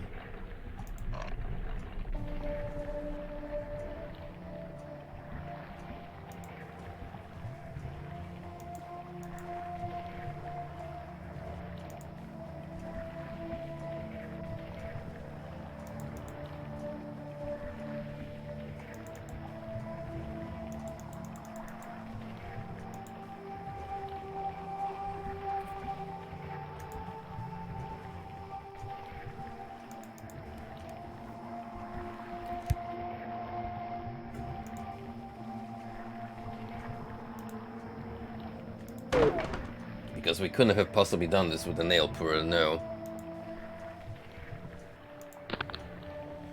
I had a dream. I didn't know that I could dream. But that was me. I was small and looked like a shadow. My shadow probably looks like that. The shadow like me was hugging something tightly. A fluffy, brown thing. It wore a small bear around its neck. Bon-Chen. That's what I called the brown thing in the dream. Bon-Chen was left abandoned at a garbage dump. Bon-Chen was ragged, but it was very cute, and it looked at me. No one ever looked at me like that before. There was nothing scary hiding behind its eyes. I was drawn in by its eyes and hugged Bon-Chen in joy. When I hugged Bon-Chen, scary things went away, so I always held Bon-Chen when I was alone. I hid Bon-Chen so nobody would find it, but because of the sound of its bell, it was found out by scary people. The scary people took Bon-Chen away from me and stomped on it. I started to wail, but the scary people laughed even louder, saying, "She's crying over losing this garbage." What was that? Why did I dream such a dream? I feel stifled. I'm having trouble taking in air lately. What's wrong with me? There shouldn't be any problem. Am I fooling myself about something? Oh no, I did it again. Although I was determined not to do it again. I must stop doing such a thing. My mind will fall apart if I keep on doing it. Scary sound. The scary sound of me becomes something not me. The scary sound that comes from my body. It was by accident at first. As always, I just tried to imitate the sound of the music box. I didn't know what happened, but my ego level suddenly decreased. It was scary, but I couldn't get it out of my mind. I can't stop doing it. It's painful, but I feel relieved when I do it. It makes me feel like I've been forgiven. I guess I am fooling myself. Because I feel pain. I feel pain, but there's nothing I can do. I can't stand it that the only thing I can do is to endure it. If there is something I can do besides enduring it, I'll choose that. I can't help it. I found Bon-Chen, which I saw in my dream. I can't believe Bon-Chen really existed. Could it be the core memory of my shadow?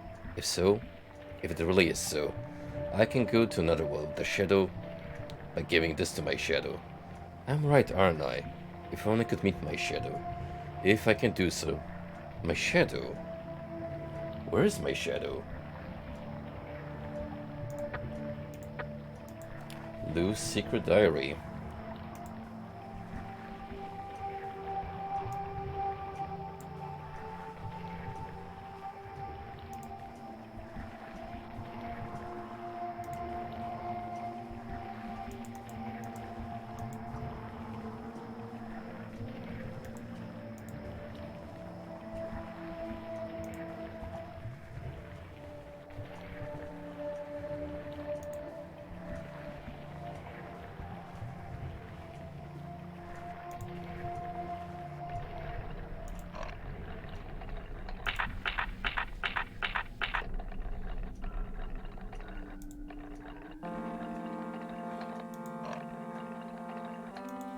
And with this new discovery in hand, it is back to the wifey.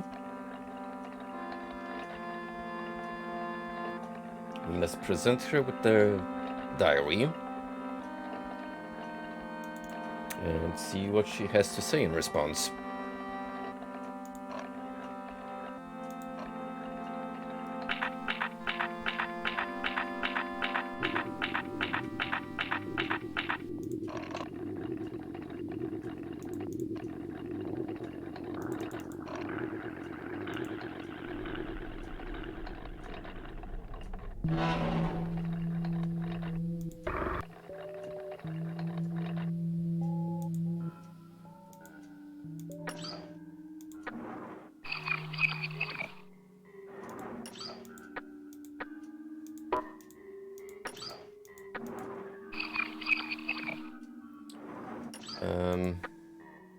I'm supposed to give the diary to you. Maybe I should just take it out?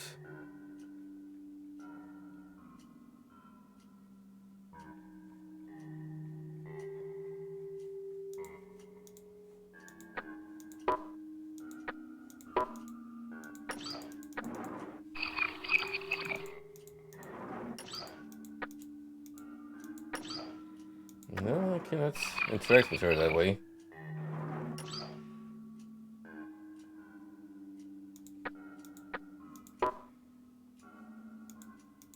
Weird.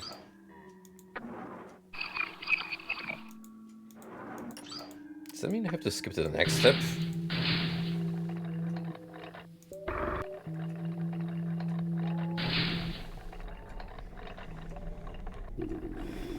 If so...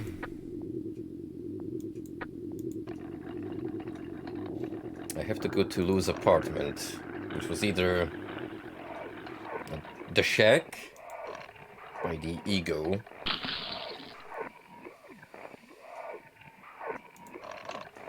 clinic, or that one actual apartment in Seiryu.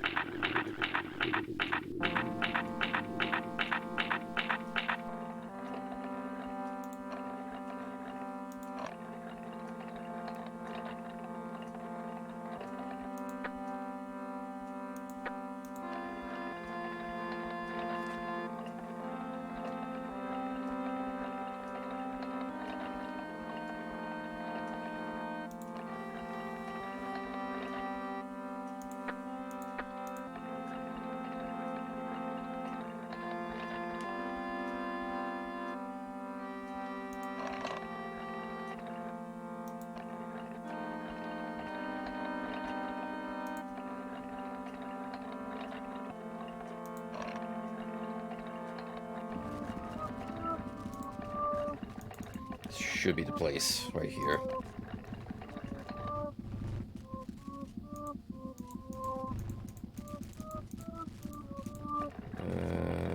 Or here.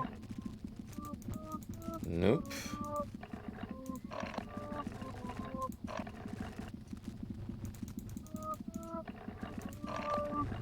Ego clinic then?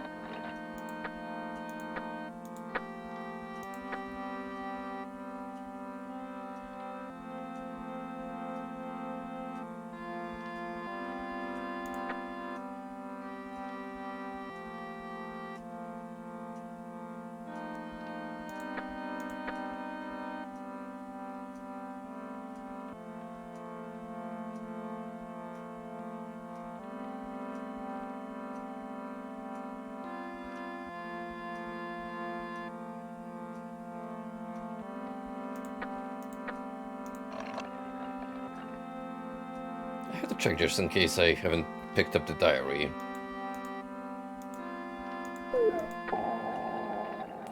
For some weird mishap.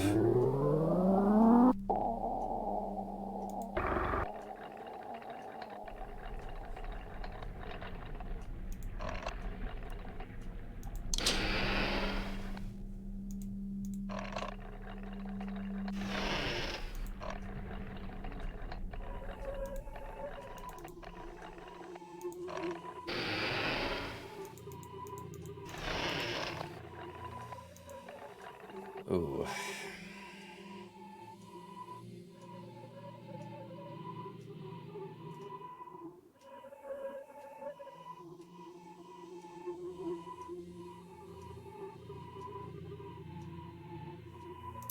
Oh shit. Might be possible I have to increase her intimacy level to reach that next step. Ay. So that's gonna be... It's gonna be a doozy.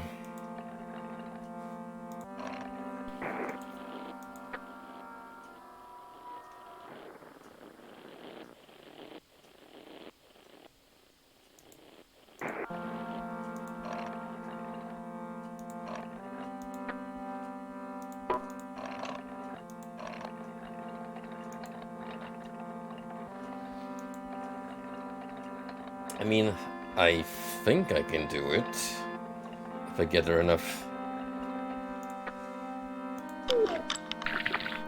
lower tier bait and just keep feeding her. But boy, is that gonna take a while.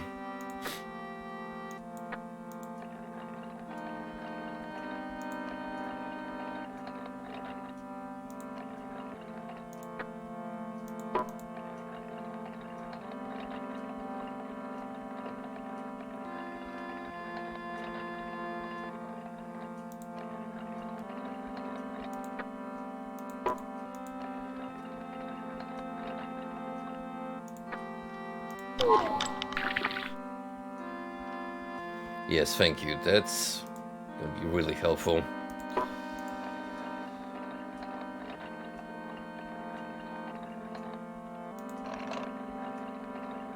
So I'm gonna need to force me my wife a lot of aquatic creatures.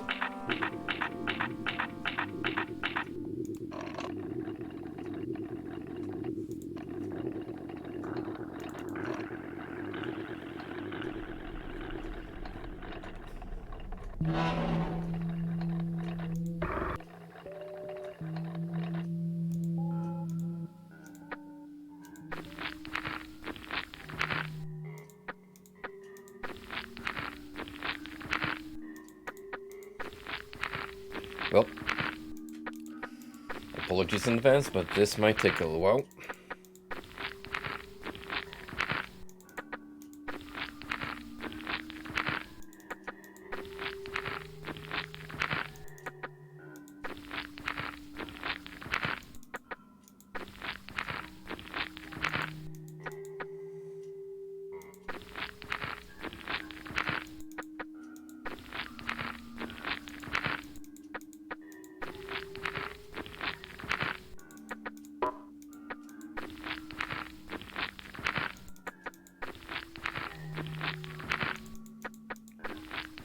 Oh boy, we're really gonna go 4 levels at snail space like this, huh? Unless I go fishing again, which is... it's one or the other, huh?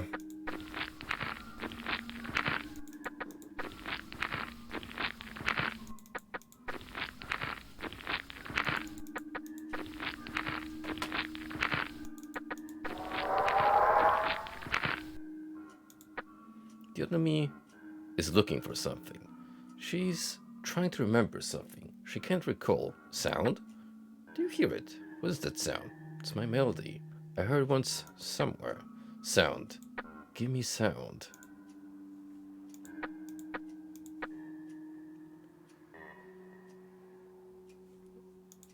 should be lose score.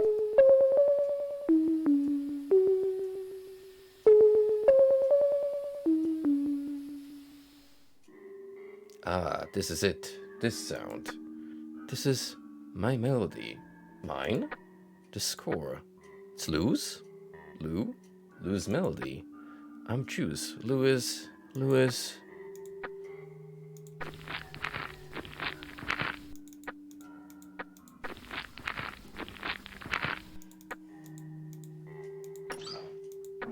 You feeling the munchies yet?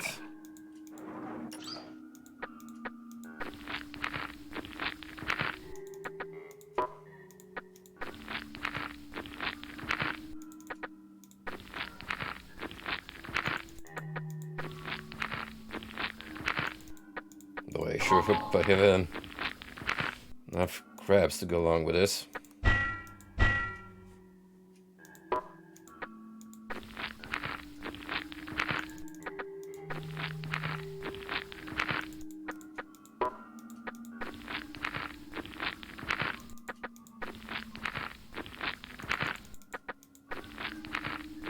Again, this is not exactly the most efficient way of going about it, but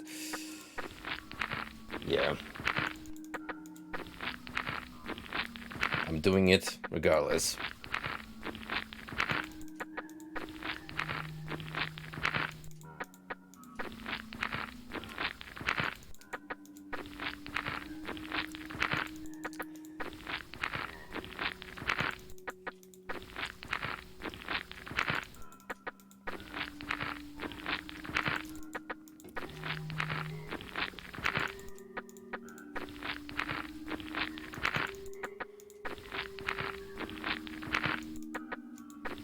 You know, this base is just gonna grow large and in charge again.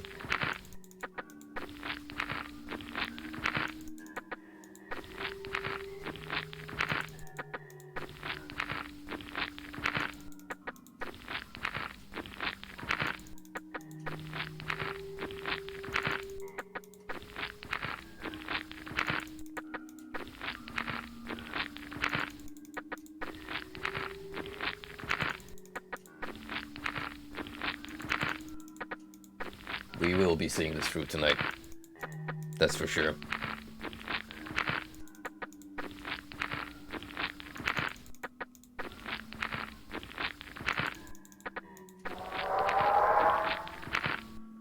Please play that score one more time.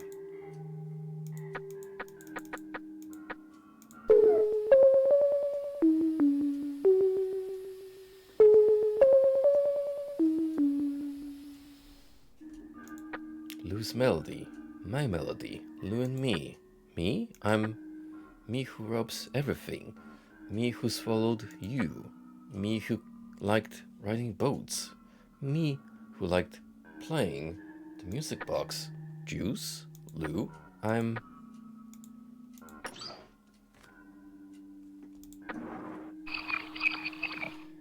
Oh. Next level, here we come.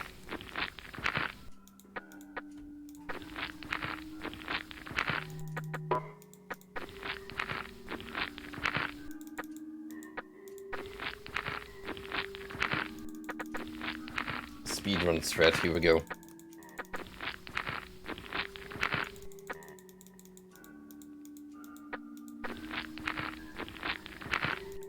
Click wife.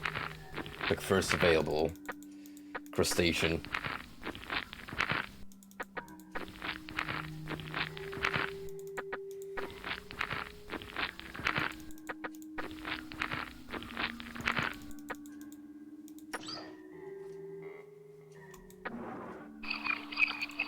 It's only around the goods or her face.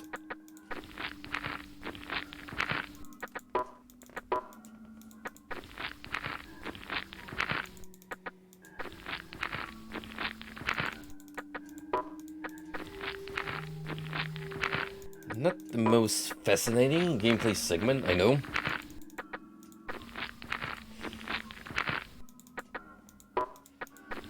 I mean, I'm sure your Persona fans will have a field day out of this with your social links and whatnot.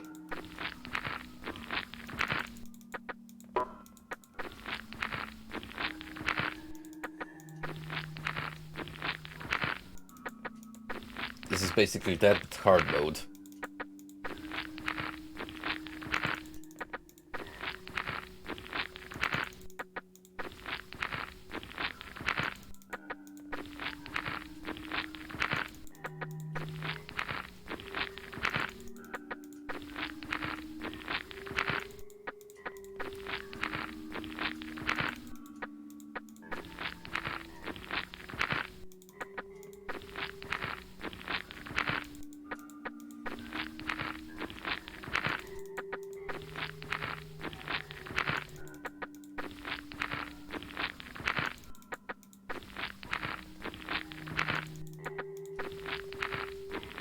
Come on.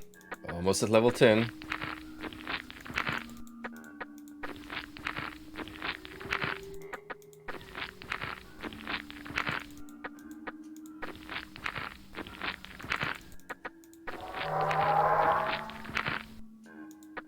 Yes, I remember now. That was it. Juice and I, we used to be one, and we split into two, just like you. I was destroyed by Psyche. Psyche and I couldn't connect. If Psyche is Juice's shadow, my shadow is also Psyche. At the time, I couldn't imagine that Psyche was my shadow. Psyche just had no place to go. I see. So that explains it. Then if Psyche is my shadow, then I must feed you even more. Obviously.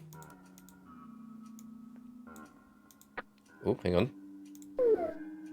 Bon-Chen. I want to see Bon-Chen. My room. Room not here. My room that leads to sewage canal. Bell. Find Bon-Chen's bell.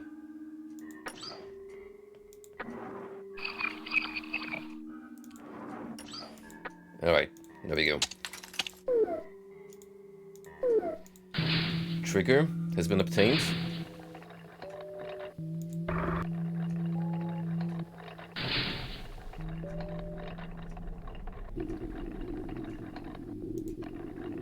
I think she's referring to the room adjacent to Fizz's.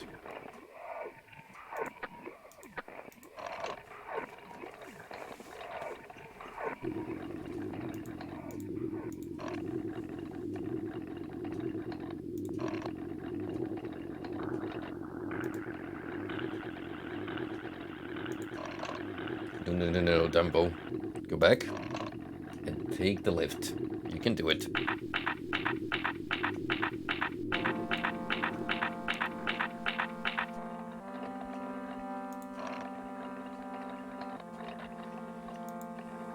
Is this gonna have a glorious payoff? I don't know. I can honestly vouch for the quality of the ending, whatever it will be, but this last chapter has definitely been a little different compared to the previous.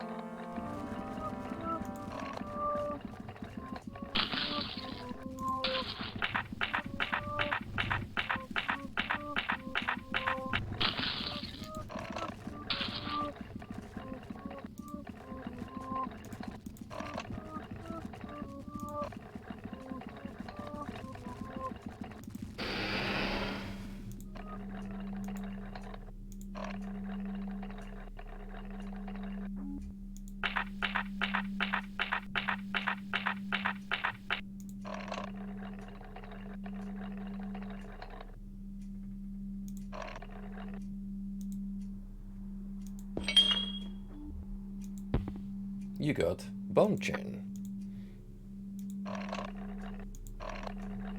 And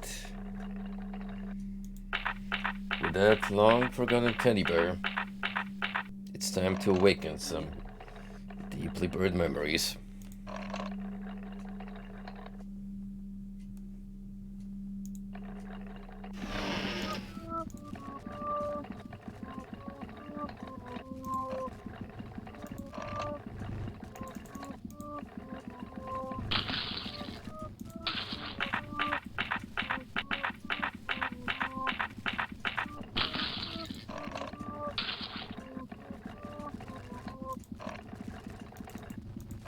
May as well take the lift this time around.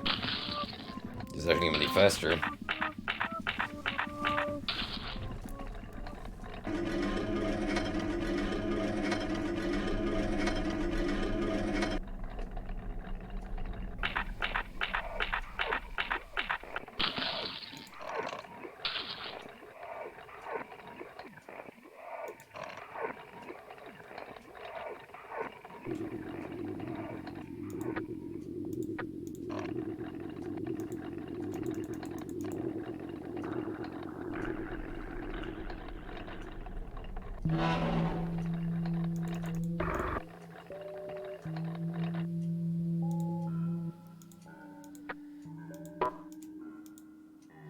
Your teddy bear, ma'am.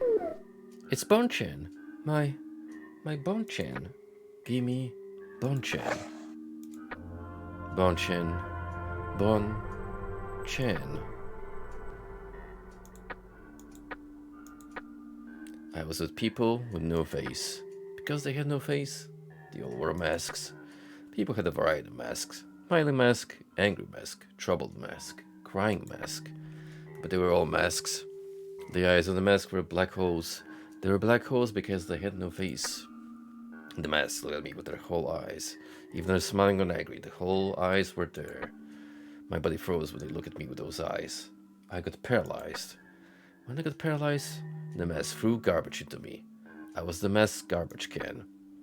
The mask threw all kinds of garbage into me. Verbal garbage, violent garbage, hard ones and soft ones, fresh ones and rotten ones. I was always filled with the garbage, and the garbage that didn't fit in overflowed. When the garbage overflowed from me, the mask tried to push them back into me, saying, "Get the garbage out of our sight." But then closed the lid of the garbage can. So I closed myself, with the lid of the garbage can still open. To close me went inside my own hole. No one could get into this hole. The mask couldn't get into this hole. I was the only one who could get in. I went inside the hole until it ended, until the masks were satisfied. Then I started to hear angry voices. The masks yelled at each other every day. The masks who yelled at each other came to see me, to throw garbage into me. It was as if I didn't exist anymore. I felt the same too. I wanted to get closer to people wearing masks. I wanted the people wearing masks to be happy. I wanted to be needed by the people wearing masks. I thought if I get closer to them, their masks would appear and I'll be able to see their faces. I thought it would be possible if I tried hard. I thought they were faceless under the mask because of me. But I no longer felt that way. I thought I can't do this anymore. I desired nothing anymore. I couldn't do anything anymore. I really couldn't do anything. The masks disappeared, leaving me behind. Since I couldn't do anything, I stayed still. Then, a group of masks I didn't know came along, and they took me to a different place. They were saying something, but I couldn't understand what they were saying at all. The only thing I understood was that these people had no face either. Their eyes were black holes too. The masks who I didn't know didn't throw violent garbage into me, but that was the only difference. No one looked at me. There were only black hole eyes, the same eyes as the disappeared masks. I ate the food offered by the masks I didn't know, and I began to stand up and walk. But still, I was closed off and desired nothing. Then a different person came. It was you. You were also wearing a mask at first. But your black hole eyes gradually changed, and I started to see your face under the mask. In a matter of time, I was able to see your face completely. It was the first time for me to see a person with a face. You talked to me with eyes that weren't holes and took me outside. You waited for me even when I didn't say anything or stopped walking. And you said you loved me. I I couldn't understand what you were saying. I thought of myself as a garbage can because people only threw garbage into me. All a garbage can does is just stand there with its mouth open. It is open so that people wearing masks can throw their garbage in. This person isn't trying to throw garbage into me. That was the only thing I understood. I was puzzled, because the desire I once lost was rekindled slightly. I wanted to get closer to you, who can see the face. But I couldn't think of any ways to get closer to you, except one. The only thing I could imagine. That was you throwing garbage into me. So I asked you, do you want to throw garbage into me? Then you said, you're not a garbage can. His words made me sad, because it made me feel displaced. So I asked again, do you want to throw garbage to me too? You got upset, very upset, and you threw garbage into me. The mask returned on your face when you threw garbage into me, and your mask turned to the masks of all the people who made me into a garbage can. When I faced all the masks, something started to overflow from me. I was swelled by the things that overflowed from me. I wish everything I could. Touch me, don't touch me. Caress me, hit me, don't hit me. Be happy, be angry, don't be angry. Forgive me, be sad, don't be sad. Accept me, hug me, torment me. Please suffer, love me. Me who couldn't desire anything. Me who lost all desires became desires themselves. When you finished throwing garbage, your face returned. You looked sad if you threw away the garbage. I didn't know what happened to me. I didn't know what I wished for. But once the desires were born inside, they never disappeared. I got obsessed with the desire of not knowing what I want. As I got obsessed more with my desire, you became sadder. But you weren't just sad either. You began to throw away lots of garbage. I thought you had lots of garbage you must throw away.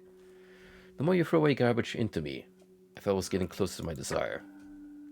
It was as if we were killing each other, but we're torn apart by sadness and desire.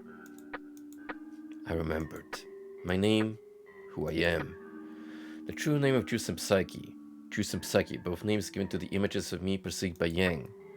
Jusem Psyche both spoke the words Yang wanted to hear, which you heard in this world, where words Yang wanted to hear. The true name of Jusem Psyche is Lu. That is our name, the only name. Please call me by my true name.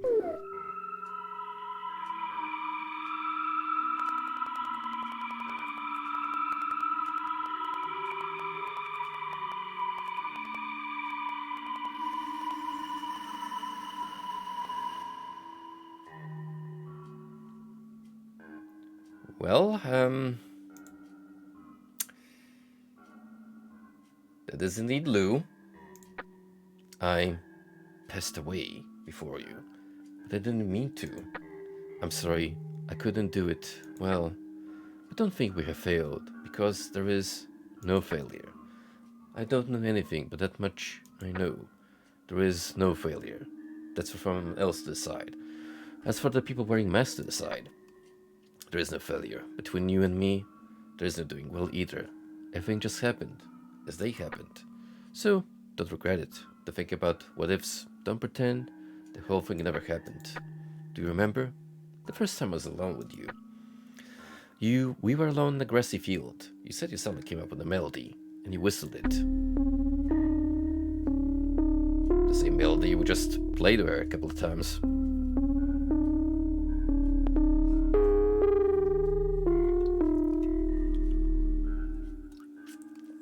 When I heard it, I became envious of you. So was the melody too.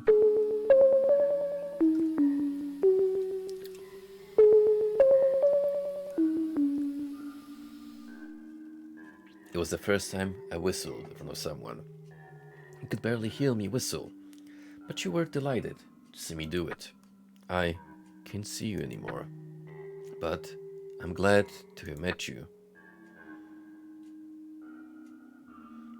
There was a bit of nudity there, but thankfully obscured. Thank you, here. You got key to the floodgate passage.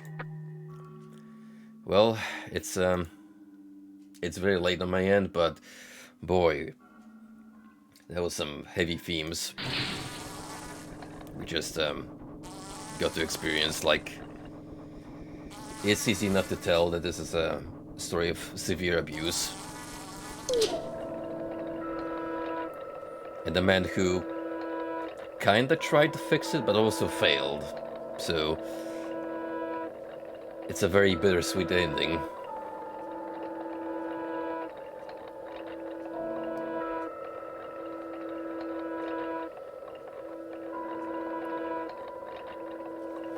Truly, it all comes down to one outcome. To free the machines from their meaningless cycle. Do you want to activate the floodgates? Start the rapture.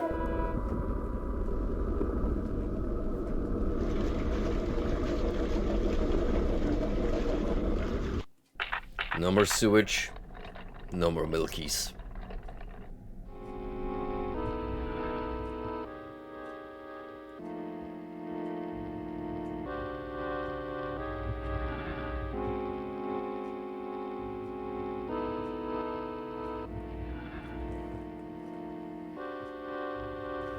What lies beyond this long, winding track? It's very pixelated because, boy, why are we playing the original FMVs, but stretched.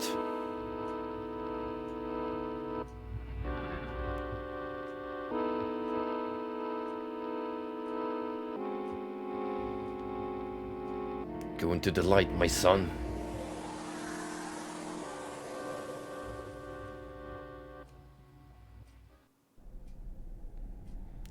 The imprinting stone cave.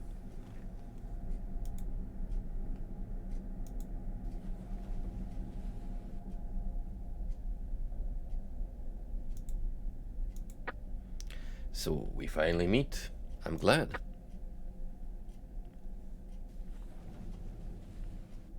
Thankfully we can only see him from the top up. Let's end this.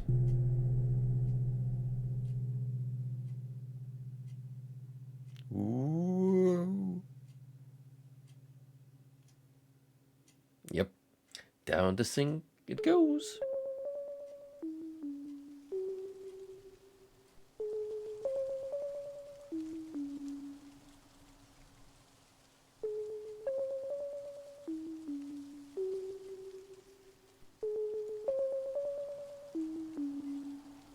Is that it?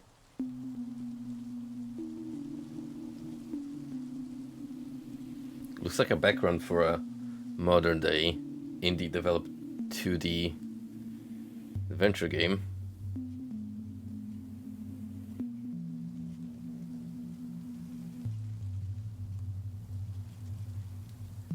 Yeah, Sky has a nice animation.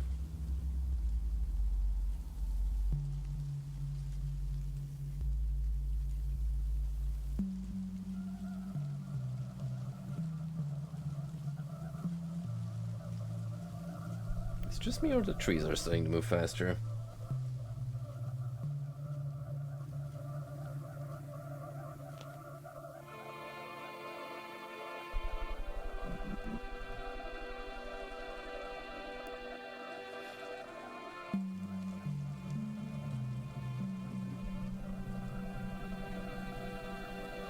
I'm not sure if I should be waiting. Just click.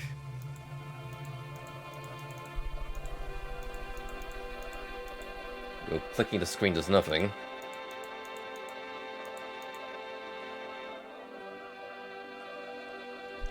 Unless I want to go to the credits.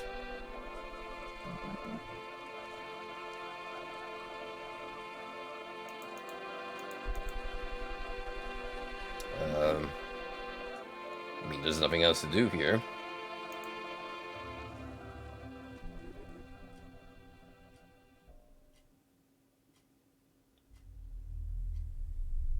Oh, there you go. That was Garage.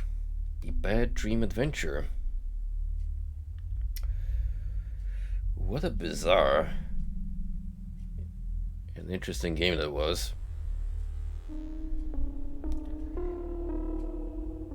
Again, there was a good chance that this would have never came to the West or had a resurgence of any sort if it wasn't for a group of 4chan users who got their hands on a copy and gave this more exposure, which encouraged the original devs to work on it again and re-release a remastered version.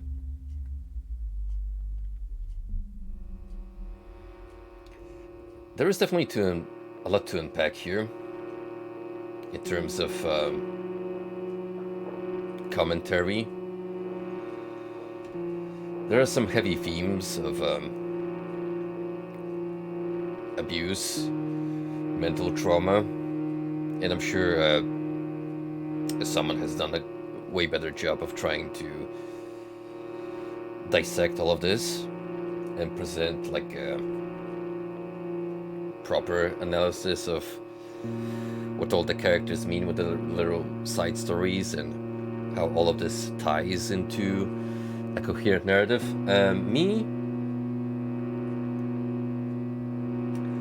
I think I got the gist of some of the tones, but admittedly a lot of it just went by my head because of the, well, shoddy translation, let's be honest. A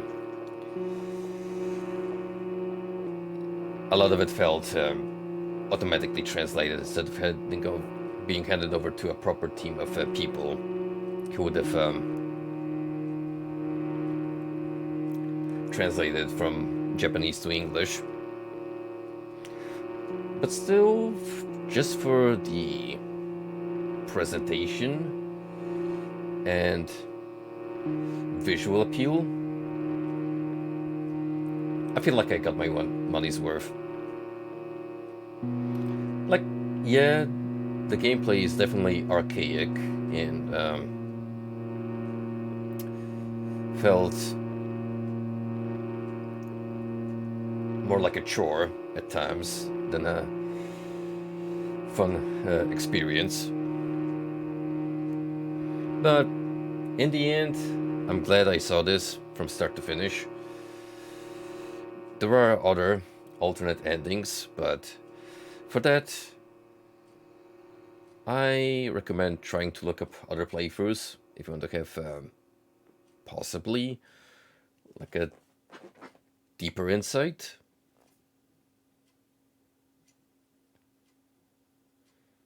Me, I'm fine with calling this here for the playthrough as a whole. Because admittedly, I would have to do a little more grinding to see all of the other optional routes and what do they entail, and frankly, I'm not up for it. This is a little too much work to put into this kind of game. But yeah, regardless, that's gonna be it for Garage, my friends. Thank you for coming along. It's been a pleasure, as always. The next time we meet, I think we're gonna start a new game entirely. I do already have something in my lineup that I want to give it a try, and we shall also naturally continue Code Vein whenever I have a chance. So look forward for more and exciting games coming to you soon. In the meantime, it's well after 2 a.m., so time for me to hit the hay. I see that Frosty is currently live, so I shall send you over to him and bid you all farewell.